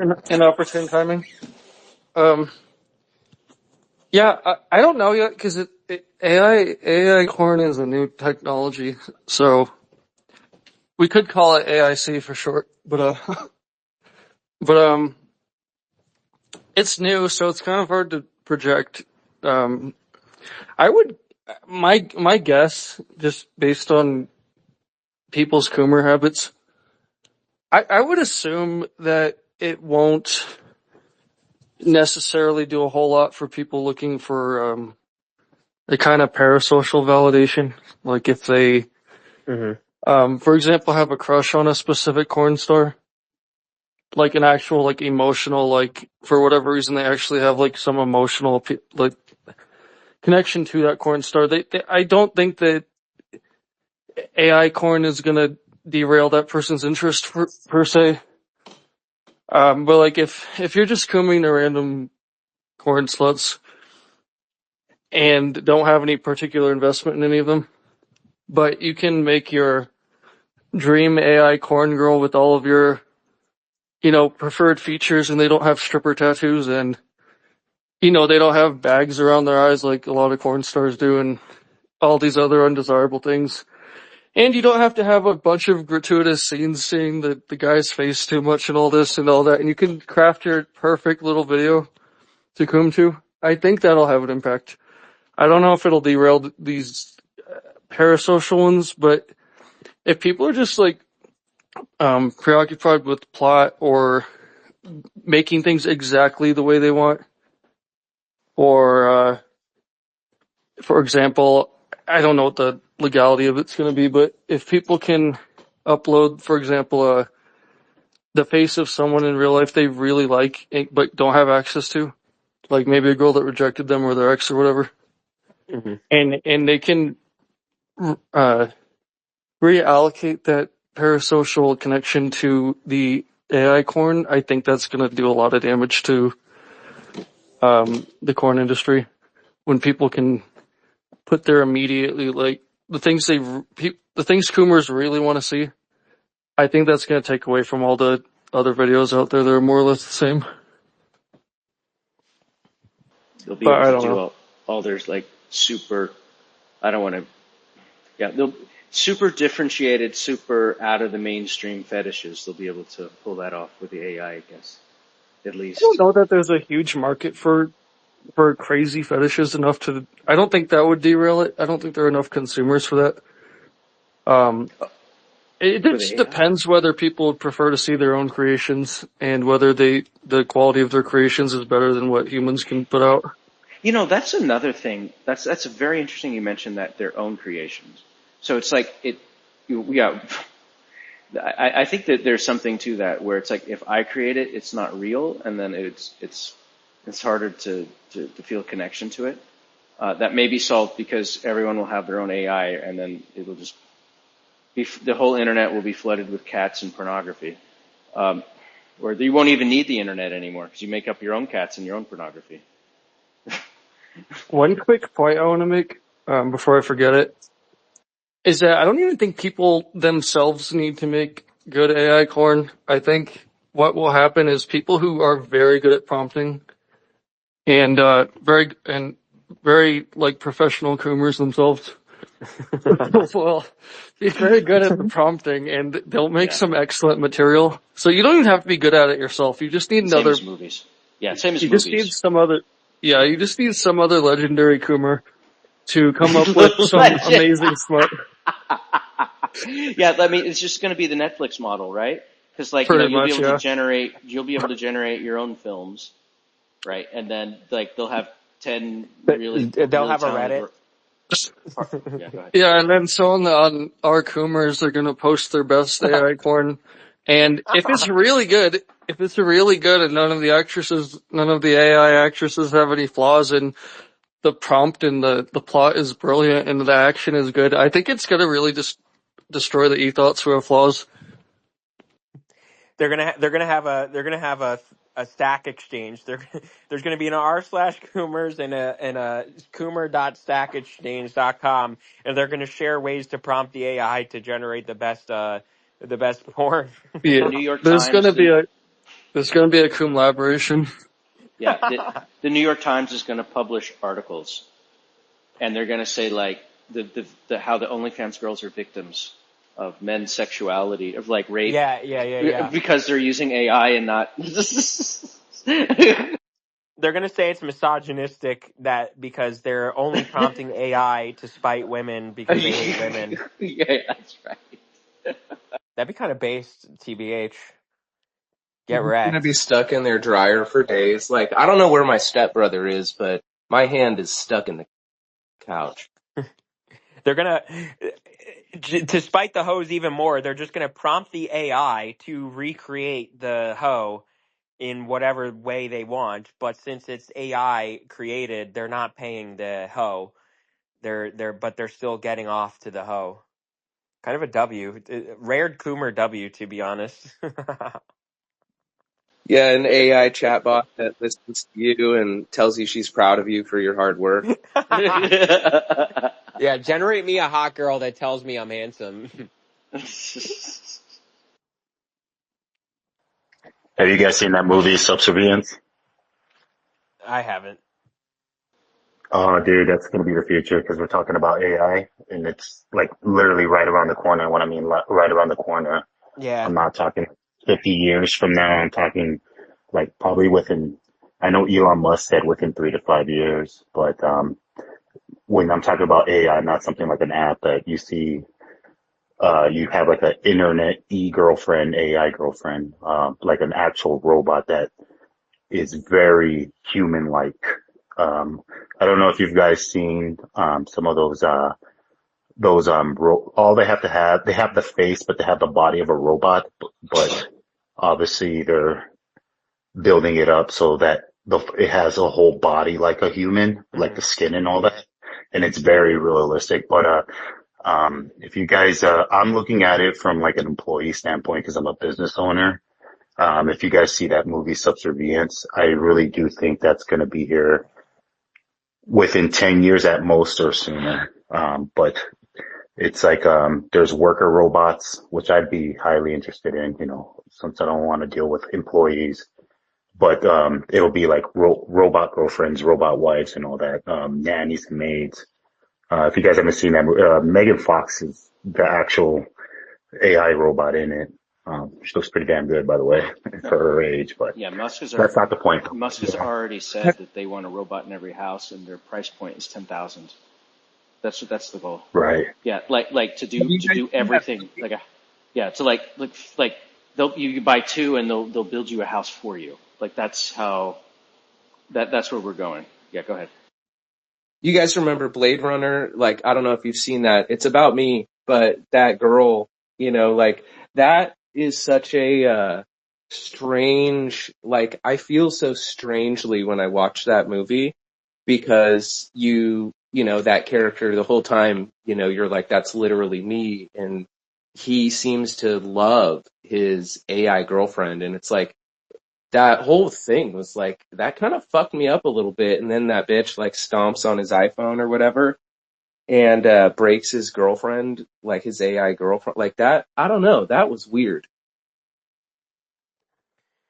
It'll be funny too because women feel such a stronger need to have relationships than men do. Men are a little bit more independent, so it's funny whenever women get like all mad about this sort of stuff and swear up and down that you know, bad fucking bitch. I don't need no fucking man because I'm fucking man, bitch.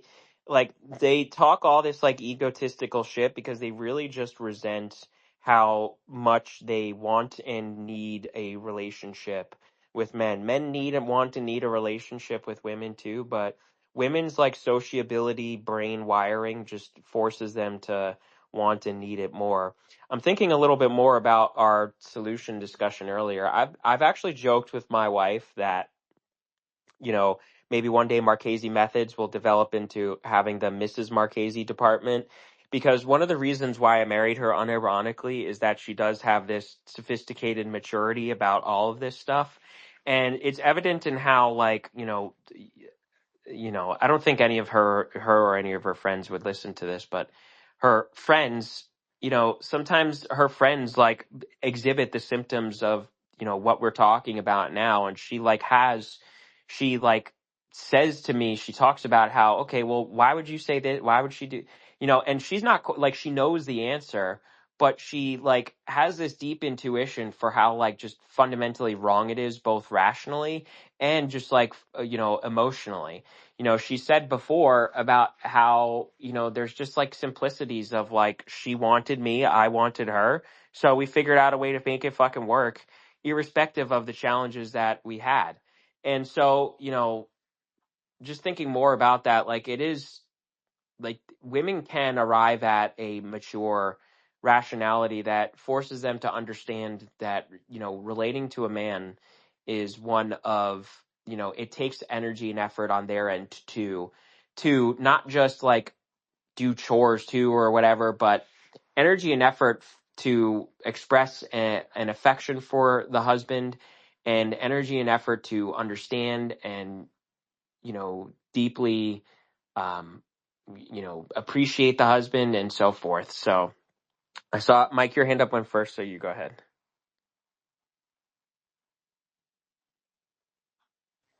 Uh, I think war torn. I mean, I can go before. It doesn't matter. Yeah, no, like what you said earlier, I do think that when, AI really, it's already here. Obviously they're still going to perfect it a lot better. Um, but I think it's going to be in the benefit of the men. And I really do think that it's going to, put a lot of these women out of jobs. Um, when it comes to like any type of like sex work or OnlyFans and all that. But the reason why I say it's going to benefit men, because women, they actually need that human interaction Yes. versus men. We do, we can, we can deal with loneliness a lot better. And the woman will always bring up, well, why is men's suicide rate up? It's not due to loneliness. It's just, with men, they Purpose. just, yeah, purpose. They don't have the help when they're struggling. That's the real reason.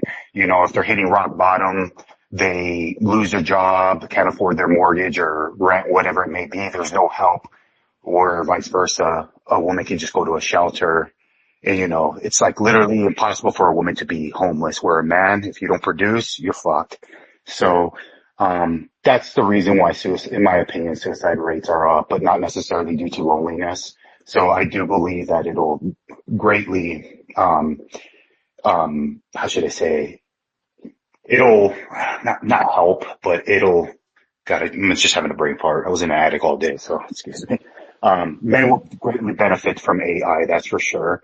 I have an employee on my team, and I never knew about these apps, but he does have an AI app. And see, when I'm thinking about these apps, I'm thinking of kind of like a cartoon figure or an animated figure on an app, but it looks very human-like. It basically is a human and it like talks. I was like, oh shit, like, wow, I never knew that stuff. I hear about it, but I've never actually thought it was that high tech. But, I think it's just a matter of time before these, robots come out. And I think a lot of women nowadays are going to be in for a rude awakening. And honestly, I hope it does happen. I really do. Cause there's a lot of incels out there and I don't look down on incels. I just think that some guys are just the way that they're born, that they can't help it. We, for the most part, the males do get the shit in as a stick, where a woman can be a McDonald's worker that's 4'8", under a midget height, and she'll still find a man, where a guy that's in the same position, you're fucked. So, I think the tables are turning and the pendulum swing is kind of coming back, slowly, obviously. But, when AI hits, I do think that, the women are going to start changing their behaviors. It's going to put a lot of them back in the kitchen and they're going to, be apologizing to a lot of men and all that. So sorry for the long rant. So boring rant. No, you're good. Wartorn, you go ahead. We keep talking about the idealized perfect women that's going to be from AI, but people don't really understand that women have had this, like their own perfect male for a long time. If you read their media, their books, they have the idealized self. That's why everything is breaking down, because in their mind and their delusion, they have it. It's the multimillionaire CEO joke.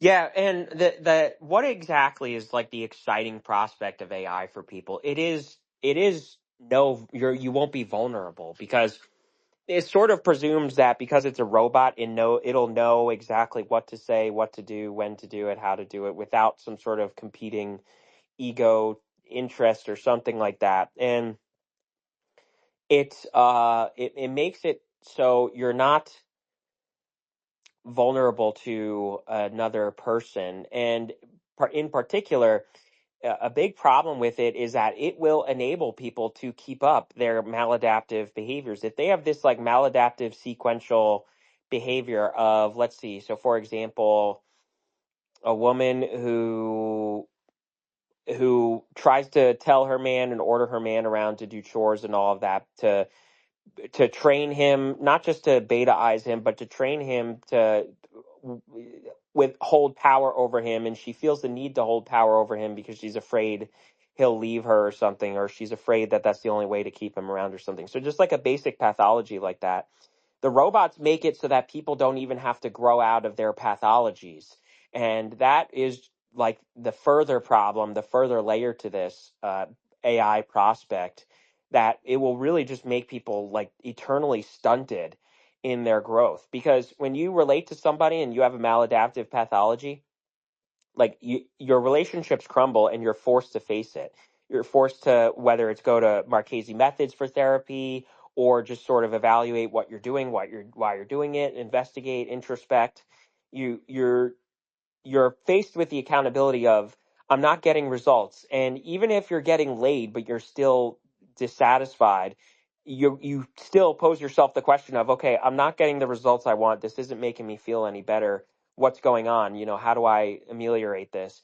But with robots, you just completely do not have that. You turn 18 to 20 years old or whatever, you buy yourself a robot, and whatever like retardation and silly, goofy behavior you engage in, you're just going to stay stunted emotionally at 18 to 20, or even like as a teenager in some case. Like you'll be forever a big fat emotional baby. So and again, the prospect of that is it's emotional laziness. Oh, okay, I don't have to resolve my pathology. I don't have to risk myself, because these pathologies are protection mechanisms, right? It's a way to protect oneself. And so it puts people in a place of, I don't have to risk hurting my feelings. I don't have to risk going through whatever hurt feelings I previously did. I don't have to risk that. I don't have to do anything. I don't have to change anything. I don't have to grow emotionally, face that discomfort. I can just have my robot and I can relate to it however I want. So, War Torn, you go ahead. Yeah, you're right. One of the biggest problems is that as a species, humanity already won. So I would say it's just finding ways to self-destruct. Yeah, you think about, I thought about this earlier. There is a self-destructive component wherein, what is reproduction and all that stuff. We've talked about the higher end of the bell curve and everything. There is a problem of, there's always going to be a middle of every pool of people. There's always going to be a bell curve. But in particular, you could reliably presume that when in the actual survival environment, the middle of the bell curve, some of them survive, most of them don't. And really, it's only like the top notch genetics that keep moving forward. But we've industrialized, we've gotten ahead of nature, we've gotten ahead of survival. We've set ourselves up such that, retards can reproduce pretty easily and pretty successfully. Like they can just forever reproduce and none of them die. They're not faced with danger. They would be too low IQ to figure out whatever, how to build fire in under normal circumstances. Eventually that would in some way lead to them dying out, but now they don't. And someone mentioned earlier, one of the characteristics of like the low IQ, the low idiot is the Coomery, and their Coomery manifests as actually having sex, because both the men and the women who are like low class, low level, low IQ, they're both Coomers. So they just coom impulsively, and then you have them reproducing more. That girl tried to make the point of, well, they're reproducing more, therefore they're doing it better. And it's like, okay, well, firstly, that falsely presupposes the only metric of success for reproduction is just the creation of a life. And secondly, impulsive Coomery is it's not because they have some sort of inherent strategy that they figured out that's better. It's just they're just fucking simpletons. They're simple single-celled organisms just sort of amoebaing around. And the fault of the humanity is the eternal compassion, and you see this in like movies a lot, like, because we're not just gonna like kill them off. We're not gonna like IQ test everybody and then, I think we should IQ test people and then separate them, but that's typically regarded as incompassionate, inhumane. And so now these people are just forever propagating, but they're retards, so they just like fuck everything up. So Wartorn, you go ahead, and then Abyssal, I saw you on mute, so after you go after Wartorn. Yeah, we say it's incompassionate, but I'm going to be honest for a second. I think it's incompassionate to let a lot of people reproduce, Yeah, like people that shouldn't have kids. yeah, absolutely. I say a lot that we treat animals, that we spay and neuter them. I think some people should be spay and neutered because they can't control themselves. Let's go. Yeah, yeah. But Well, I had a question, a little off-topic question for Mike. We can get back to the corn debate. Mike, are you there? I wanted to ask you if you Yeah, had, I'm here, if bud. okay, you said you own your own business. Because this is kind of more to the law. I guess I'm trying to get at the law. The law situation is what's causing us. If you had a young intern, let's say 20 to 24, and he said he liked the girl, he's thinking about getting married, what would your advice on marriage be to a young guy, say 20 to 24? So I'd give them. So I would look at myself because when after high school, I went to the Marine Corps, got out of the Marine Corps. I had no ambition in getting into a relationship, or I was not even thinking about having kids or even getting married. That was never a thought. It was, I don't want to say I was selfish. I was too into myself. So I would tell that young man, don't even think about marriage, because as men, we're graded on what we accomplish and what we achieve. I don't care how tall you are or how good looking you are. You're still born at the bottom of the mountain. You got to climb that motherfucker. And we all know climbing that shit takes time, effort, blood, sweat, and tears versus a woman. She's flown. She gets the helicopter ride on top. So we have to earn our $1,000,000. They're giving their $1,000,000. So I would tell him to focus on himself and, not to if you got to go to the gym and your girlfriend says, "Hey, let's just go to the movies," fuck her. Go to the gym. Always put yourself first. Yeah, it sounds selfish, but that's just what it is. Mm. Get your money up. Worry about yourself. Get your accomplishments, achievements. 30, when you're 24, 35 is right around the corner. It's going to happen in the blink of an eye.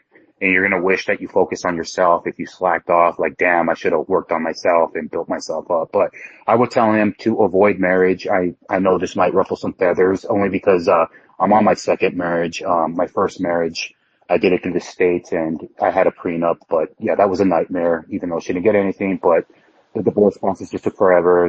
My current marriage, did it a little bit differently. I did it through the church. So in the event of a split, there's no courts or law involved. We just go our separate ways. She doesn't get none of my money. I don't see that happening, knock on wood. I love my wife very much. My current wife, that is. But don't get married through the state. And focus on yourself. Always protect yourself. Get a paternity test. I don't care what the woman thinks.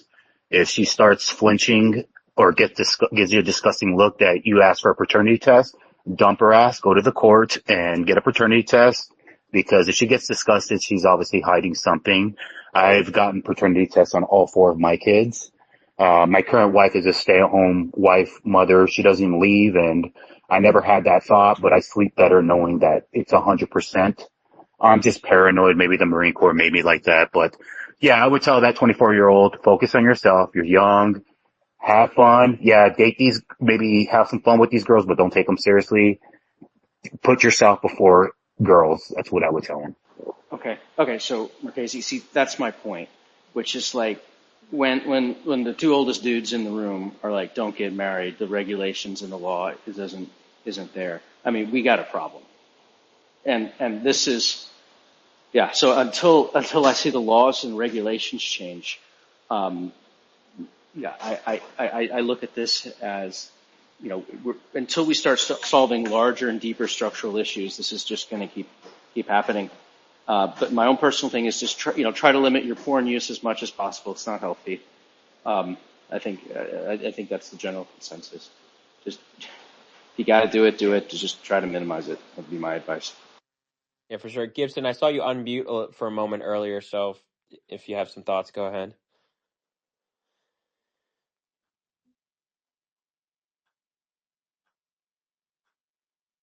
You there, Gibson?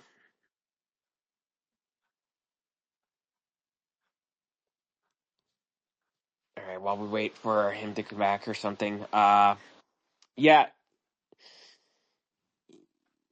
yeah. The marriage stuff, the legalities of it. I would say part of that too is learning to make the right decision and learning to make the correct decision with who you marry and know when you detect a marriageable woman. I knew my wife was, the woman, not like in a gay way of but I just knew that when I met her, uh, firstly, it was an authentic passion for her, but it was also, I knew I couldn't pass her up because she was past all of this like gay globo homo stuff. She was never even really like into it in a way anyway. So it just followed that. I made that decision. I'm not like Mike said, I'm not expecting it to go wrong in any way. There's no sign of that ever happening. And to your point, like the law would be stacked against me and everything, but I'm prepared for that. I've seen myself kind of like my meme for myself is I watched myself get told by the United States Army to take a vaccine. And I said, yeah, hey, most powerful military in the world, suck my fat fucking cock, faggot. And all they could do was cry about it and make empty threats and everything. And then long story short, you guys know that story. I made my way out, honorably discharged and everything. And so all that's to say, there's every combination of who I am and everything. Like I'm prepared, and even though like the law would totally like fuck me in a way, I have full confidence and faith in that I would immediately, I would figure that out. But to your point, most men are not ever going to be in a state of mind to even be able to make that decision and make that preparation Yeah. correctly. They're just choosing women, when people's like maladaptive behaviors are complementary too, that's also a huge problem.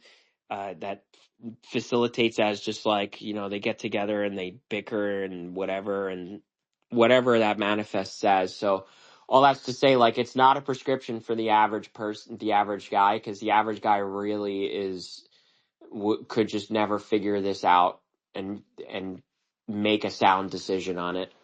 hmm Yeah, the average guy. Oh my God, there's a girl that likes me. Oh my God, she's in my bed. Oh, okay, she wants to be. Oh, okay. She'll be my boyfriend. Okay, she'll be my girlfriend. Yeah, Okay, she says I got to meet her mother. Okay, oh, yeah, we're getting married. Hey, Abyssal, we're getting married next week. I yeah, really love this girl. Yeah, and if you guys are married, I know Marquise is married, but this is not to put down other guys that are married.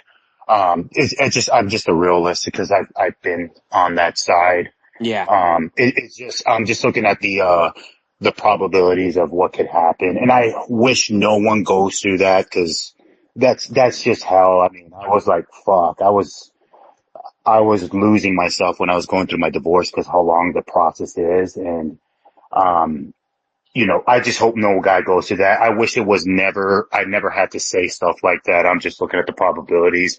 Marquise, it sounds like, you and your wife have your head over your shoulders. You did everything right. Yeah, Yeah. right, exactly. When I married my first wife, I think I rushed into it. I didn't even get on a knee. She basically proposed to me and, here I am. I just finished off college and my master's and my business was booming, have no debt, making a very comfortable annual income. And I'm like, okay, now it's time to have the big house and white picket fence. That's my fault. I'll take responsibility. I shouldn't have let a woman dictate it. So in a way, she led that decision when she brought up marriage when it should have been me. So I kind of was a beta. I'll take it, I'll take responsibility for it. Hmm. So, for men, I just say always vet your girl. And when I mean vet, it's not going to take 6 months. Nowadays, it's going to take like 3 to 5 years. Sometimes it might take quicker, but sometimes it might take longer. And again, I'm not against marriage, whether it's through the state or something like what I did through the church. I'm just looking at the the stats, the data of how it is for men nowadays. There's guys out there killing themselves, not seeing their kids. My kids got taken away from me for 6 months. I couldn't call them, see them, no even supervised, visitation just because of an allegation. And keep in mind, she made an allegation. I have cameras 24/7, audio, visual, night vision in my house, outside of my house. And she named 3 instances. She put that order of protection against me. I pulled up a camera footage. You know how long it took them to review that footage? 6 months before they found out that my ex-wife was lying. She was trying to alienate my kids, but it's only because I went through the system, got treated like a second class. That's why I'm a little bit bitter about it, but I'm not totally against it. Obviously, if the rules were changed, I wish it wasn't like this, but unfortunately we are in this position. And obviously there are going to be some successful marriages, whether it's through the church or through the state. And I wish we see more of that to fix this whole degenerate mindset. That's what's going on nowadays. Yeah, I agree. Amazing. Yeah, I would say like I would if the role were if the men had all the rights that the women have in the relationship, automatically getting custody, and et cetera and so forth, all those things, I would be 100% advocating for marriage under the state anyway. Anyway, but as a deep romantic down in there also. But I got to run out. It's getting a little late for me, so Later, it's bro. lovely talking with everyone. Learned as always. Yeah, good. Thanks again. Yeah, good to have you. Yeah, I think yeah. Thanks. Ed. that's a good cue for me to wrap this up soon too. Yeah, I've got to head out too. Yeah. Okay. It Yeah. was a good space. Yeah. Absolutely. Bros went hard for like almost 5 hours now. So W. And yeah, so I guess to give like a comprehensive conclusion with the corn debate, it's women rightfully don't like the idea of it. They don't like that, men are outsourcing their sexuality from every combination of it strips them of power to it is just genuinely hurtful to, see a man desire somewhere else, put place his desire elsewhere. Simultaneously, they cope and seethe about it because they also won't have sex with their husband out of a sort of and an anathema for it because they are not attracted to them. You know, I'm not even sure I could summarize everything all that well. Coomers will cope about it, but ultimately, I think the biggest thing was Gibson brought up the good point of how do we get through to women on this, and it's every combination of they need to value their relationship from the perspective of a transcendental love and affection for their husband or boyfriend, and it needs to be more mature than a transaction and a reaction to physiological feelings and emotional feelings, because that often betrays us and puts us into places of general misbehavior that ultimately makes us lose in the end. And that would be the prescription for them, is for them to separate their like identity and rational faculties, if they have them, right, and their emotional and physiological faculties. So, or Torn, you go ahead, or Vermilion, you go ahead, you if you're heading out. Vermilion, if you're heading out, you go first to say your last words. Oh, my bad. I didn't even realize I was unmuted. Um, yeah, no, I agree with everything that was summarized. Uh, I think the biggest game changer is just going to be the dissolution of modern marriage. It, in its current legal state, doesn't help anyone. It isn't much better than a slip of paper, because anyone can kind of just dissolute it anytime they want. Yeah, for sure. And then it does not benefit the man when that happens. So, I Yeah, mean, absolutely. I think, there has to be a lot of creative destruction before any positive change can happen. Yeah, You that's a know, I worthwhile point. didn't, the last little thing I want to say is, I think at the moment, even in the red pill endorsed, stance on marriages, do not get married. Even from the married ones in the red pill spaces are saying don't get married. Mm, And not because their own personal marriage isn't working out for them, but the writing is on the wall for all the other guys out there. yeah, And, so at the moment being, my take would also be don't get married. And I think when, women are struggling to get rings put on their finger, they're going to be like, oh shit. And, the laws are not going to change unless women are demanding they get changed. And yeah. the only way to get that is to deny it. Yeah, ultimately, how it's set up right now, they might be pleased. They might feel like they're getting boyfriends without being a girlfriend, but simultaneously, they're still pretty miserable. So it forces, the nature and God also force accountability. Even if it seems like they don't get ego accountability, they still have big fat egos. Ultimately, they are faced with unhappiness there. So, anybody else? Any final thoughts? Hey, Yeah. nice chatting with all you. Oh, go ahead. What? Okay. So a lot of the times we see the problem that's like in front of our eyes. It's just human nature. We don't see the big problem.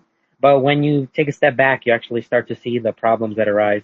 Um, Society, they need men to work more hours. So the man is going to have less time with their wife.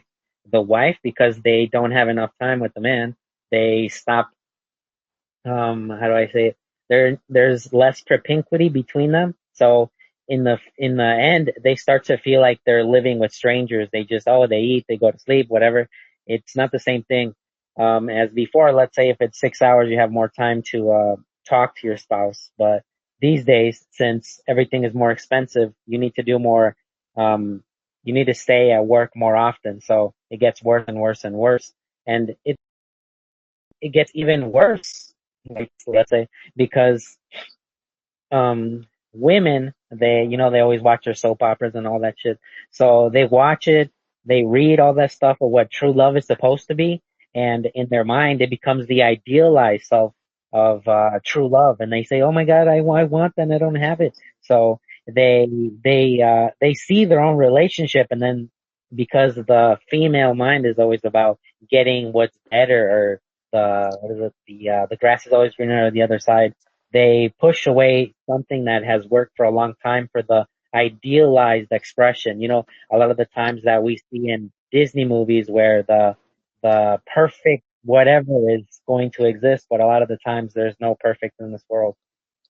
Yeah, absolutely. And their idea of perfection is often indeed like just something that it's getting all for nothing. So yeah, well said. Mike, you go ahead.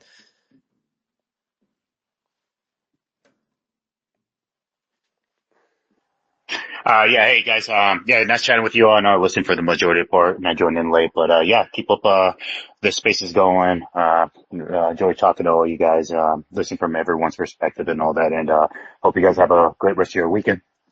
Yeah, absolutely, bro. You too. Thanks. Gibson, do you have any final thoughts?